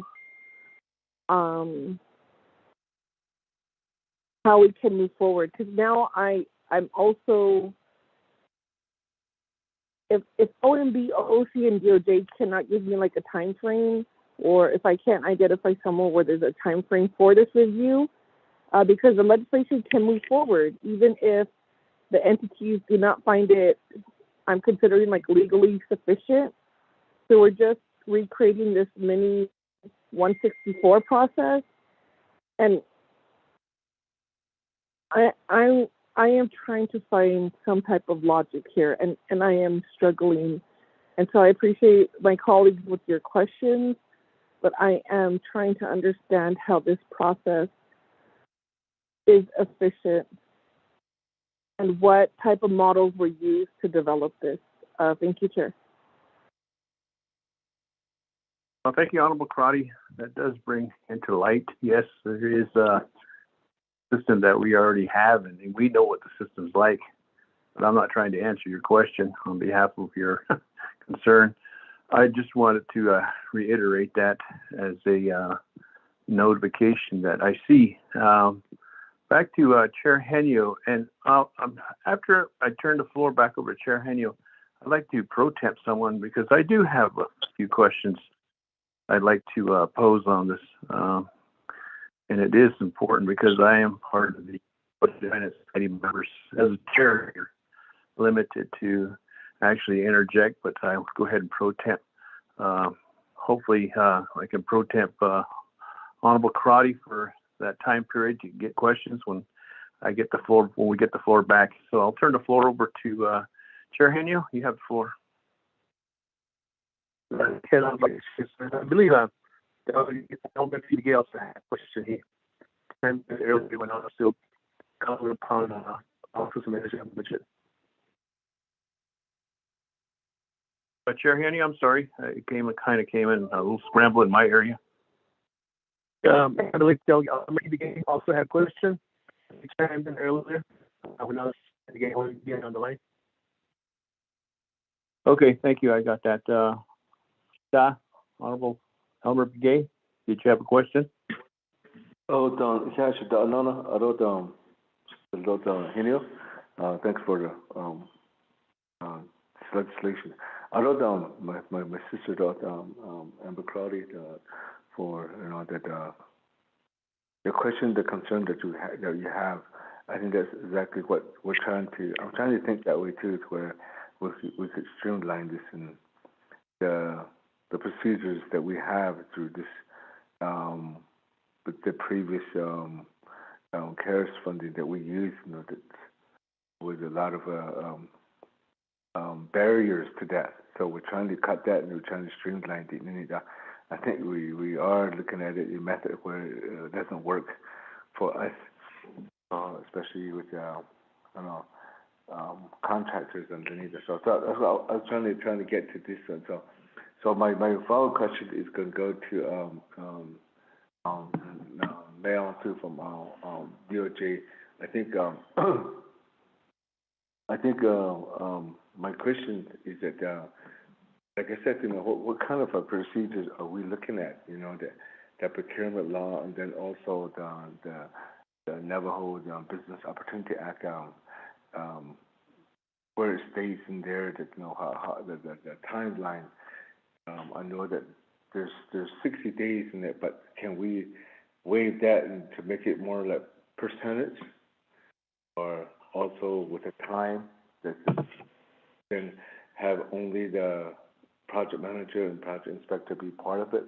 Because they're the ones that's out there, they're the ones that know what's going on. We don't need other signatures on it. That's what I'm trying to get to. That but I know that maybe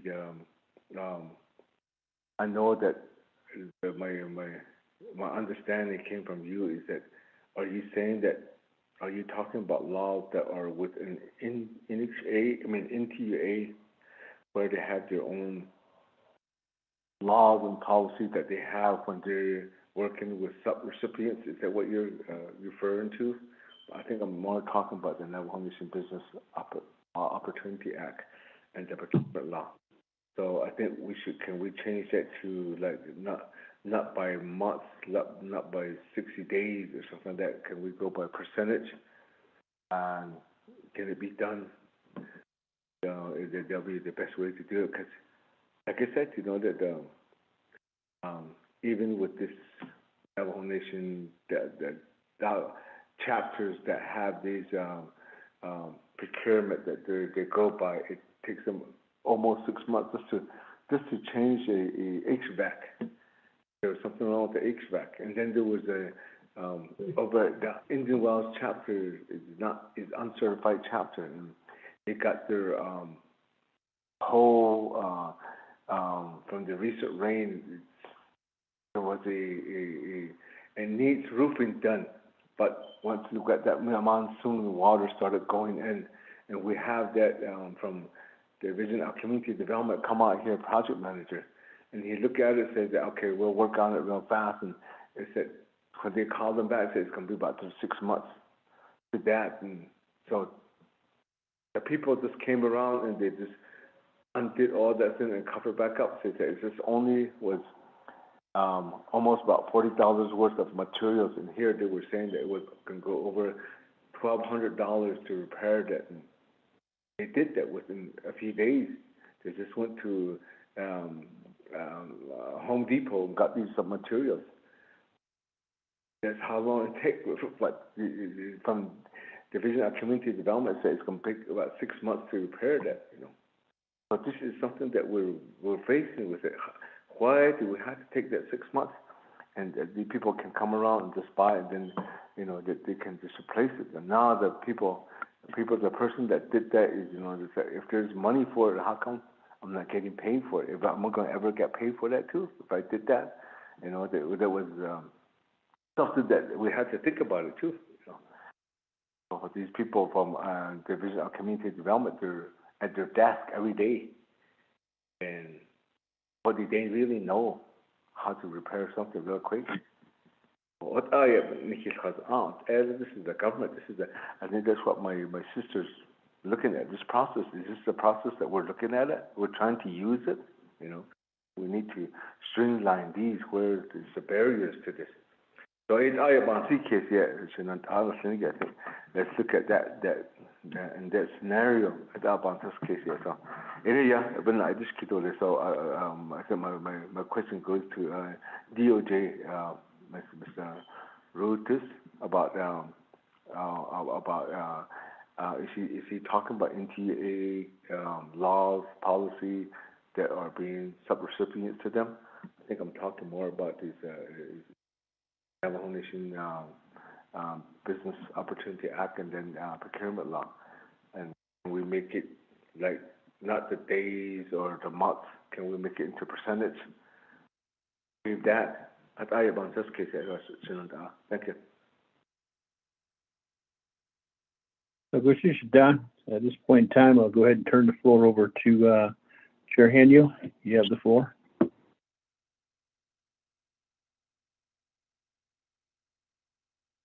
Yeah, thank you. Thank you for the questions. I'll call one more time for the Office of the Controller.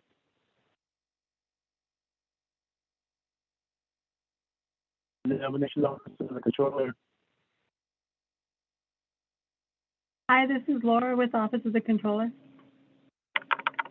And there's some questions that need to be answered from the Controller's office that were proposed by the committee. And also to OMB, Office of Management Budget, Mr. Cordell Shorty is on the call with the Controller's office. So that, but first, we can defer back to Mr. Melrose for the Department of Justice on the questions that were being posed. And after that, we could defer to the OC and OMB. Thank you. Mr. Rhodes. Thank you, Mr. Chair, Mr. Vice Chair, members of the committee. Just to address Honorable Crowdy's comments and question about are we really being innovative in these procedures? It's true that we're not reinventing the wheel, but at the same time, this is not a replication of the 164B review process either. So the original proposal was to have 3 reviewers, OMB, OOC, and DOJ. And there was a lot of discussion about that. People felt strongly in both directions. And it was decided that DOJ should be the only reviewer. So right there, we divided the review time by 2/3 because there was just to be 1 reviewer. And so that's really big. The other is that initially there was supposed to be a more extensive form to be filled out in addition to an expenditure plan and 4 budget forms. And so we scaled all of that back. And we said, no, we're just doing a 2-page form. The form is going to be the expenditure plan, and we just need budget form 1, which is the overall summary of the budget with no detail. So I know that it looks like these instructions are long because they're 8 pages. The instructions are longer than the form, but the process has really been pared back significantly from what was originally proposed. People had to make a lot of compromises, and not everybody was happy about it to get to this point where there's just one reviewer and a 2-page form with a 1-page budget, and a 5-day time for DOJ to review. So the other was, not everyone was comfortable with, if DOJ isn't able to complete the review within 5 days, that the legislation can go forward anyway without an eligibility determination.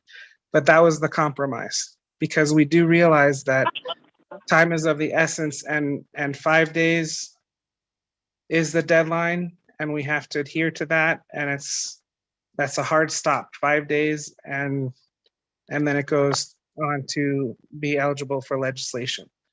So I just wanted to point out those things that were discussed at length among DOJ, OLC, OMB, OOC, OPVP, and others. And so obviously at this point it's before BFC, and it's a policy decision now. It's up to you. But I just wanted to give you that background. And then to Honorable Begay's question about procurement and it taking 6 months for contractors to get paid. It may very well take 6 months for contractors to get paid. I'm not sure, but that's not a provision that's in the NBOA or the Procurement Act. I've never seen that.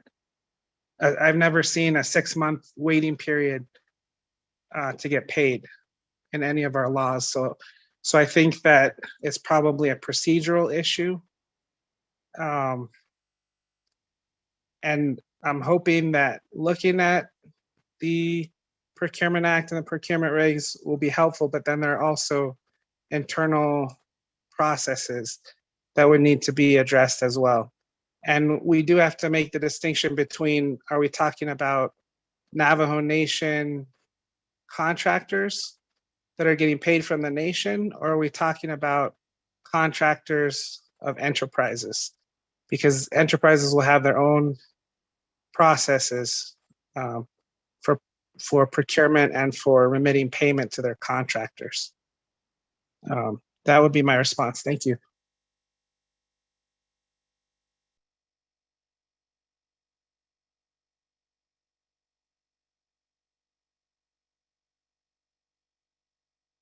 Thank you, Ms. Melrose, for your response to the questions that were being posed. And I believe from the Budget and Finance Committee that, for as reviewers, as Mr. Rhodes pointed out, DOJ is the only reviewer in this process. So I'll defer back to Vice Chair Smith for any further questions. Thank you, Chair Henio. At this point in time, I'd turn the floor over to the gavel over to Pro Temp Honorable Crotty. Are you to take the gavel while I ask a couple of questions? Sure, Pro Tem, I'm here on the call. Thank you. So, Vice Chair Smith, did you have questions? Yes, I do, ma'am. Okay, please ask your question. Thank you. Well, thank you, Honorable Crotty, for the time to ask questions, and Pro Temping, the chair for now. Committee members of the Budget Finance, this is something that's going to be utilized for the next 2 years, I suppose. And in this I'm sure there's going to be some bugs and there's going to be some things that's going to happen, like anything that's brand new and new for the first time. There's always some things that needs to be tweaked into. But my question to the sponsor, and I know you have this legislation before us, there was funding that was approved regarding the executive and legislative. And my understanding was that funding, the 10% from the 90%, 50% was to contract out and to ensure that we can get these projects going. I know that we have these forms and everything ready to go.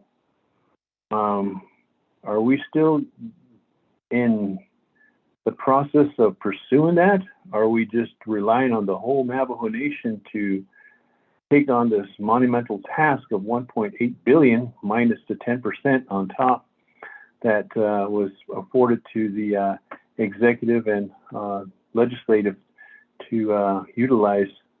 And if this is so, and we have one entity or one Department of Justice to review, they're going to be bombarded.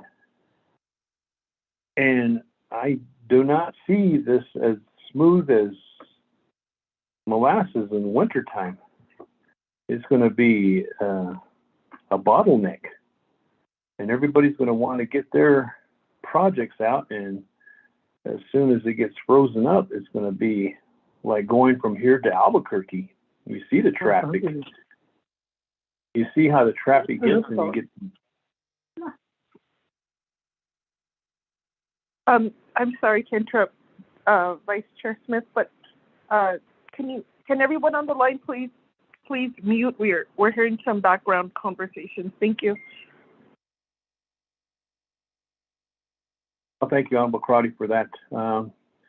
As you know, that when you're headed eastbound on I-40, it's always a major backup. I hope that this does not happen, and we could use all lanes and have that process as soon as possible and get that going. So my question is, I know that the prior CARES money, they contracted out a firm known as Baker & Tilly and another firm that was there to assist. But I'm not advocating for them. Don't get me wrong. I'm just using that as a example that there is Navajo firms out there, and there is enterprises out there that possibly could do this and make things work a whole lot faster than what is being proposed as I see right now. I kind of take this back to what has happened here within Susquehanna with the bridge project. We got the dollars. We're saying, okay, we got the dollars. It probably won't be completed till the year 2023 or 2020. Yeah, 2023, 2020 was the deadline. But this year they're done, and in in about an hour and 15 minutes, we're going to be over there dedicating that and doing a ribbon cutting.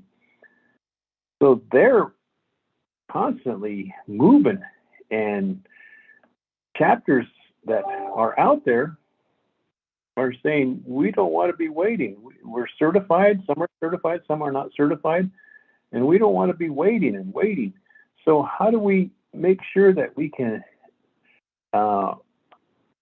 put this legislation to where it's going to benefit the Navajo Nation in utilizing that 1.8 billion? Because I and BNF and the Navajo Nation as a whole and the people don't want to see any of this money reverted. As you know, that we're talking about the FY 2022 budget, and there's a lot of reversions that was mentioned through the Office of Controllers. So those are my concerns, Shananda. I know that maybe that could be an avenue that could be explored if it was explored, if it's no longer viable. The other question too is we're making all these forms, and chapters have a tendency to frown upon these forms, and ASC gets involved, and ASC says, no, that form's not right. I've seen it in the legislation saying that if it's not, the I's aren't dotted, the T's aren't crossed, and then it's going to get kicked back. There's always someone in the mix there that's going to make life miserable and really go down to the nitty gritty. We have contractors out there. The other thing too, Chair Henu, is I would like to see contractors come in that are bona fide. Yes, there's thought about, oh no, we're going to be putting contractors on. They're not going to be doing the job correctly. Well, we weed them out.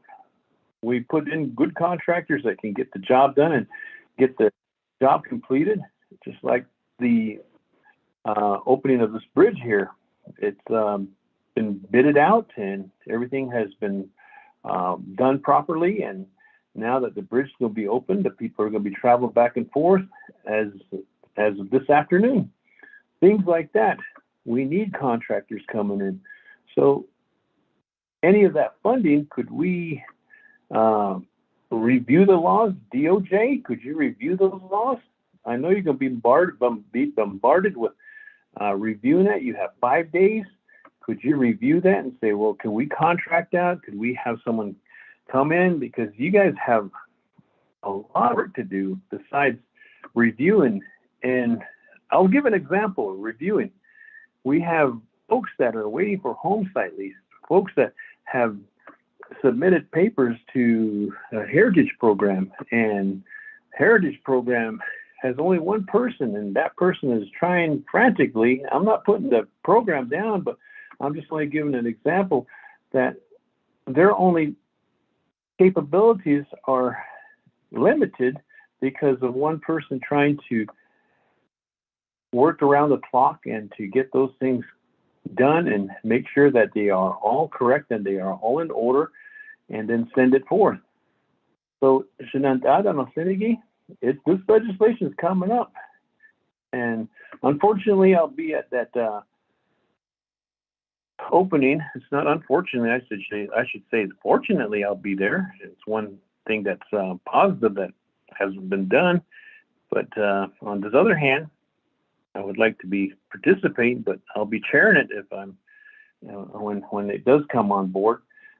So these are the things that I would like to see happen, because we're going to be putting a lot of workload on NTUA, NECA,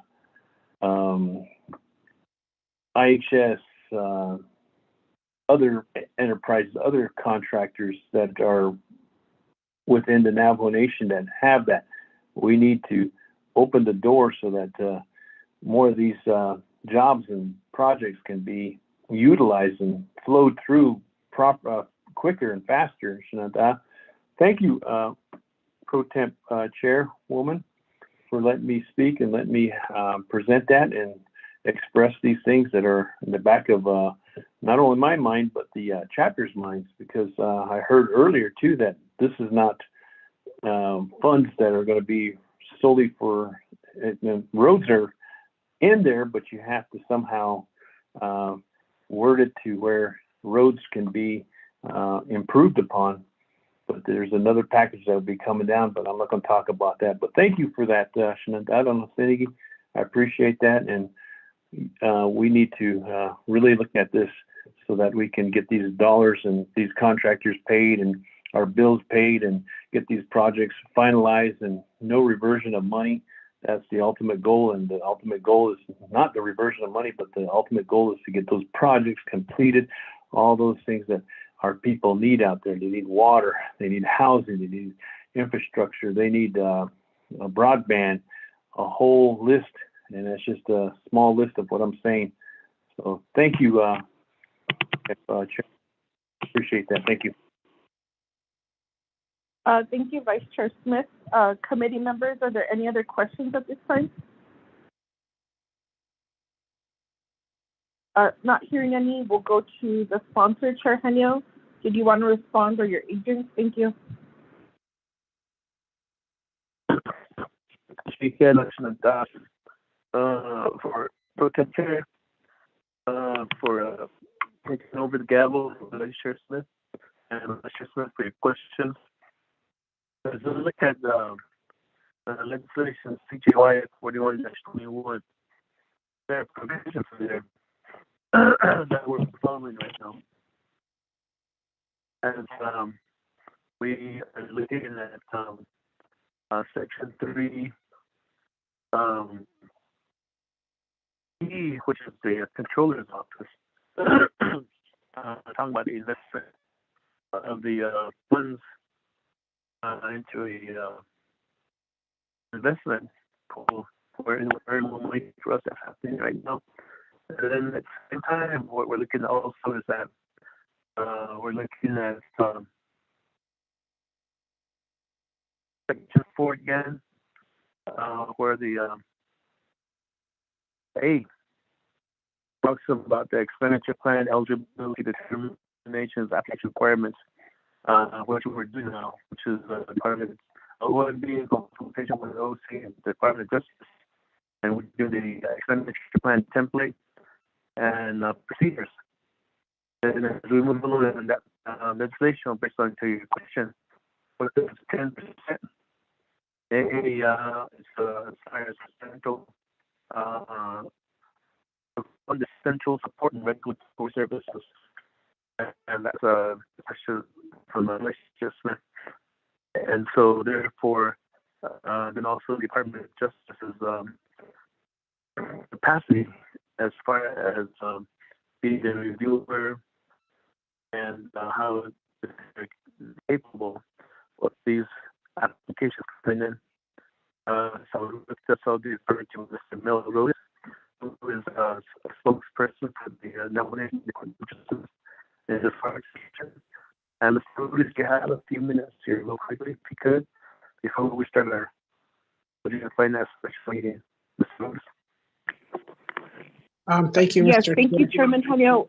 I'm sorry, Mr. Rhodes, before, I just want to do an audio check on my end. Chairman Henio, you were very choppy, but I just want to ask the committee or staff, were you able to hear Chairman Henio? Yes, I did. This is Peggy. I did hear Chair Henio, kind of a little bit, not as loud as you are, Delegate Crowdy, but I did hear him. Okay. As long as for the record was clear. Thank you, Ms. Nakai, for that feedback. Okay, Mr. Rhodes, please answer. Thank you. Thank you, Chair Pro Tem Crowdy, and thank you, Chair Henio and Vice Chair Smith for the questions. In terms of capacity, DOJ has proposed a plan to hire additional personnel. If we get sufficient funding from the administrative cost pool of money, that a share of the 90% of the 10% of the FRF for administrative costs, we might be able to hire 6 attorneys and 1 support staff that can help to carry some of this burden, this additional burden of work for FRF.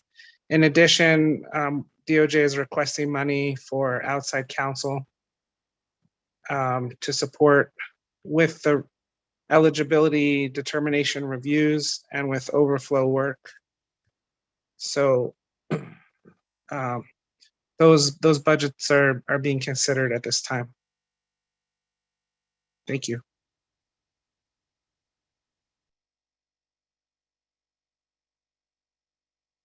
Thank you, Mr. Rhodes. I appreciate that. Chairman Henio, I apologize, but I couldn't hear what you said. So can you or Ms. Nakai just maybe a high level, is there I just need to make sure for the committee's sake that we do get your response on the record. Thank you. Christina, how's this now? Can you hear me?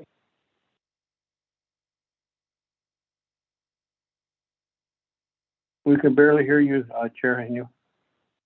Yeah, I'm holding the phone right up to my lips. I think it's my internet here at home. This is as close as I can get to the phone here. And I was just reiterating what Vice Chair said had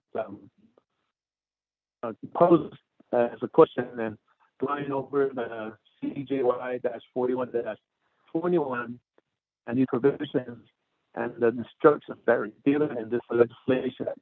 We passed the Nomination Council and then signed by the President, and the assignments that were given is what I was just kind of going over in each of the sections, real quick highlights as far as what we're doing right now, and based on the legislation and the directions that are given to DOJ and Office of the Management Budget and Controller's Office. And so that's what I did as part of my response. But then the main answer to Vice Chair Smith's question was given back by Mr. Melonis. Back to you. I give the floor back to you, Potential. Yes, thank you, Chairman Henio, for that response. Vice Chair Smith, did you have a follow-up? Yes, I do. I have a follow-up. Thank you, Honorable Crotty.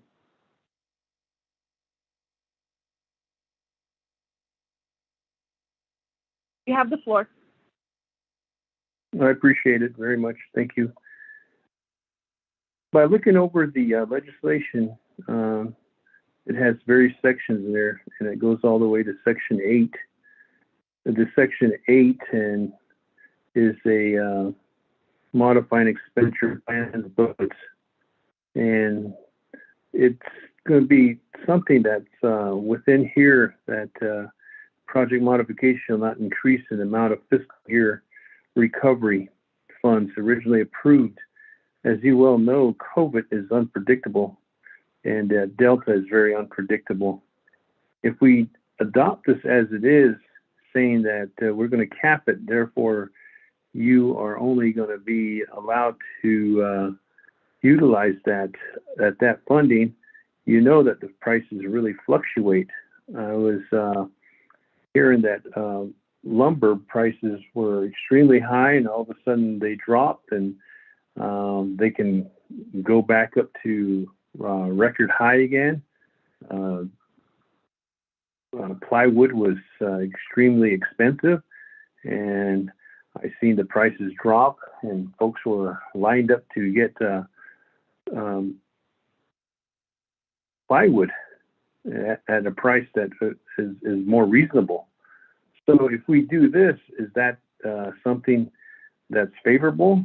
I know that the other thing too that is kind of bothersome too is what was mentioned in hiring. You know that the Navajo Nation is as slow as molasses in winter when it comes to hiring. You have to have background checks, and you have to have everything in order. Is there some mechanism that DOJ can do to waive those things, or the Navajo Nation Council to get these employees on board so that we can hurry up and get these projects underway? And also too, when we hire new folks, they'll come in as recruits. It's just kind of like boot camp. They have no idea what to expect until they're at least maybe 4 weeks into the program, and then they start to, oh yeah, okay, I know what to expect, and that takes some time consuming. The hiring is going to be timing. The training is going to be some timing, and actually getting them the boots on the floor to move these things is going to be some time. So I don't know how we can get that accomplished, but this project modification, is there a way, Chair Henio, that we could maybe have that waived at certain intervals during the time that these projects are at a standstill. I know that the funding will be there, like the permanent trust fund. The funds were earmarked, yet it's still stagnant. It's still in the same category as it was when they requested the funding. And as time goes, the prices may increase. And I think that we should be more cognizant about this project modification, no increase in funds, not to make it lavish for any projects, but to make sure that there's enough cost. I'll make an example. For example, the Sanders Udsey Shopping Center. At first, it was at this cost, and then we prolonged it, and it was prolonged, and it went further up, and the cost escalated to almost, I think it's almost 10 million, around about that, and we finally got it completed. If we had funded the whole project and got that thing paid at that point in time, that project would have been at least probably half the cost. So that's what I want to present to the Chair Henio on this, on behalf of that. Thank you. Thank you, Vice Chair Smith. Committee members, are there any other questions regarding the legislation? Not hearing any, I will go back to the sponsor, Chairman Henio, for your response, and if you wanted to call on one of your agents. Thank you, Chair. Again, Chair, the memo that we had sent to Speaker David requesting for special meeting. It is 1 o'clock, past 1 o'clock now, and then we need to go into the special meeting mode. Okay, thank you, Chairman Henio. On my end, it's still very choppy. Ms. Nakai, can you repeat what Chairman Henio said? I couldn't follow. I couldn't follow his response. It's just very. He's not speaking loud enough. I think there might be some audio issue, Chair. On my end, it's muffled. Like I could hear you, but I can't understand every word. I know that you've mentioned that because we have a storm. What about now? What about now? Can you hear me? I can make out most of what you're saying. Staff, if you're on the line, or if anyone can help Chairman Henio, and just making sure that it's clear on his response. Pro Temp Chair. Can you hear me now? Hold on, Vice Chair Smith. I did hear you, Chairman Henio. Okay, I'm standing right next to my modem now, so. My response was, it is past 1 o'clock now. We go into special meeting mode per the memo that we sent and approved by Speaker Davis. Okay, thank you, Chairman Henio. I appreciate that. I heard you clear. Let me go back to Vice Chair Smith. Thank you, Pro Temp Chairwoman Crotty. I was just going to reiterate what he said. I kind of got the gist of what he was putting out there, and sometimes it does come in scrambled, but it's exactly what he was going to say. I was going to say, therefore, quit. Thank you. Vice Chair Smith, so you did ask a question. Did you want to defer that to the special meeting? Thank you, Honorable Crotty, Pro Temp Chair. Unfortunately, well, I don't know if I'll be in the meeting at the time we're asking these questions, but I know that I'll be chairing it till close to 2 p.m. Then I'll have to pro temp someone else, but I can wait till then. So thank you.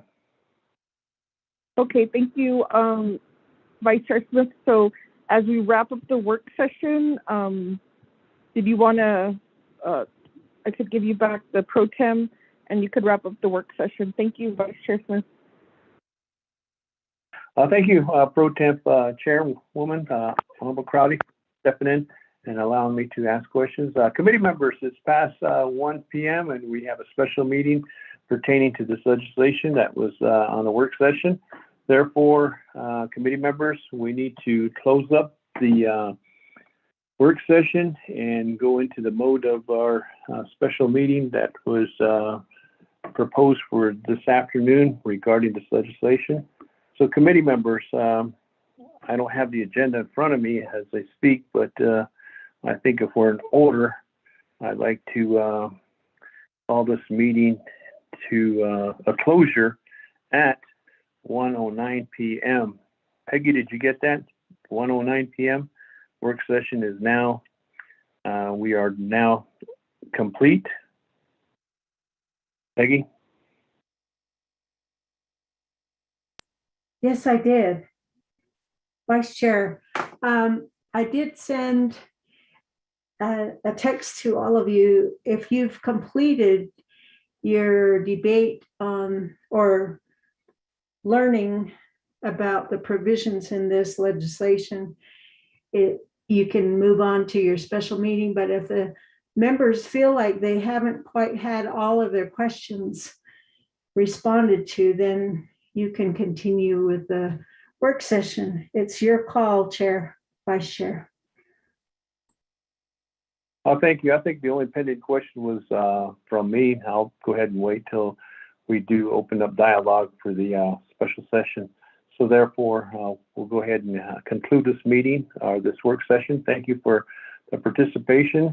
And those that are on board for the legislation, please remain on board. We'll switch gears here shortly. At this point in time, I'll give the gavel over to Chair Henyo for the remainder of this work session and to also open the floor for the special session. And I'm sure we'll continue on with the legislation once it's read in. And then Chair Henyo, you have the gavel now. Thank you. Vice Chair Smith for taking it over. With that, the Budget and Finance Committee, our staff, Peggy and Ramona, it is 1:11 p.m. Ramona, could you have a roll call for the Budget and Finance Committee special meeting?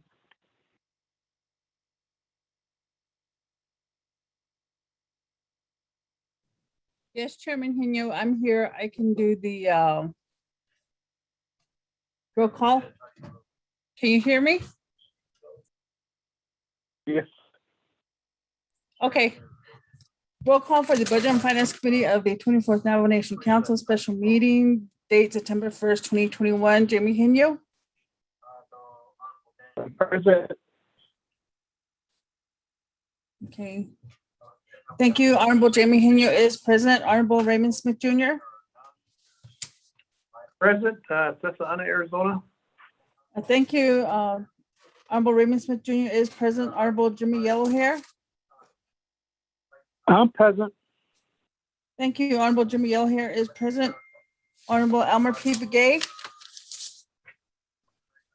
I'm present. Thank you. Honorable Elmer P. Begay is present. Honorable Amber Kenneth-Bockrati. Delegate Amber Kenneth-Bockrati, and I'm present. Thank you, Sheriff. Thank you, Shadeja. Honorable Amber Kenneth-Bockrati is present. Honorable Nathaniel Brown. Yeah, Destitute Delegate Brown is present from the Navajo Nation. Yeah. Thank you, Shache. Honorable Nathaniel Brown is present. Chairman, we have 6 members present upon roll call. Chairman? Okay, thank you. Thank you for that. And I'm hoping that everybody can hear me as we move along here. And so with that, let's move forward. Invocation. On our agenda, we've had invocation this morning from Shinta, Doug Edwards, Nassau County, and home 20 also. And then with that, we'll move along to the next item on the agenda is recognizing guests and visiting officials. We did have Delegate Odoso on the line. Delegate Odoso, are you still on the line?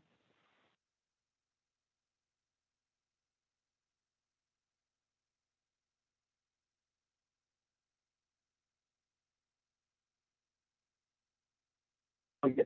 Odoso. We have a budget and finance committee here with us.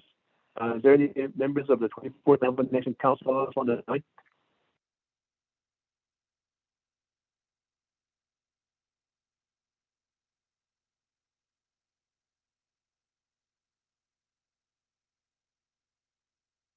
Then let's move along with our recognizing guests and visiting officials. Office of the President, Vice President, a representative on the line.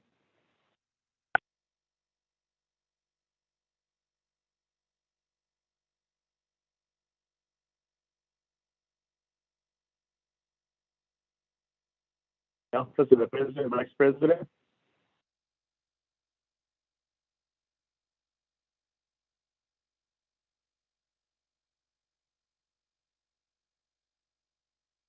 Navajo Nation, 24th Navajo Nation Council, Office of the Speaker. Is there anybody on the line? Good afternoon, Chair Henyo. Sherilyn Yazzie from the Office of the Speakers on the line, sir. Good afternoon. Good afternoon, Chair Henyo. This is Nikita Kurt. Good morning. Good afternoon, Ms. Kurt. Thank you for listening.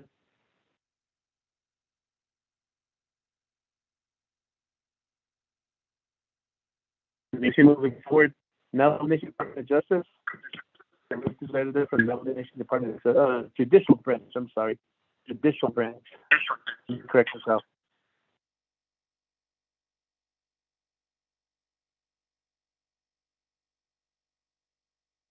We do have an Office of the Council on the line, Ms. Marble or Ms. Tapai. Yes, thank you, Mr. Chair. This is Laura Lane from OLC. I'm on the line. Thank you. Thank you for being on the line with us.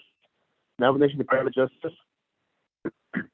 Good afternoon, Mr. Chair, members of the committee. This is Mel Rodas from the Tax and Finance Unit, and I'm joined by my colleagues Krista Lowell and Ajwa J. Dotso. Thank you.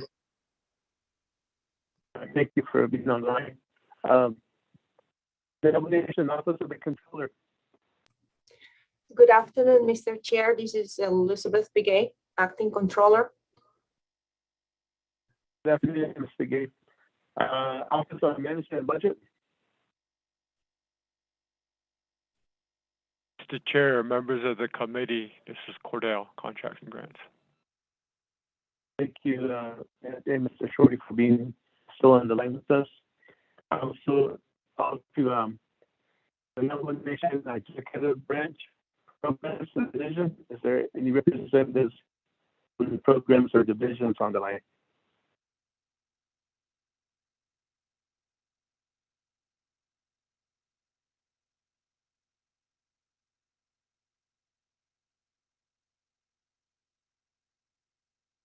Then let's move forward to our agenda. If you would read the agenda to the record for us, please.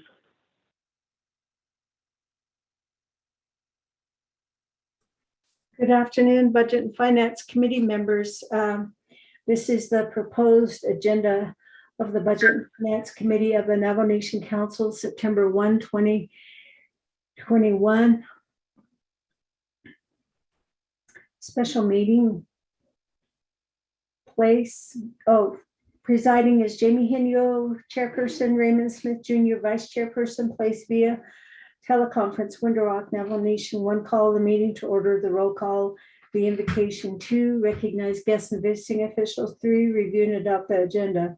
4, review and adopt the journal, none. 5, receive reports, none. 6, old business, none. 7, new business. A, legislation number 0172-21, an action relating to the Budget Finance Committee approving the Navajo Nation Fiscal Recovery Fund application procedures, forms, and expenditure plan template pursuant to CJY 4121, sponsored by Jamie Henyo and Seth A. Damon, council delegates. B, rescheduling September 7, 2021 regular meeting. 8, close of the session, written announcements, adjournment. The next regular meeting is September 7, 2021. Yeah, I'm reading the agenda first. Is there a motion? Budget Finance Committee members. Yellow hair motion. I'll second. Motion by Jimmy Yellow Hair, second by Delegate Final Round. Floor is open for questions regarding the agenda.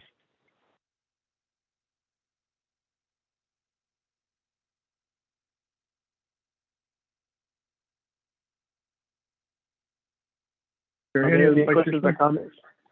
Vice Chairman, you have the floor regarding the agenda.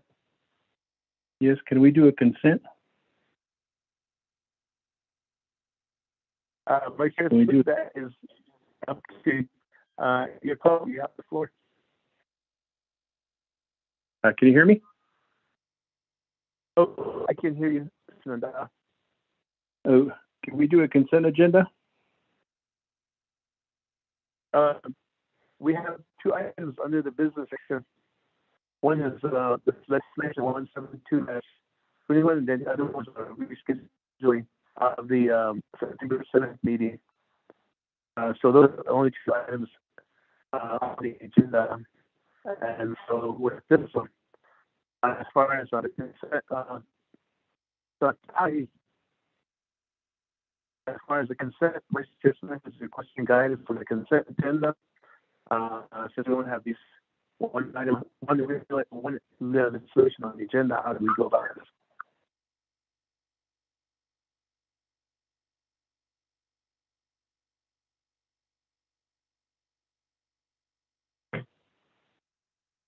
Peggy. Chair. This is Vice Chairman. Vice Chairman. Yes, you're coming all broken up. I will not worry about no consent agenda. I can barely make out what you're saying, but let's just continue with the regular agenda. Thank you. Okay, I apologize. I need to move. I need to get away from the road here somewhere. Can you hear me now? Somewhat better. Thank you. Okay, maybe then outside here. See if that'll work. Any further questions on the agenda?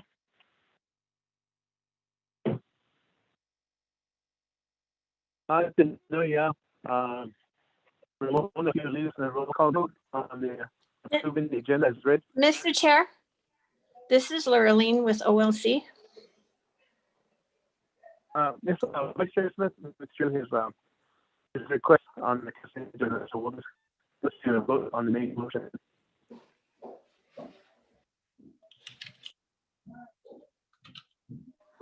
May I speak briefly?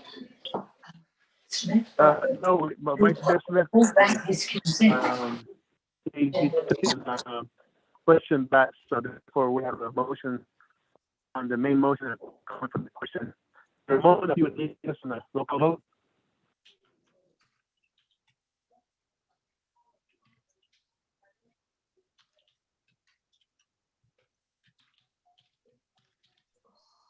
Trujillo, are we on the vote? I called for the question on the main motion. So we need to do the roll call vote. Ramona? That's what I'm requesting for.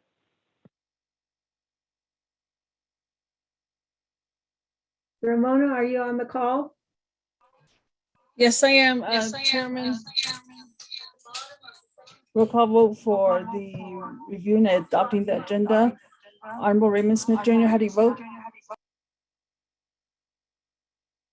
3. Honorable Raymond Smith Jr. votes green. Honorable Jimmy Yellowhair, how do you vote? I'll vote green. Thank you. Thank you. Honorable Jimmy Yellowhair votes green. Honorable Amber Kenneth Bakati, how do you vote? Shaded Delegate Amber Kenneth Bakati, and I vote green. Thank you. Thank you. Honorable Amber Kenneth Bakati votes green. Honorable Nathaniel Brown, how do you vote? Delegate Brown votes green. Thank you. Honorable Nathaniel Brown votes green. Honorable Amber P. Begay, how do you vote? Should I vote green? Thank you. Honorable Amber P. Begay votes green. Chairman, we have 5 members voting in the affirmative, 0 opposing. Chairman not voting. Chairman?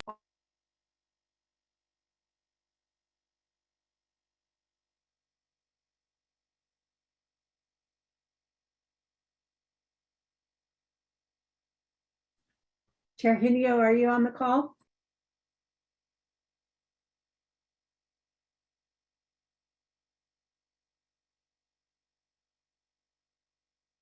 Thank you for that. Can you hear me, Ramona?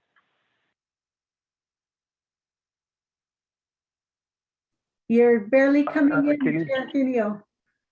You need to speak Okay. up. I need to move here. Vote in favor. Vote in favor. Opposed. Turn not voting. Agenda is hereby adopted by the Budget and Finance Committee. So moving forward down to the item on our agenda journals. There's none. Item 4, receiving reports. There's none. Old business.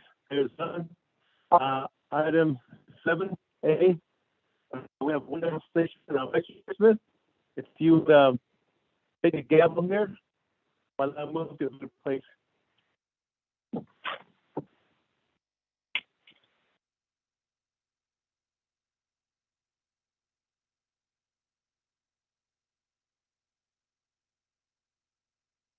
Vice Chair Smith?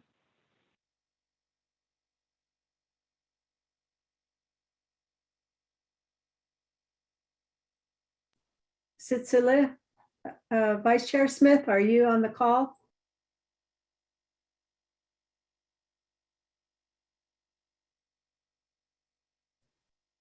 Chair Hinio, maybe our Delegate Crotty could step up. Delegate Member, Councilor Connie, are you able to take the gavel to legislation? Yeah, sure. Thank you, Chairman Henyo. I can pro tem if that's okay with the committee. Yes, please. Give some time. 5 minutes to move down the road to find a location. Okay, Chairman. But would you like us to ask? Oh, I'm sorry. Are you asking a pro tem on your legislation, or do you need 5 minutes? Well, we'll give you 5 minutes, Chair. Thank you. You can do that 5 minutes. Do the preliminaries and go through the reading and so forth. Okay, thank you. Ms. Naka, if I could get the legislation read into the record, thank you. Okay, so this will be 6 pages of reading, okay? This is a proposed Navajo Nation Council resolution assigned to Budget and Finance Committee. Budget and Finance Committee has final authority. 24th Navajo Nation Council, 3rd year 2021, introduced by Jamie Henio, prime sponsor, and co-sponsored by Seth Damon. Tracking number 0172-21, an action relating to the Budget and Finance Committee approving the Navajo Nation Fiscal Recovery Fund application procedures, forms, and expenditure plan template pursuant to CJY 4121 be it enacted. Section 1 Authority A, the Budget and Finance Committee is the standing committee of the Navajo Nation Council with the authority to promulgate rules and regulations regarding financial matters. 2 and see Section 300B1 and 300B2. B, the Navajo Nation Council is the governing body of the Navajo Nation. 2 and see Section 102A. C, the Navajo Nation Council has the power to delegate its authority to the standing committees of the Navajo Nation Council. 2 and NC section 102. G, section 2 findings. A, the World Health Organization, WHO declared a public health emergency of international concern related to the coronavirus, COVID-19, a highly contagious and sometimes fatal respiratory virus on January 30, 2020. The U.S. Department of Health and Human Services declared a public health emergency related to the COVID-19 outbreak on January 31, 2020, and the WHO declared a global pandemic due to COVID-19 on March 11, 2020. A, the Navajo Nation Commission on Emergency Management, with the concurrence of the Navajo Nation President Jonathan Nez, declared a public health state of the emergency on the Navajo Nation on March 11, 2020, due to the COVID-19 outbreak. See Resolution CEM 20-03-11, incorporated herein by reference. The Navajo Nation Department of Health has subsequently issued numerous public health emergency orders. Public health orders 2020-001 through 2021-016 are incorporated herein by reference. These public health emergency orders are available at www.ndoh.navajo-nsn.gov. C, the coronavirus pandemic of 2019 has caused large-scale infections and loss of life throughout the world, the United States, and within the Navajo Nation. As of August 9, 2021, the Navajo Nation Health Command Operations Center has confirmed 31,650 COVID-19 cases and 1,383 COVID-related deaths on the Navajo Nation. COVID-19 variants have recently emerged that threaten to increase these numbers and continue the pandemic's assault on the Navajo people. D, the devastating effects of COVID-19 continue throughout the Navajo Nation and include wide-scale negative financial effects such as employment losses, business closures, food and housing insecurity, and other economic disruptions. E, in response to the pandemic on March 11, 2021, President Biden signed the American Rescue Act or Rescue Plan Act, ARPA, into law. Section 9901 of ARPA established the Coronavirus State Fiscal Recovery Fund and the Coronavirus Local Fiscal Recovery Fund.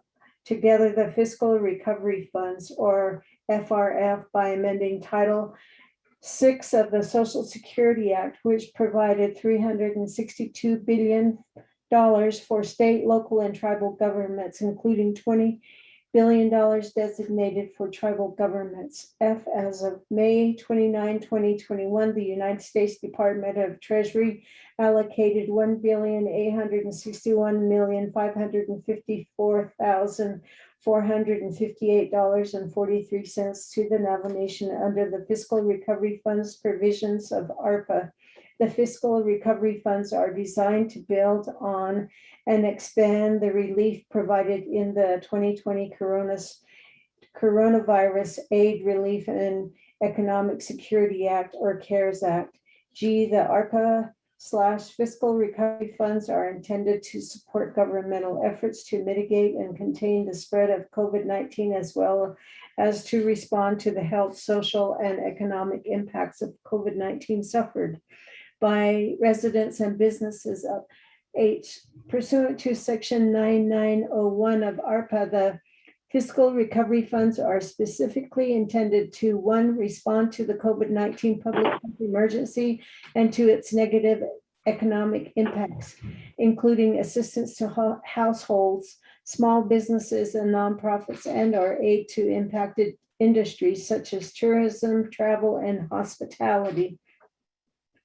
2, respond to workers performing essential work during the COVID-19 public health emergency by providing premium pay to eligible workers of the tribal government. Under this category, the Navajo Nation can provide premium pay to government workers performing essential work and can provide grants to eligible employers that have eligible workers who perform essential work. 3, provide government services to the extent of the reduction in Navajo Nation revenue due to COVID-19 public health emergency relative to revenues collected in the most recent full fiscal year prior to the emergency. And 4, make necessary investments in water, sewer, or broadband infrastructure. 1, pursuant to ARPA, or L, pursuant to ARPA 1, fiscal recovery fund costs must be incurred by December 31, 2024, meaning the Navajo Nation must obligate FRF funds by that date. And 2, the fiscal recovery fund period of performance runs until December 31, 2026, meaning all FRF funded projects must be completed by that date. J, while its acceptance of the fiscal recovery funds obligates the Navajo Nation to comply with ARPA and other federal laws and regulations, the Navajo Nation can and will fulfill these obligations while retaining and exercising its tribal sovereignty in allocating and dispersing fiscal recovery funds. K, on July 23rd, 2021, the Navajo Nation Council adopted resolution number CJY 4121 that established the Navajo Nation's own fiscal recovery fund in NFRF, into which the Navajo Nation's allocation of $1,861,554,458.43 have been deposited. CJY 4121 also approved a general expenditure authorization process for fiscal recovery funds. On August 2nd, 2021, the Navajo Nation president signed resolution CJY 4121 into law. L, in section 4 of the CJY 4121, the Navajo Nation Council directed the Office of Management and Budget in consultation with the Office of the Controller and the Department of Justice to develop formal FRF application and review procedures, as well as an expenditure plan template, which shall be used for preparing and submitting requests for Navajo Nation fiscal recovery funds, all of which shall be adopted by the Budget and Finance Committee. This Budget and Finance Committee legislation is intended to fulfill the Navajo Nation Council's directive in CJY 4121, M, to ensure the Navajo Nation's compliance with ARPA. Section 4B of CJY 4121, the Navajo Nation Council directs the Navajo Nation Department of Justice to do an initial determination of whether a NNFRF funding request satisfies the legal requirements of the fiscal recovery funds provisions of ARPA and applicable Navajo Nation laws, regulations, and policies and procedures. Section 3, adoption of application and review procedures. The Budget and Finance Committee hereby approves and adopts the Navajo Nation Fiscal Recovery Fund application procedures and instructions for requesting fiscal recovery funds under the American Rescue Plan Act of 2021, ARPA, as follows. 1, Navajo Nation government units is attached as Exhibit 1. 2, non-governance certified chapters attached as Exhibit 2. 3, governance certified chapters attached as Exhibit 3. 4, Navajo Nation owned entities attached as Exhibit 4. 5, external entities attached as Exhibit 5. Section 4, adoption of the application forms and expenditure plan template for fiscal year or fiscal recovery funds. A, the Budget and Finance Committee hereby approves and adopts the Navajo Nation Fiscal Recovery Funds request form and expenditure plan, which consists of 5 templates as follows. 1, Navajo Nation government units attached as Appendix A to Exhibit 1. 2, non-governance certified chapters attached as Appendix A to Exhibit 2. 3, governance certified chapters attached as Exhibit A to Exhibit 3. 4, Navajo Nation owned entities attached as Exhibit A to Exhibit 4. 5, external entities attached as Exhibit A to Exhibit 5. B, the Budget and Finance Committee hereby approves and adopts the Navajo Nation Fiscal Recovery Funds Expenditure Plan Budget Form, which consists of 5 templates as follows. 1, Navajo Nation government units attached as Exhibit B to Exhibit 1. 2, non-governance certified chapters attached as Exhibit B to Exhibit 2. 3, governance certified chapters attached as Exhibit B to Exhibit 3. 4 Navajo Nation-owned entities attached as Exhibit B to Exhibit 4, 5 external entities attached as Exhibit B to Exhibit 5. C, the Budget and Finance Committee hereby approves and adopts the Navajo Nation Fiscal Recovery Funds Budget Revision Request Form, which consists of 5 templates as follows. 1, Navajo Nation government units attached as Exhibit C to Exhibit 1. 2, non-government certified chapters attached as Exhibit C to Exhibit 2. 3, governance certified chapters attached as Exhibit C to Exhibit 3. 4, Navajo Nation entities attached as Exhibit C to Exhibit 4. 5, external entities attached as Exhibit C to Exhibit 5. Section 5, directives. The Office of Management and Budget and the Office of the Controller shall post the procedures and forms approved herein and resolution number CJY 4121 on their respective websites. Section 6, effective date. This legislation shall be effective upon its approval pursuant to 2 and C, Section 221C. Section 7, saving clause. If any provision of this legislation is determined invalid by the Navajo Nation Supreme Court or by a Navajo Nation District Court without appeal to the Navajo Nation Supreme Court, those provisions of this legislation not determined invalid shall remain the law of the Navajo Nation. So you have the exhibits as referenced in the legislation. You also have the memo from the Office of Legislative Counsel, which is attached, and then the Internet Public Review document. The first report does not have any comments. Chair. That concludes the reading of the legislation. Thank you, Ms. Nakai. I just want to make sure, Sponsor Chairman Henyo, are you on the line? Shananta, I am in a good place here. I can hear everything. Okay, perfect. We hear you loud and clear. Thank you, Chair Henyo. Committee members, if I could receive a motion, please. Delegate Elmer P. Begay. Delegate Elmer P. Begay, motion to second. Delegate Brown will second. I did hear Delegate Jimmy Yellowhair second. Thank you, Delegate Brown, for, and then we'll move on to committee. Are there any questions to the sponsor regarding the legislation? There has been an amendment that's been forwarded from Department of Justice for the committee's consideration.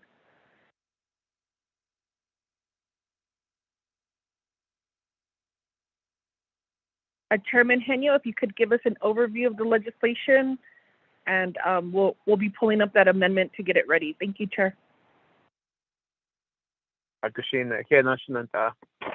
Pro Tem Chair, the Budget and Finance Committee. This legislation that Community Council told to give 172-21 as legislation for the Budget and Finance Committee and final approval here.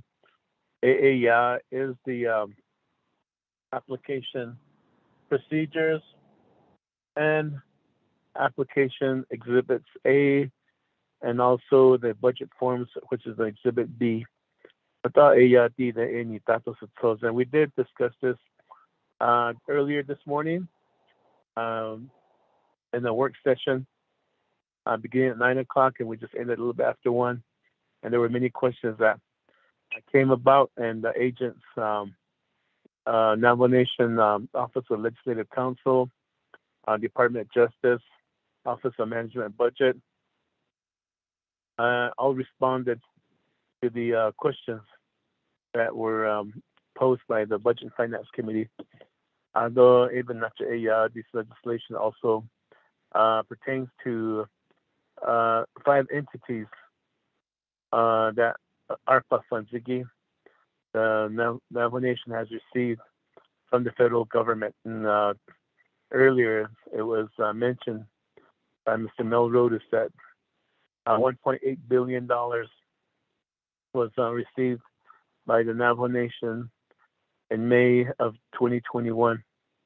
The second installment was received August 16 for $279 million, giving a combined total of a little over $2 billion is what the Navajo Nation has in the Navajo Nation Physical Recovery Fund, in FRF. So this legislation and it's in response to legislation that was passed earlier by Navajo Nation Council, CJY-41-21, and also signed by President Nez into law.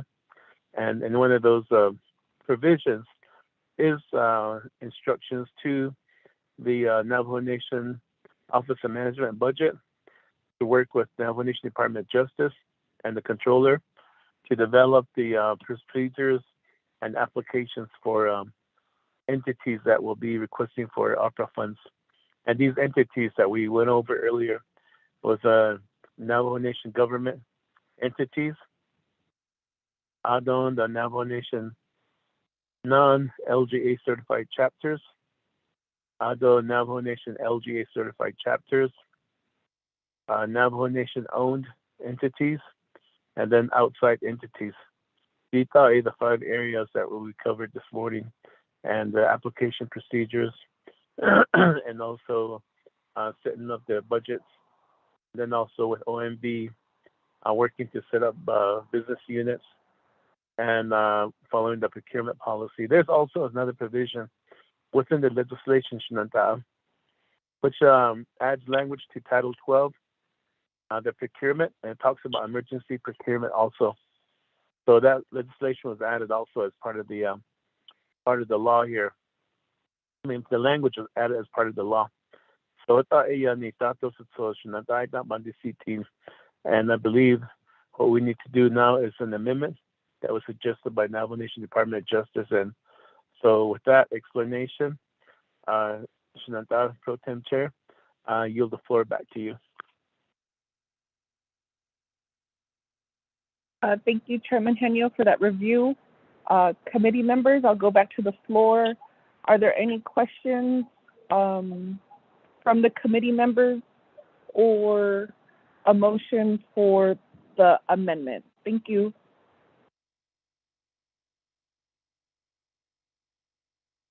A motion for the amendment. Deja, I have a question. Delegate Yellow Hair, if you could just repeat, Delegate Yellow Hair, what you said, or if staff could help me.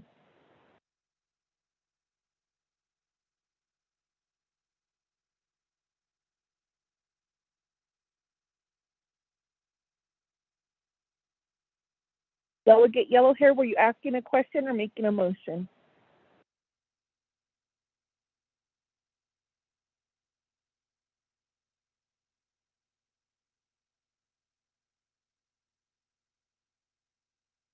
I was on mute. I'm sorry. Pro Temp Chairman, Chair. I motions. Pro Temp Chair. This is Delegate Yellow here. Oh, are you motioning for the amendment? Yes, ma'am. Okay, thank you, Shiaj. So Delegate Yellow Hair motions the amendment. Ms. Nakai, do you have a copy of the amendment? Yes, I do. Delegate Crowdy, I do. Ms. Nakai, if you can read it into the record, and then I'll ask for a second. Okay, this is an amendment to legislation number 0172-21. 1, page 2, line 25, make the changes as indicated below. Delete May 29, 2021, and insert August 16, 2021. 2, page 2, line 26, and page 3, line 27, make the changes as indicated below. Delete $1,861,554,458.43 and insert $2,079,461,464.93. 3, page 3, lines 4 through 15. Make the amendments in paragraph H as indicated below. H, pursuant to, overstrike those words. Insert new language in accordance with section 9901 of ARPA. The is overstricken. Fiscal recovery funds are overstricken. Specifically intended to is overstricken. New language shall only be used, and semicolon, or colon, excuse me. 1, 2 is underscored. And then after the word emergency, and is overstricken, new language or. And then at the end of the last line, and or aid is, and slash is overstricken. And then it reads or aid to impacted industries. 2 is underscored, respond to workers. And then after the word eligible workers, the end of the sentence is overstricken. Of the tribal government under this category, the Navajo Nation can provide premium pay to government workers performing essential work and can provide grants to eligible employers that have eligible workers who perform essential work. All that is overstricken. 3, new word 2, underscored, provide government services. And then 4, 2 is underscored, make necessary investments, and so forth. 4, insert new exhibits as follows. New exhibits 1 through 5 to replace current exhibit 1 through 5. New appendix A to exhibit 1 to replace current exhibit A to exhibit 1. New appendix A to exhibit 2 to replace current exhibit A to exhibit 2. New exhibit A to exhibit 3 to replace current exhibit A to exhibit 3. New appendix A to exhibit 4 to replace current exhibit A to exhibit 4, and new exhibit A to exhibit 5 to replace current exhibit A to exhibit 5.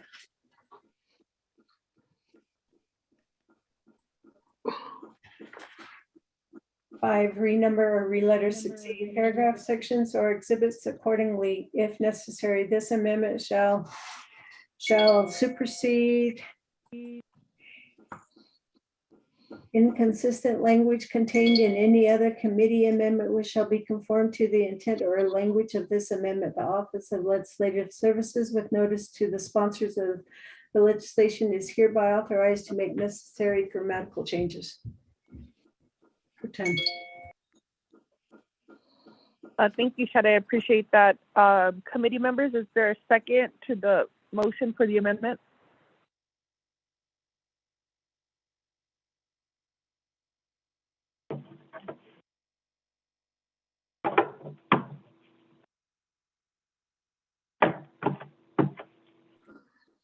Committee members, you might be on mute. Oh.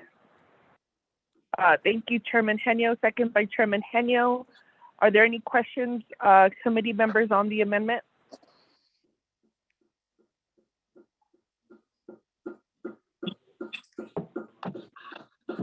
Not hearing any. Shadid, can we move to the vote? I believe Vice Chair asked excuse. Thank you. Mr. Chair, this is Lurleen with OLC. May I just interject before the vote on this amendment, please? We did call for the vote, Ms. Tapahi. Is this in relation to the amendment? Is there a legal concern? Well, it's regarding which exhibits 1 through 5 will be replacing the exhibits that are in the legislation currently. I understand that the amendment that Peggy just read into the record references documents that were provided by the Department of Justice. And those documents, the replacement exhibits 1 through 5, Office of Legislative Counsel agrees with all of those. It's just that OLC prepared a final clean version, correcting a few minor errors, technical errors, and formatting the lines. So there's another version of the clean final exhibit five exhibits. I just wanted the committee to know that, and then those were provided to Ms. Nakai, to Peggy. Unfortunately, we're all having issues with our emails today, something wrong with the server. So I don't know if she received them or not. Thank you. Honorable Delegate Crotty, thank you. Thank you, Mr. Paya. I appreciate that feedback. Ms. Nakai, are you, do you have the clean versions of the exhibit? Pro Tem Chair, I just received those, that email, and I think that that's an administrative. We can fix those exhibits according to what the Legislative Council forwarded with the edits that they did on the exhibits that were sent to us earlier by DOJ. Pro Tem, I didn't get the second to the motion for the Amendment 1.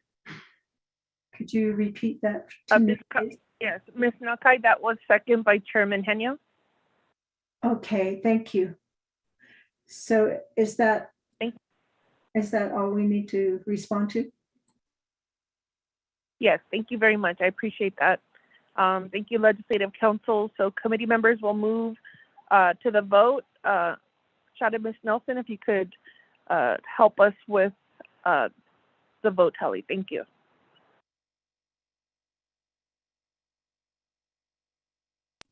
Thank you, Shadej. Roll call vote for the amendment number 1. Honorable Jamie Henyo, how do you vote? I vote green. Thank you, Honorable Jamie Henyo votes green. Honorable Nathaniel Brown, how do you vote? Delegate Brown votes green. Thank you, Honorable Nathaniel Brown votes green. Honorable Amber P. Begay, how do you vote?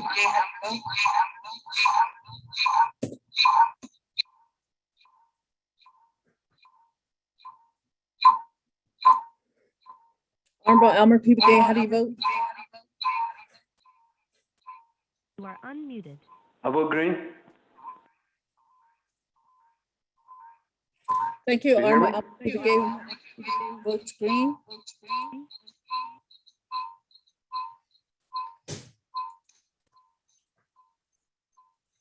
Honorable Jimmy Yell here, how do you vote?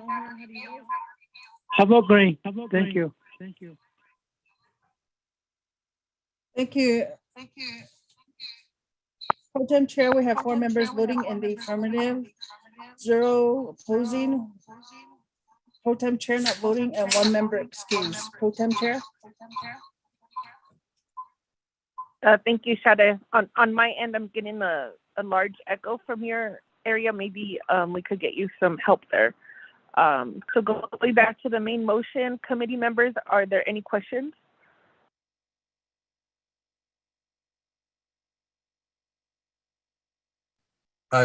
Chair Pro Tem, this is Delegate Brown.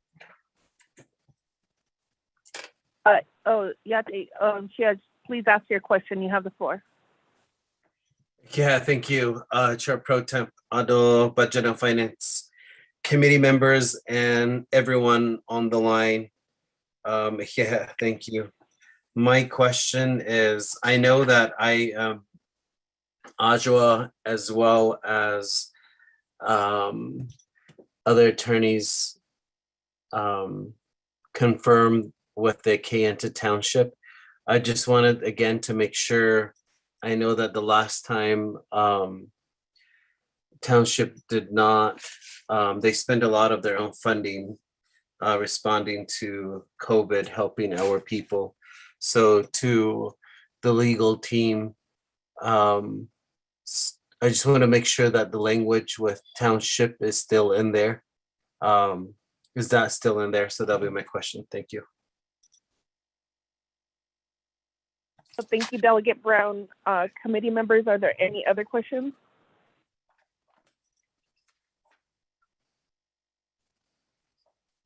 Not hearing any Department of Justice. Can you provide, or I'm sorry, Chairman Henyo, if you'd like to respond to Delegate Brown or your agents, and then we'll go to Delegate Elmer P. Begay next. Thank you. Pro Tem Chair, Budget and Finance Committee. On the question regarding Kayenta Township, I believe that was responded to by Ajwa with Navajo Nation Department of Justice, and just for make sure that that language is in there. Ajwa?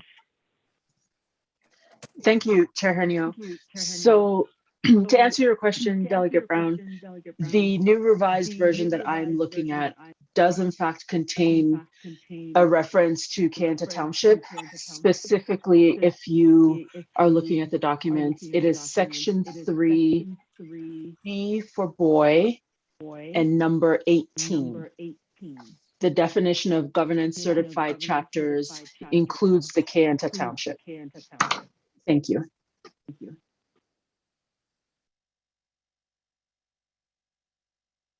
Thank you, Ajwa, for that clarification. And with that, hopefully that helps with the question, Shananta.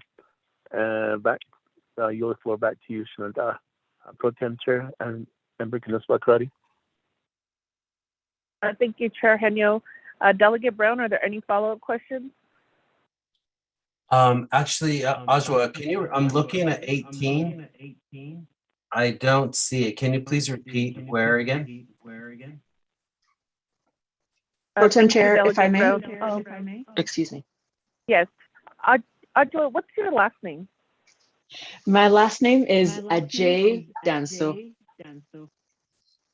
Ajay Denso? Yes. Ms. Ajay Denso, can you please answer the question? Thank you. Thank you, Pro Tem Chair. Delegate Brown, so the version that I am looking at, and I understand that there's been a little bit of confusion about which versions we're talking about, but the version I am looking at is section 3, definition of terms. Excuse me, let me back up for a moment. It is the governance certified chapters procedures. And then section 3, definition of terms, B for boy, and number 18. And I would ask, if I may, Pro Tem Chair, if OLC could verify that this is correct in case I am looking at an outdated version now. Thank you. Thank you, Ms. Ajay Denso. I'll work on that. Ms. Tapahi, do you have that exhibit, and does it correlate to DOJ's response? Thank you. Yes, ma'am. This is Lorraine with OLC. I am looking at section 3, the definitions, number 18, governance certified chapters. It states, although the Kayenta Township is recognized as a home rule authority and is thus not governed by Local Governance Act, the Kayenta Township shall be treated on par with governance certified chapters for purposes of the NNFRF and shall also utilize the Navajo Nation Fiscal Recovery Fund's procedures for governance certified chapters. So that is correct. Ajwa is correct. Thank you. Thank you, Ms. Tapahi. I appreciate that. Delegate Brown? I think I have an outdated copy here. I'm looking at the, what page is this? The copy that I have is 18. Obligated means that an order has been placed for the delivery of goods or a property, but it doesn't state anything with township. So I am looking through here trying to locate where. If I can get sent the newer version, I would appreciate that. Thank you. Let me look that up in my computer as well. So I'll come back to me later. Thank you. Delegate Brown, we do have amended documents and they were emailed out. Ms. Nakai, do you have a time that those documents were sent out to the committee? I believe I sent those out, let's see, probably about 15 minutes ago, but yes, Delegate Brown is correct. They are in the amendments that were sent out. There is a section where the old didn't include the Kanta Township, but the revised amendments that were adopted in Amendment 1, those include the provision regarding the Kanta Township. Thank you, Ms. Nakai. Delegate Brown, they are having IT issues at Window Rock, so it's still probably going down, what is that, N12, heading over to Denahutso. So we'll come back to you, Shiaj. And so I'll move to Delegate Elmer P. Begay. If you have any, you had a question, Shiaj, please ask your question. You have the floor.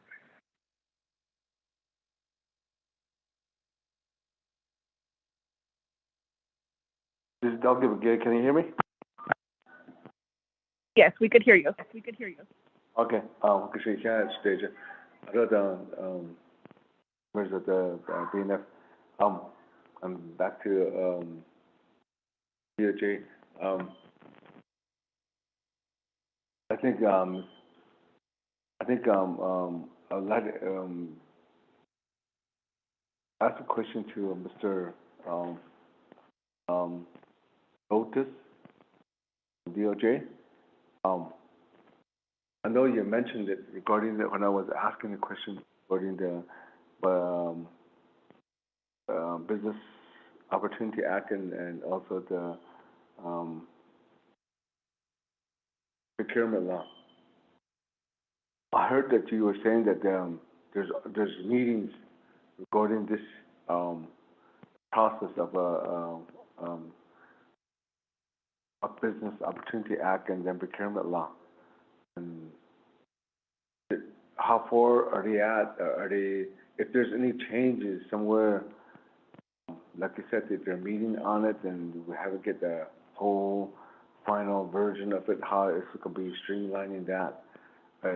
Later on, are they going to be added to this, or they going to be amended to this, or have any time frame they can be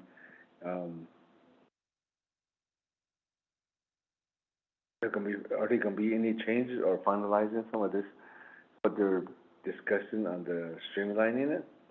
That's my question, Jadeja. Thank you. Well, yeah, Shania, I'll ask the chair as sponsor, but before that, committee members, are there any other questions? Not hearing any. Chairman Henyo, as sponsor, did you want to answer or defer to your agent? Thank you. Again, Pro Tem Chair, the Budget and Finance Committee, as discussed earlier in the work session regarding this question, and it was responded to by Mr. Mel Rodas, so I'll defer back to Mel Rodas to cover that question again. Mr. Rodas? Thank you, Mr. Chair, and thank you, Pro Tem Chair Crotty. Can you hear me okay? Yes. Okay, thank you. I appreciate the question from Honorable Begay. So in CJY 4121, there are directives regarding the NNPA, so the Procurement Act and the MBOA. And DED, OPVP, and I believe OOC have to make a report to NABI within 60 days of the effective date of that resolution. And the report is to discuss their proposed improvements to those two acts. And then their, council could consider legislation to amend the code. with regard to the Procurement Act and the NBOA. And then if the Procurement Act is amended, then the Budget and Finance Committee could amend the procurement regulations to be in line with the amendments to the Act. Thank you.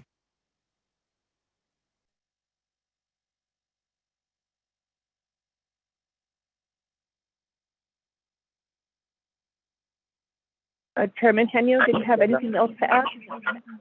I cannot, Mr. Melrodas, and that would be a response, Shananta, Pro Tem Chair. So I give the floor back to you. Thank you, Chair. Going back to Delegate Begay, did you have a follow-up question, Shania? Thanks for that, Chair, and then also the Chair Henyo, and then Mr. Rodus. Thought appreciate your response on it. And so, is there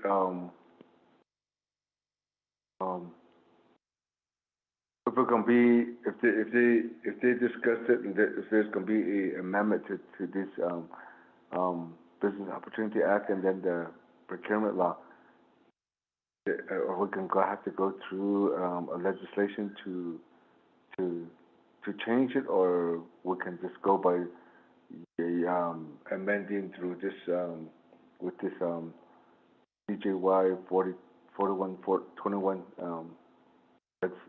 resolution. Thank you.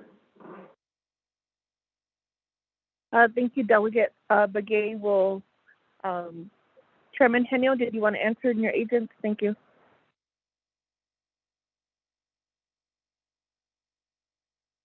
Shananta, Pro Tem Chair, and also for the follow-up question. Mel, if you would respond to that follow-up question that was being posed here. Thank you. Thank you, Mr. Chair, and thank you, Pro Tem Chair Crotty and Honorable Begay for the question. So a council resolution would be needed to amend the code, to amend the Procurement Act and the Business Opportunity Act. But the Budget and Finance Committee could pass a resolution to amend the procurement regulations. But at any rate, resolutions would be needed. Thank you. Thank you, Mr. Rodus, for that response. That means we do need to go by the way of a legislation to make these amendments. That's what I'm hearing. Shananta, I yield the floor back to you, Pro Tem Chair. Yes, thank you, Chairman Henyo. Delegate Begay, did you have any follow-up questions tonight?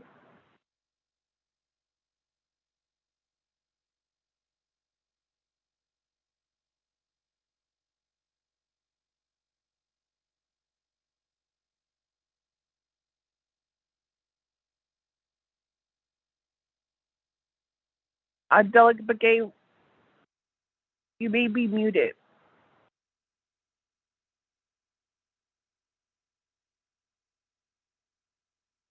Okay, I'm not hearing Delegate Begay. Committee members, are there any other questions on the main motion?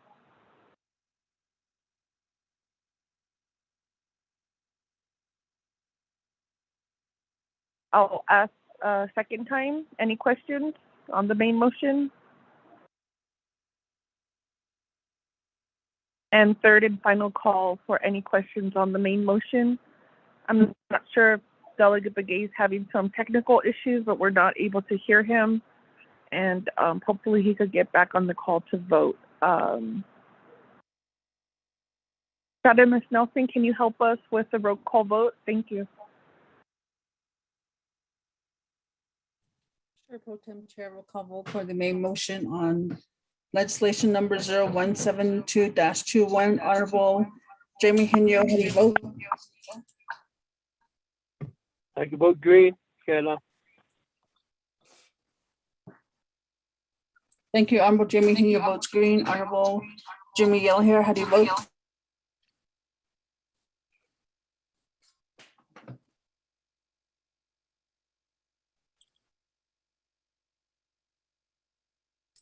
Honorable Jimmy Yellowhair, how do you vote?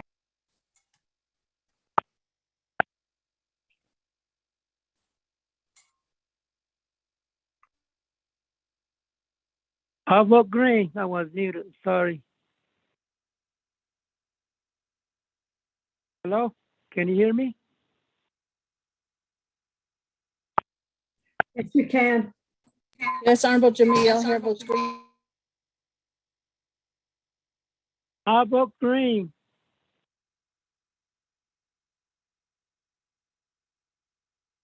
Can you hear me?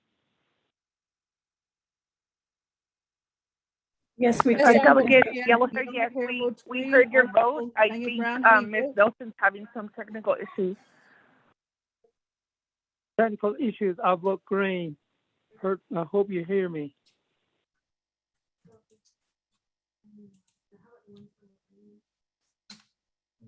Yes, Ms. Honorable Jimmy Nelson, are you Yellowhair still there? votes green. Honorable Nathaniel Brown, how do you vote? Delegate Brown votes green. Yeah, thank you. Thank you. Honorable Nathaniel Brown votes green. Honorable Elmer P. Gay, how do you vote?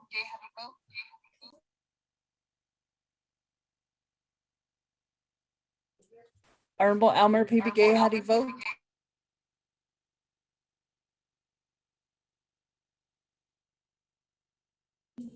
Pro Tem Chair, we have 3 members voting in the affirmative, 0 opposing, Pro Tem Chair not voting, and 1 member excused, and 1 member not voting.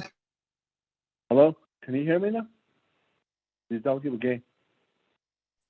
Yes, I can hear you. Hello?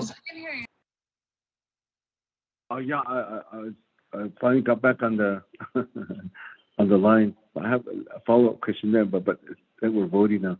I'll go ahead and vote green. Thank you, Pro Tem Chair. We have 4 members voting in the affirmative, 0 opposing, Pro Tem Chair not voting, and 1 member excused. Pro Tem Chair? Oh, yeah. I will hand over back the gavel to Chairman Henyo. Thank you.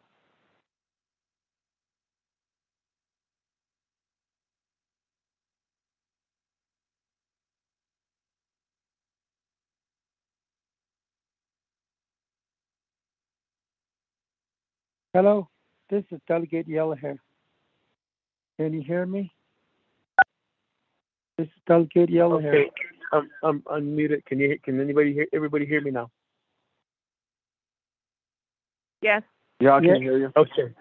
Biga, thank you. Kailan Shnanta, Pro Tem Chair Delegate Amber Kanazwa-Kari for taking over the gavel and handling legislation 172-21 as we move along and with all the votes.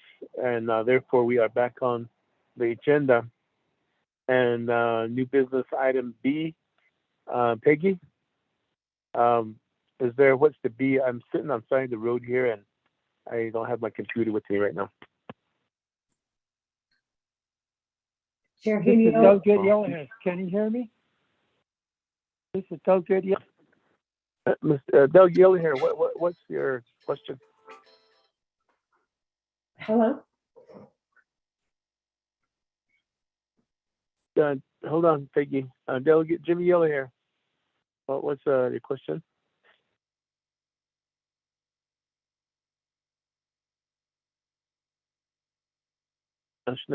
Delegate Jimmy Yellowhair.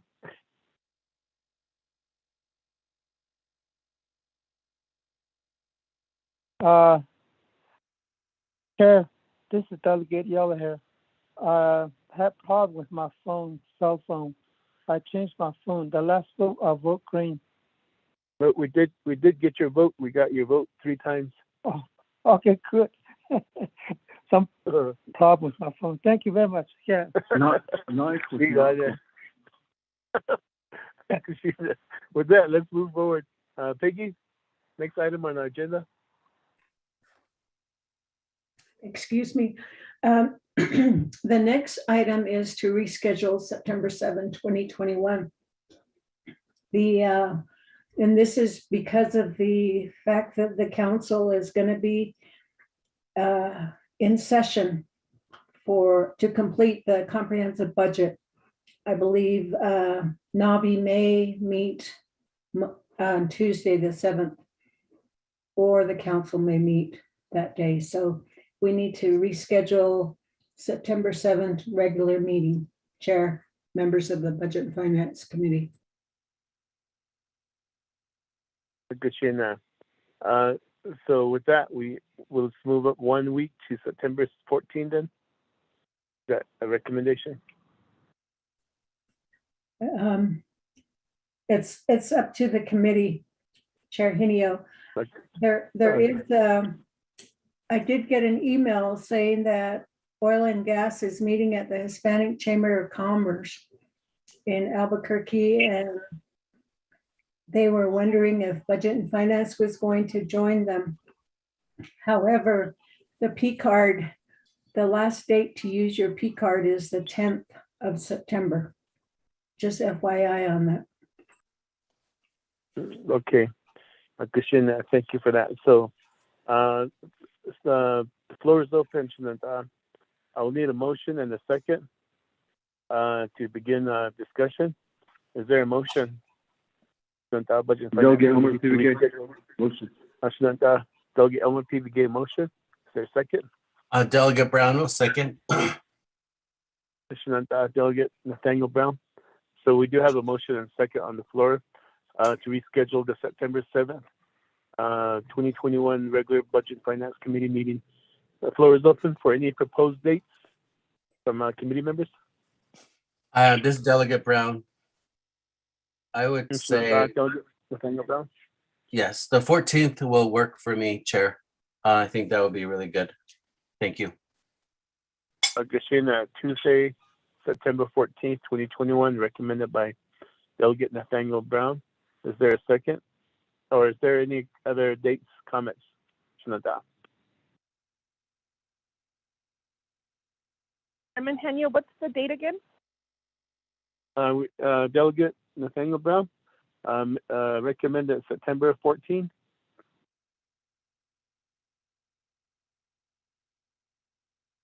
Thank you, Chair. That works with my schedule. Delegate Elmer P. Nisha.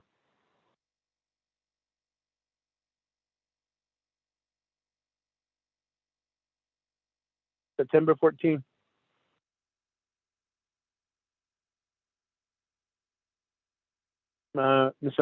Delegate Jimmy O'Hare, September 14th. It's fine with me. I don't have any issues. Yeah. Delegate Elmer P. Begay. Yeah, I already went to sleep.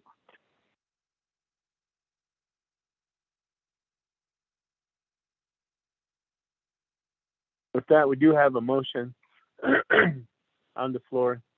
So Delegate Elmer P. Begay is holding the main motion. But with that,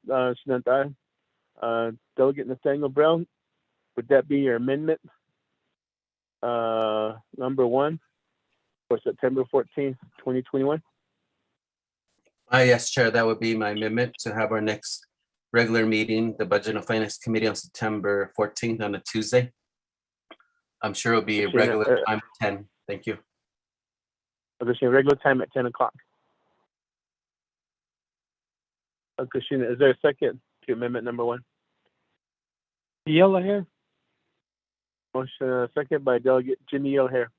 So we do have a motion and a second for amendment number 1 to reschedule the September 7th, 2021 meeting to September 14th, 2021 at the regular time of 10 o'clock a.m. Any questions, comments on the Budget and Finance Committee? Chair Hinio, this is Peggy. Peggy, yeah, you have the floor.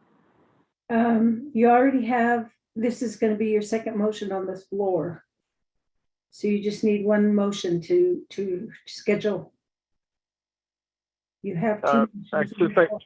Since I cannot get Delegate Elmer P. Begay back on the line to concur with the date, this is an amendment number 1 to the main motion. That's how we're taking that, Peggy.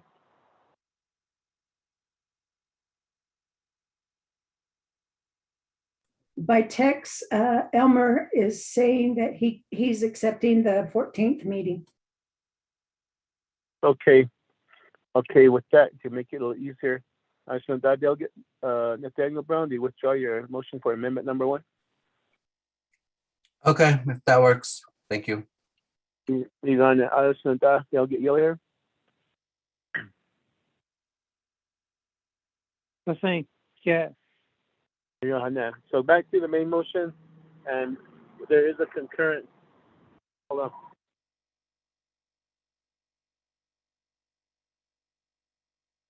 Okay. All these gravel trucks are passing me by here. Hold on again, one more time. Okay, so with that, we do have a consensus from the Budget and Finance Committee for September 14th, 2021 at 10 o'clock a.m. for the next regular rescheduled Budget and Finance Committee regular meeting. And with that, back to the main motion. If there's no other comments or questions, we'll call for the question. Ramona, if you would lead us in a roll call vote. Chair Chairman Henry, roll call vote for rescheduling September 7, 2021 regular meeting. Honorable Jimmy Yellowhair, how do you vote? How about green? Thank you. How about green? Thank you. Honorable Jimmy Yellowhair votes green. Honorable Amber Kenneth-Crotty, how do you vote? Shadow, this is Delegate Amber Kenneth-Crotty, and I vote green. Thank you. Thank you. Honorable Amber Kenneth-Crotty votes green. Honorable Nathaniel Brown, how do you vote? Delegate Brown votes green. Yeah. Thank you. Honorable Nathaniel Brown votes green. Honorable Elmer P. Begay, how do you vote?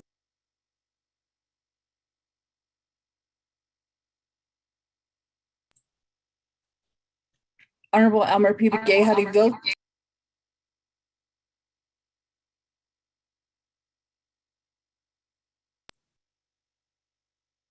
Chairman, we have 3 members voting in the affirmative, 0 opposing, 1 member not voting, and 1 member excused. Chairman. Chair Hideo, Vice Elmer P. Begay said he voted green on this. So Ramona, did you get that?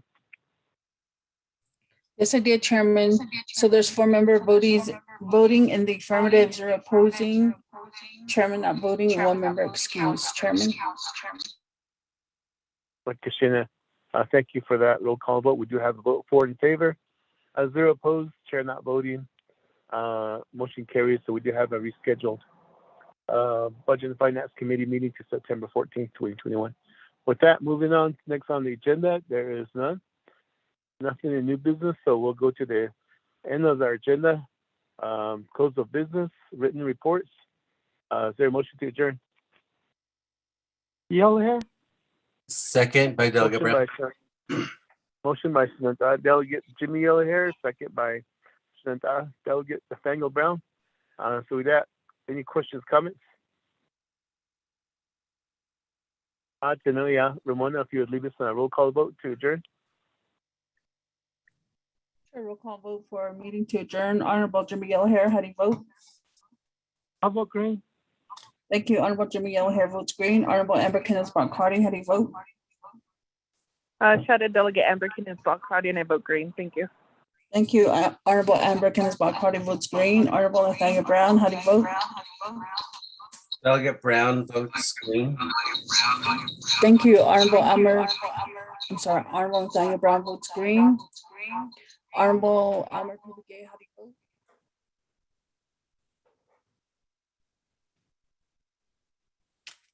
Honorable Elmer P. Begay, how do you vote?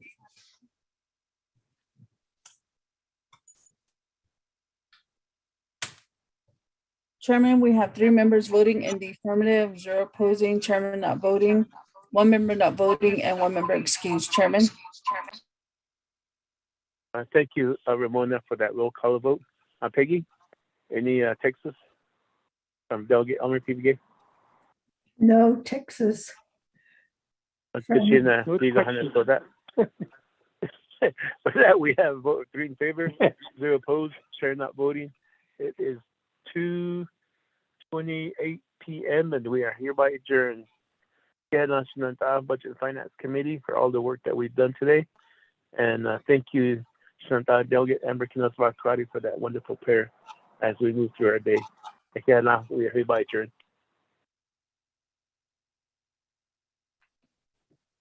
Aguanet.